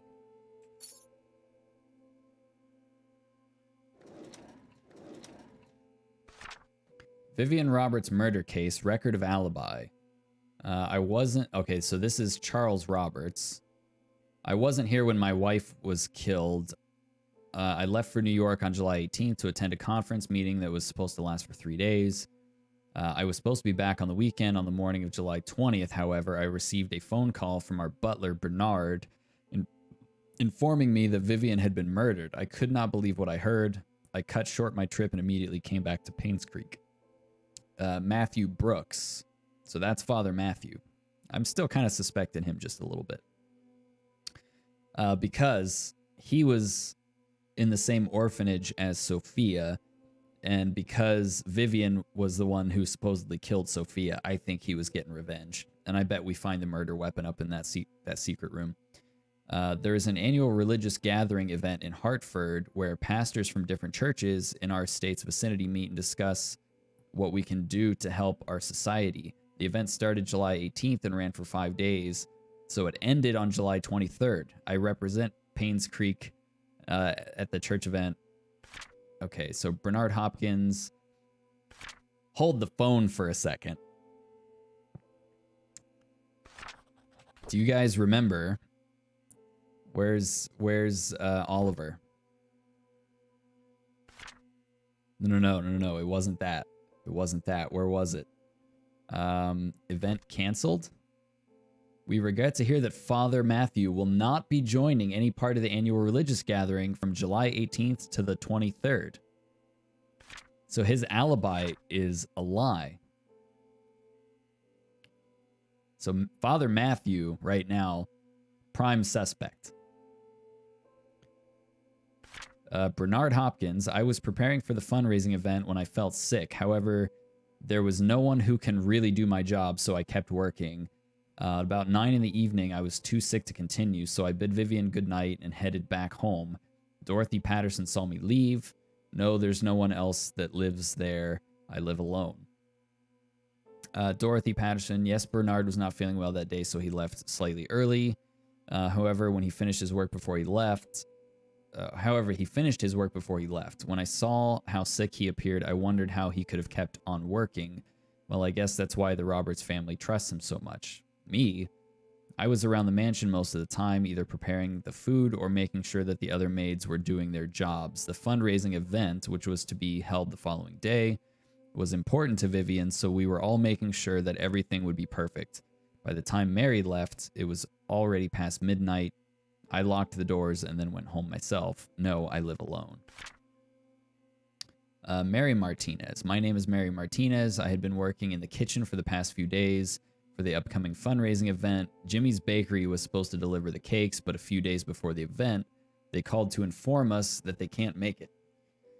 Suddenly, I was in charge of the cakes. I was so mad because she sounds like a young girl that's like totally clueless of the situation that's going on.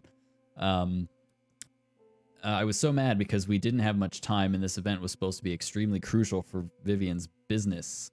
But after hearing that Vivian was murdered, all of my anger and work just sort of became irrelevant. So this is Derek Tyler's interview. I remember he supposedly saw Scott and Vivian arguing that night.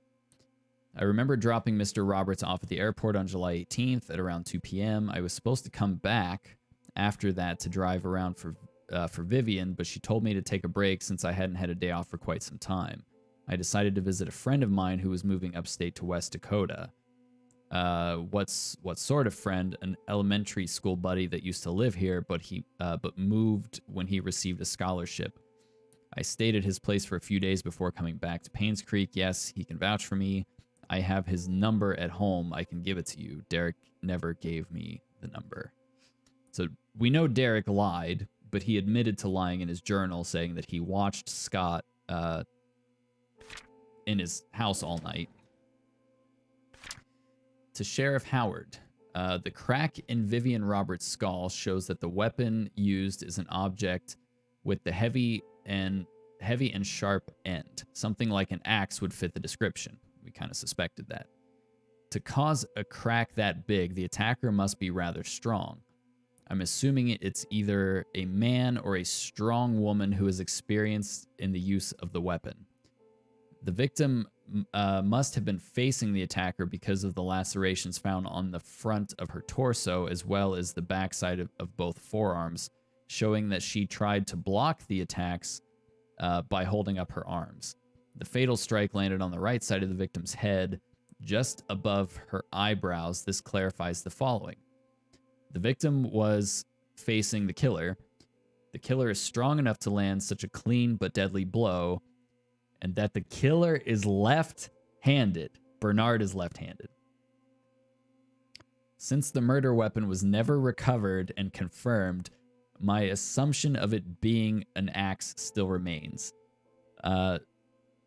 Since this is me doing you a solid, do not under any circumstances leak this information or I'll be in big trouble. The guys here in Grand City don't want any more than necessary. Don't want anyone more than necessary to know about these details. Hope the above information helps. Sean Smith. So Bernard is a lefty. We do know that. But Father Matthew might also be left-handed. Okay, so we have a car key, which I'm thinking this car key unlocks either the glove compartment in the PI's vehicle, which I'm thinking is the case because there was a bloody handprint on it. So let's go check that. They're trying to trip us up. They want us to think that it's Bernard. But I'm kind of thinking it might be Father Matthew.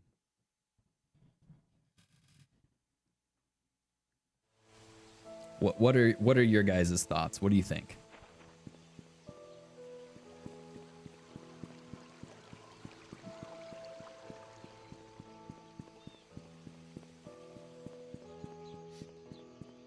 Let's see if we can get this glove compartment open.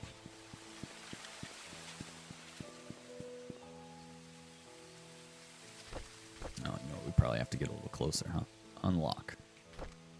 Let's see if it's gonna work. Did.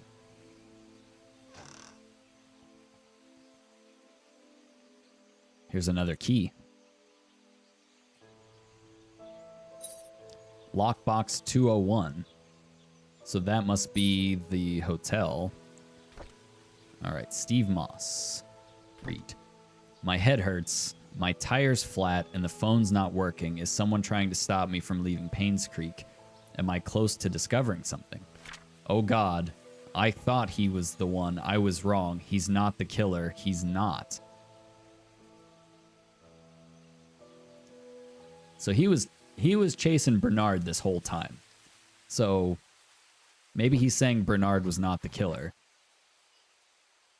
I'm afraid to turn around right now. Okay, I swear I thought I heard footsteps, but it must have been me writing that down in the journal. Oh man.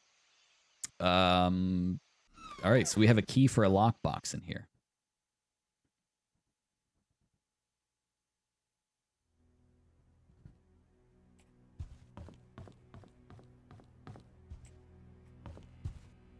All right, 201.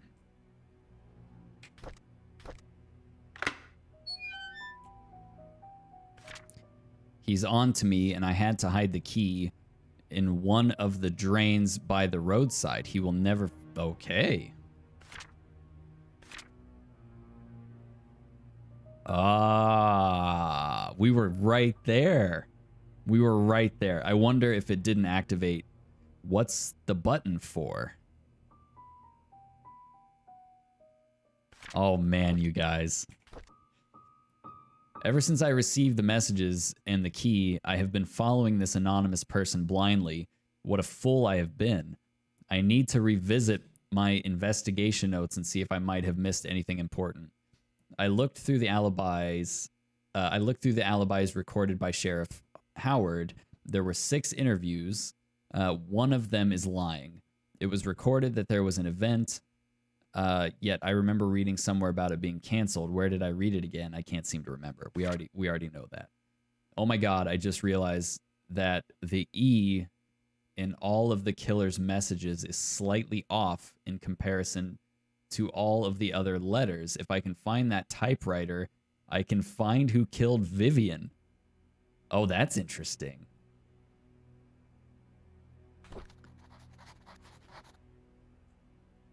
That is interesting.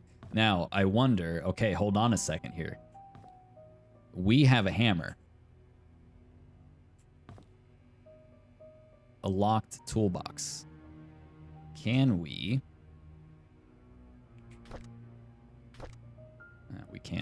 We can't use anything here. You were going to point out that E, but got distracted. Really? You saw it? Do you remember which typewriter it was on?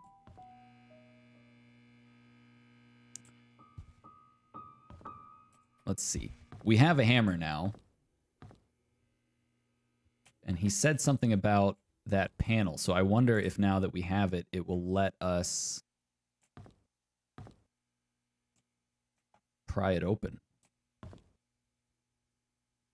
Oh, on the notes you noticed it. Do you remember whose it was? Was it Father Matthews?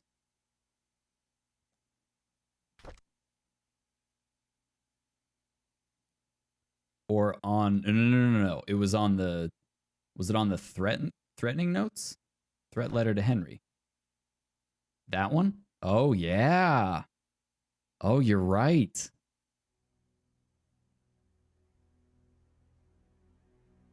There should be another one.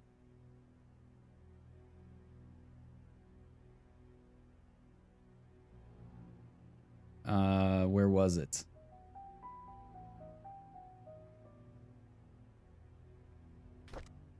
There should be another one.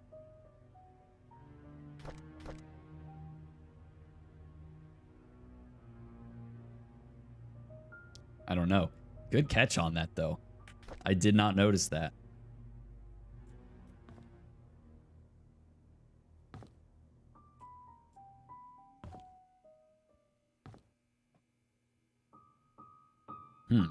So it's still not giving us any kind of a tool tip or anything to open this. Maybe it's on the inside.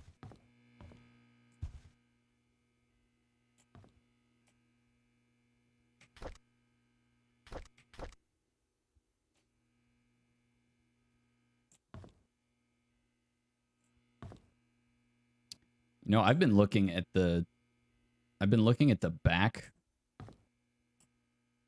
of the counter, but maybe it's on the top.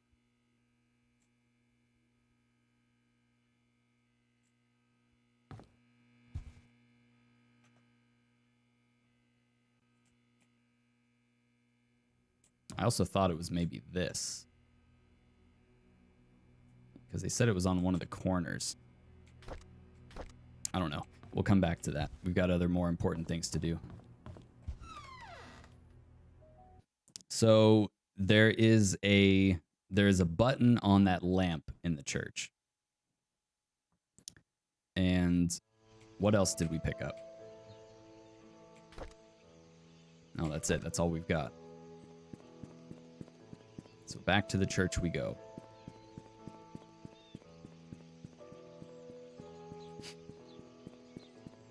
Yeah, they wanted you to think it was Bernard the whole time. Because they said very early on that he was left-handed in one of the notes. You know, his slow mental decline and obsession with Vivian. But I think all of this really comes down to Father Matthew is getting revenge because Vivian killed Sophia, who he was in love with.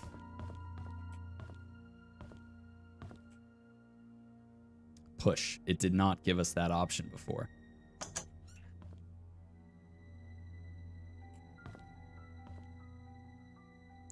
Anyone can stab with left hand and be right-handed. Well, it wasn't a stabbing. It was with the axe. Oh, that's interesting. It did not open what we thought it would.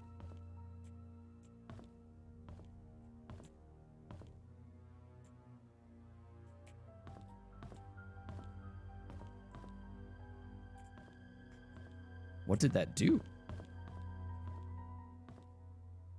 Oh, there's a key. There's a key. Oh, we need a key. Don't have to be left-handed to use your left hand. That's true. That's true. But in the heat of a struggle, you're just naturally going to go with your dominant hand. Crap. So we need a key, which is undoubtedly in here.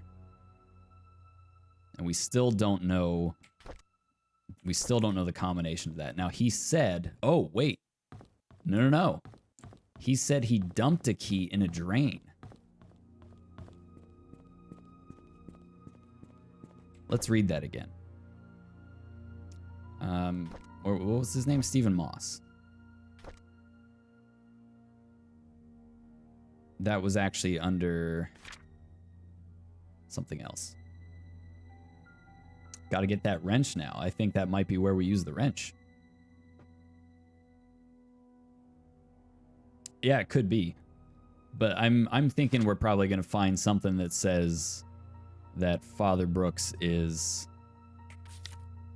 left-handed. Did I not take pictures of that? Or did it put it... It might have put it in a different... different category. Let's check our journal notes real quick.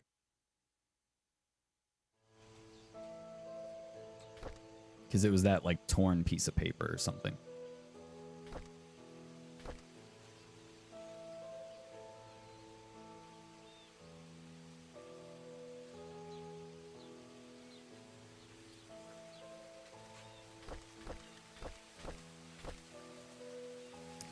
Okay, it didn't log us. It didn't log it for us, so let's go back to the lockbox and look. I want to read exactly what he said again. He said something about dumping it in a drain, but I think he said what road it was.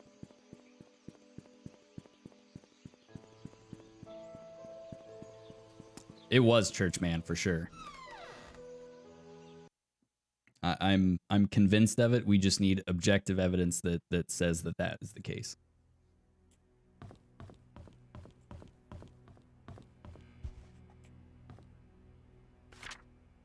He's on me, and I had to hide the key in one of the drains by the roadside. He will never find.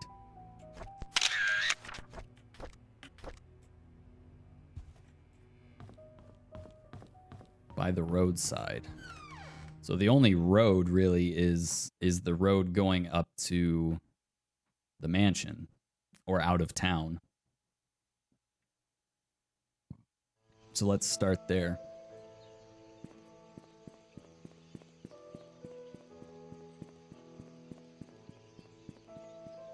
Keep an eye out. Maybe there's drains over here, but I don't remember seeing any.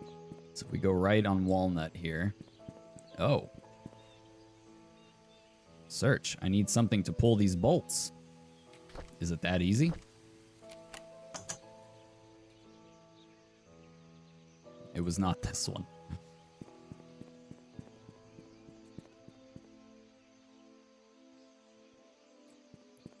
Hopefully there's not like 50 million drains in here.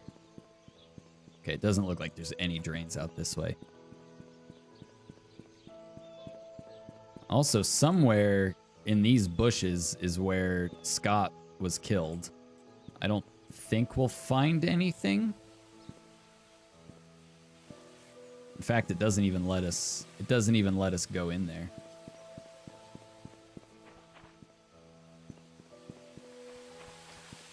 Okay, so let's just start on one end of town and work our way down. Let's make sure there's no drains here by the hospital. Okay.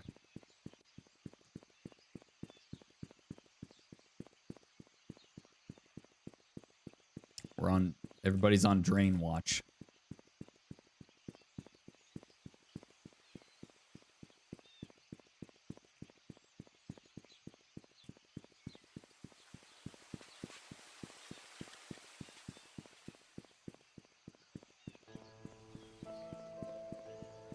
Okay, here's one.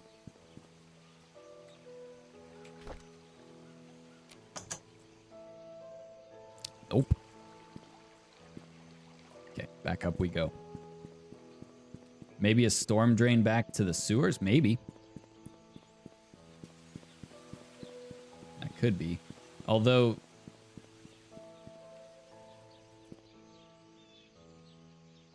All right, hey man, good evening. Yeah, thank you.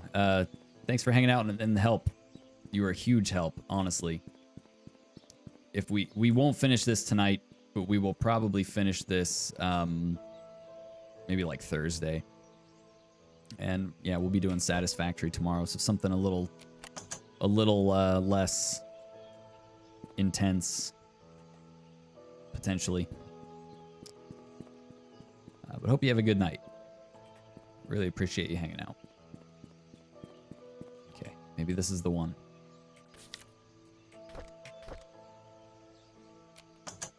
This is not the one.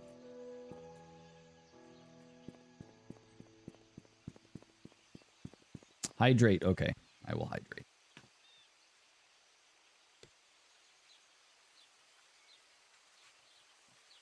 What was it you called it, Magoo? Juice points? The man redeemed hydrate. Thank you, thank you. Okay, we already went that way. So we're going back here.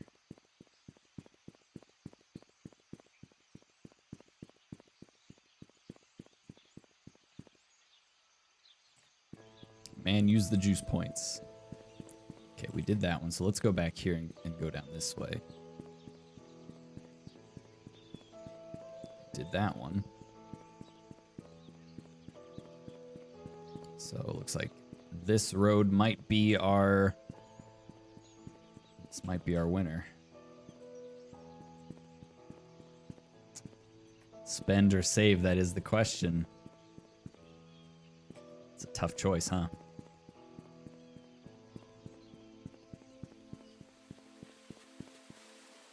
There's no drain here.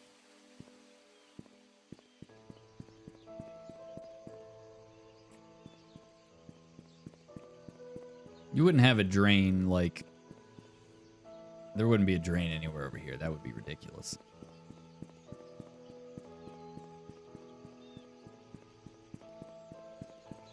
Nothing back here, right?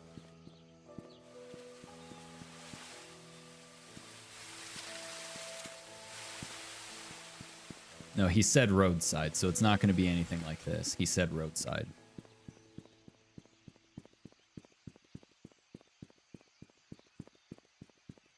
Oh, here we go. Here's one.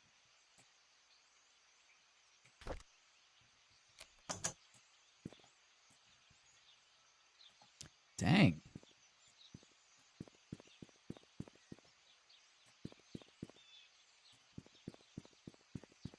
I thought that was going to be it.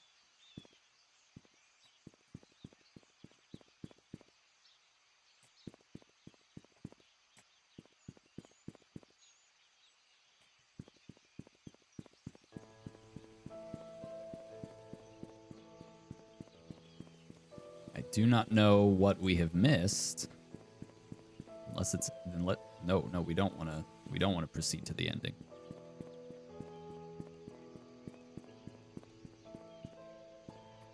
So for sure what we're going to find in that attic when we go up there in the church is going to be a confession letter, maybe. We're going to find the axe that was used to kill Vivian. I say confession letter because that's going to explain his motive. We'll find that. We'll find the axe. And we might even find his body. Because he just kind of disappeared and nobody's mentioned him or... You know, he's just kind of drifted into the background. So I'm wondering if maybe he killed himself.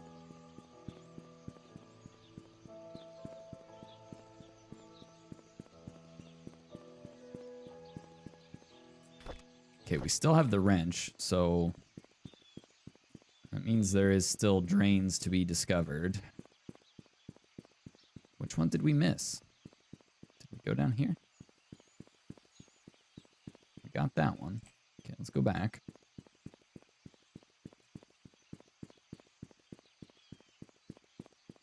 Got that one.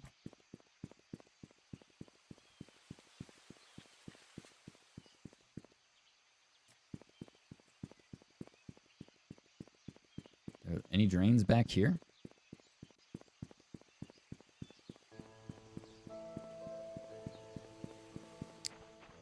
There was this, like, pebble drive right here. But there's no drains.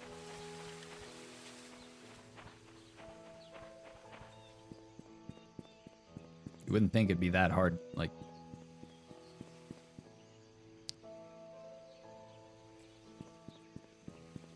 Yeah, there could be. I thought we walked all the way down there. Maybe we didn't. Let's go back this way and see if we'll check the hospital.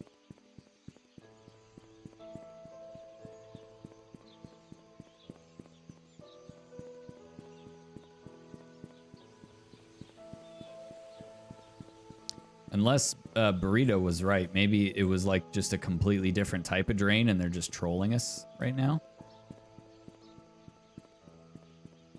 I did not see any drains here, but let's go in here and check just to see. There's no harm in that. Could also be, it could also be leading out of town. We didn't go through the gate at the sheriff's outpost.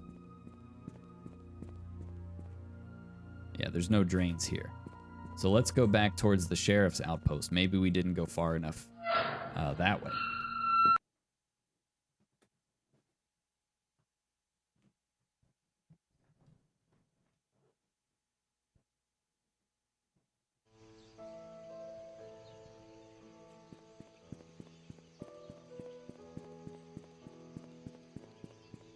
I'll bet that's what it is. I bet he was trying to get out of town. Like he was trying to flee, maybe.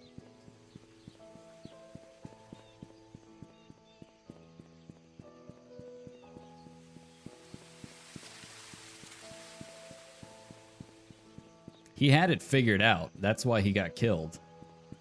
He absolutely had it figured out. And Father Matthew said, "Nah, baby, nah," and killed him. Well, no drains there either. Let's look at this again. He's on to me, and I had to hide the key in one of the drains by the roadside. He will never find... I mean... Only this part is torn off. I doubt we'll ever find the other half of that. He's on to me, and I had to hide the key in one of the drains by the roadside. He screamed, "Nah, baby, nah," as he killed him. Probably with the same axe that he killed Vivian with.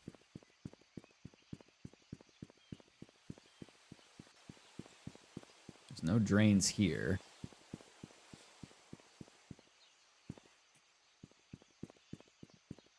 There's no drains back here. He said roadside. This is not roadside. But we will check it anyways.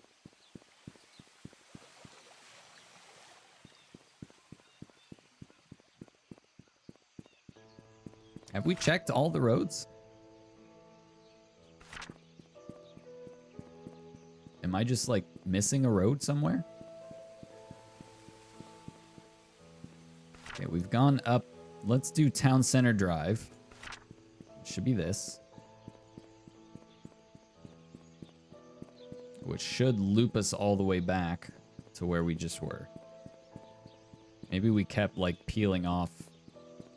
No.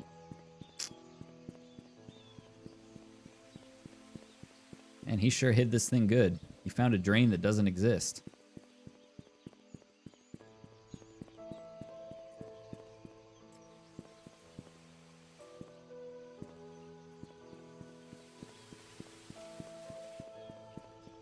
Oh, I wanted to check too. He said his tire was flat. None of the tires look flat. I was hoping one of them would be slashed. Okay, so we did that one. We've checked this road by the outpost. Let's check Clover Street. That should be this. Yep, Clover Street. Pretty sure we found one here. Oh. You've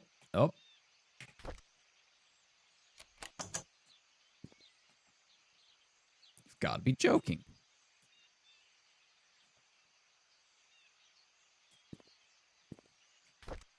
Well, we still have the wrench.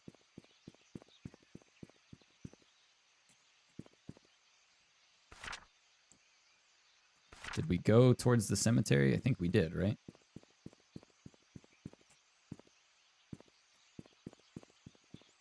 Is it just very well hidden? Is it under the car? Why is this car here, actually?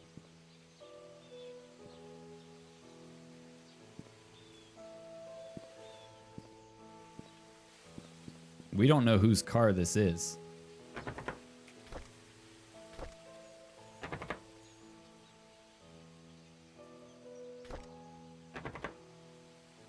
We can't get into that yet. I hope we can get into that. That might be Father Matthew's car. We might not be alone. Oh, here we go. That one was, oh, the car key's gone. There we go. Key with a 19th century design. So this has to be the key for the church. So let's head back to the church. We're going in. We're going in. We're going the wrong way. Maybe we will solve this tonight.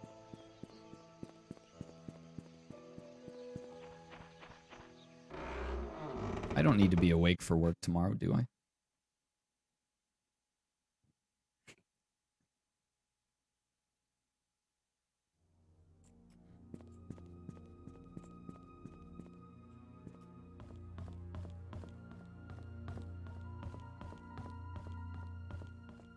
Okay. What's my job? I work for a company.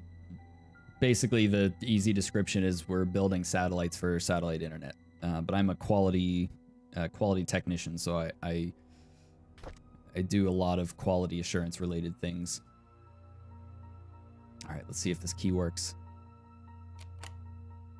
Turnkey. Oh my gosh. Just check the boxes.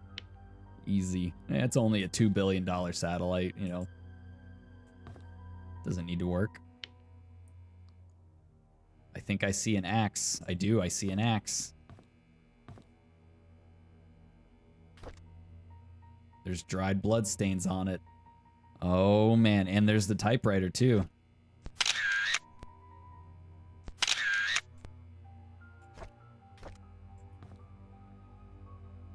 Someone came to Painscreek. She cannot know. But look, there's the funky E's.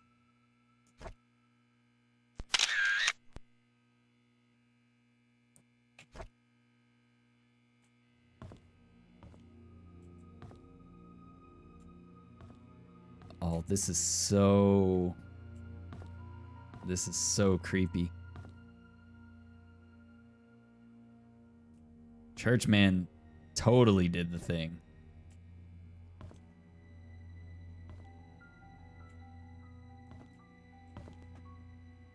Okay, we can open some drawers here. Listen. Are we going to get a confession?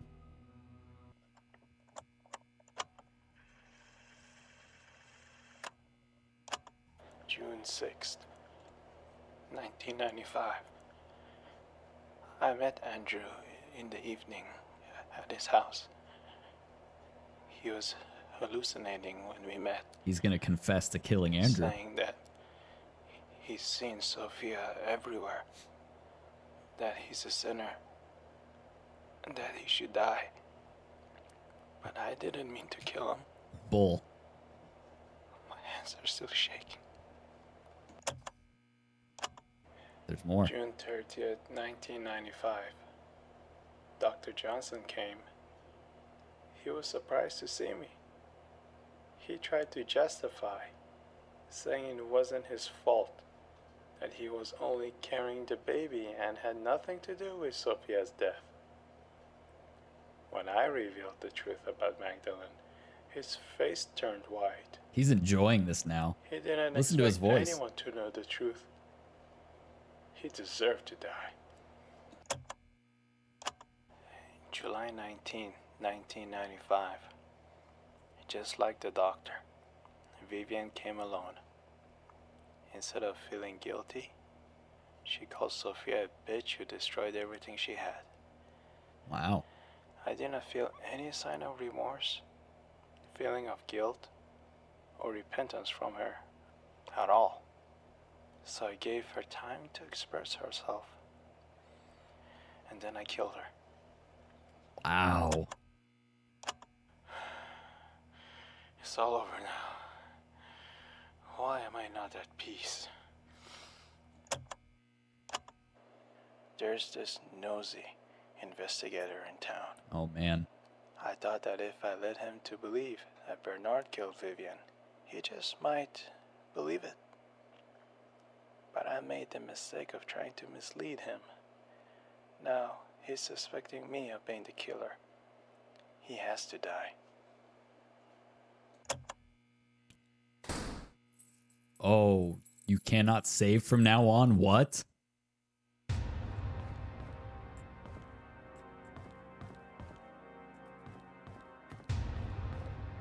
Oh, there's Sophia.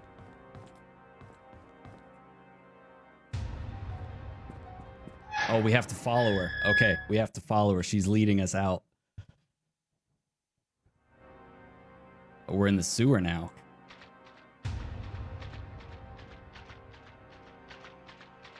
Which way? What the heck? Okay, here we go.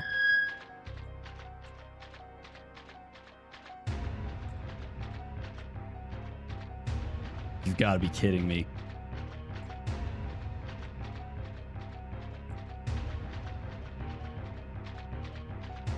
Okay, this way.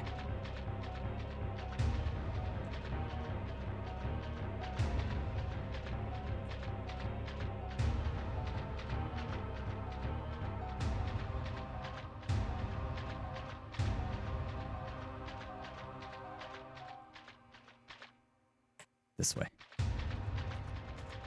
Oh my god, I can hear footsteps behind us. I hate that.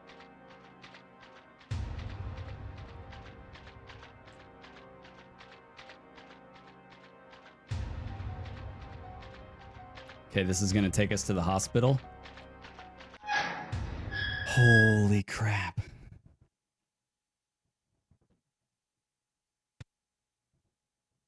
So, Father Matthew's still alive.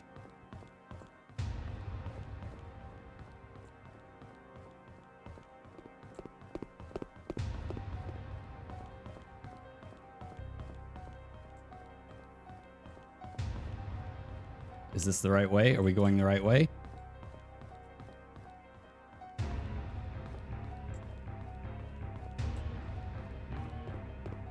Crap, I don't know. Oh, crap.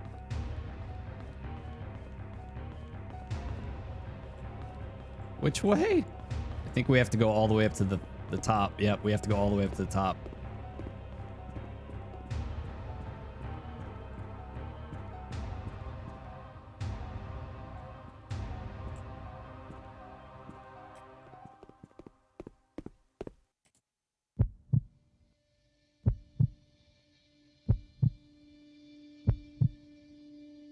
Okay, we did it.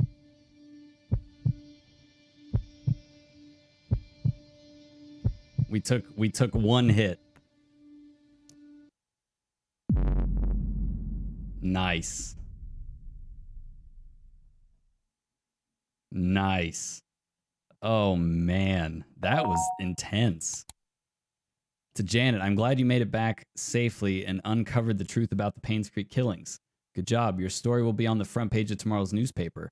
Please submit the following information as well as a photo for your article as soon as possible. P.S. By the way, we found out who hired P.I. Stephen Moss. Who killed Vivian Roberts? It was Matthew Brooks.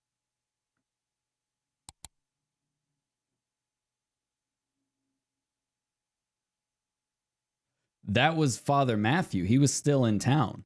That was his red car outside of the church. He killed Vivian.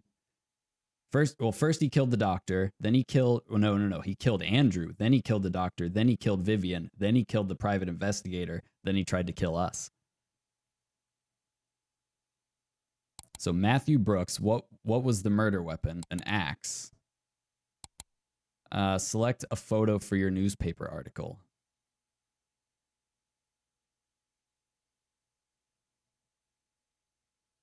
I guess we use the murder weapon?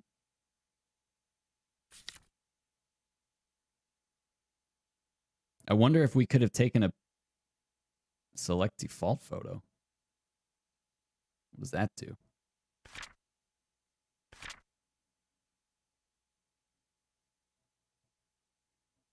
Oh, I see. They want like a really cool picture of the town or something.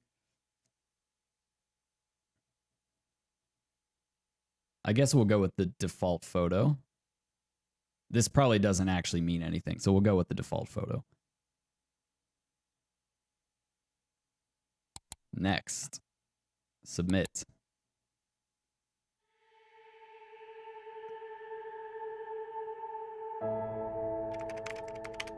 To Dorothy Patterson, my name is Janet Kelly.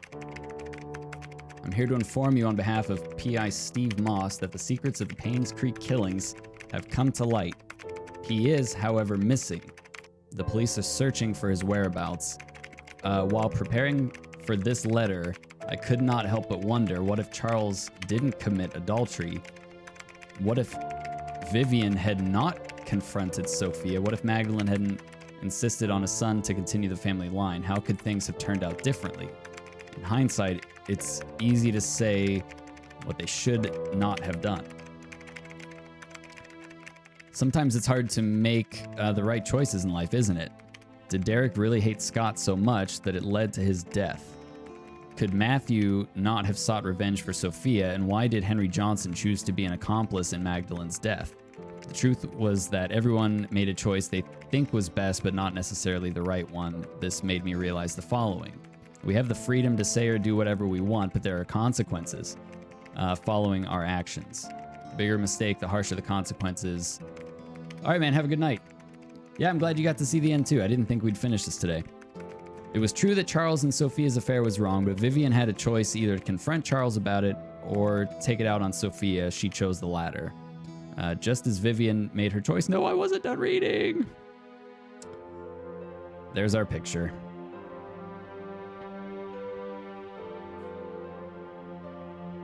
So there's still more that we could have done.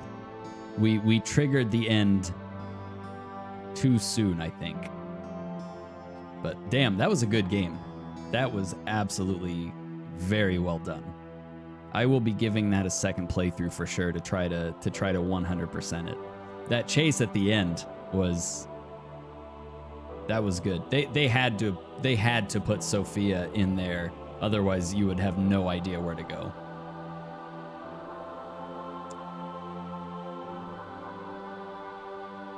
So good. So good. It was the father all along. We never got into his 90% complete. Grade A. We ranked detective.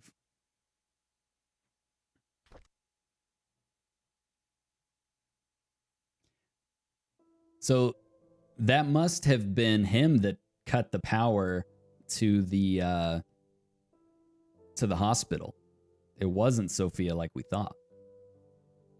It was Father Matthew that cut. As soon as we started finding the really incriminating evidence and stuff, that was when he started intervening. Dang, that was good. That was really good. All right, I'm gonna send you guys over to, I think Glitches is streaming again, so we're gonna go raid her again. I thoroughly enjoyed that. That was so good. Oh, she's playing Raft. Nice. I think I'll get another mystery game queued up maybe for the next week or so, and then in October we'll do some more spooky games. But Satisfactory tomorrow. I'm really glad we finished this tonight. That was fun. I can actually sleep tonight. All right, let's get this raid started. If I can find the right mouse. There we go. Start raid. Thank you guys so much for watching. I hope you enjoy the rest of your evening. Let's go relax with some Raft with Glitches. And I will see you guys tomorrow for some Satisfactory. All right. Have a good night, everybody. Bye now.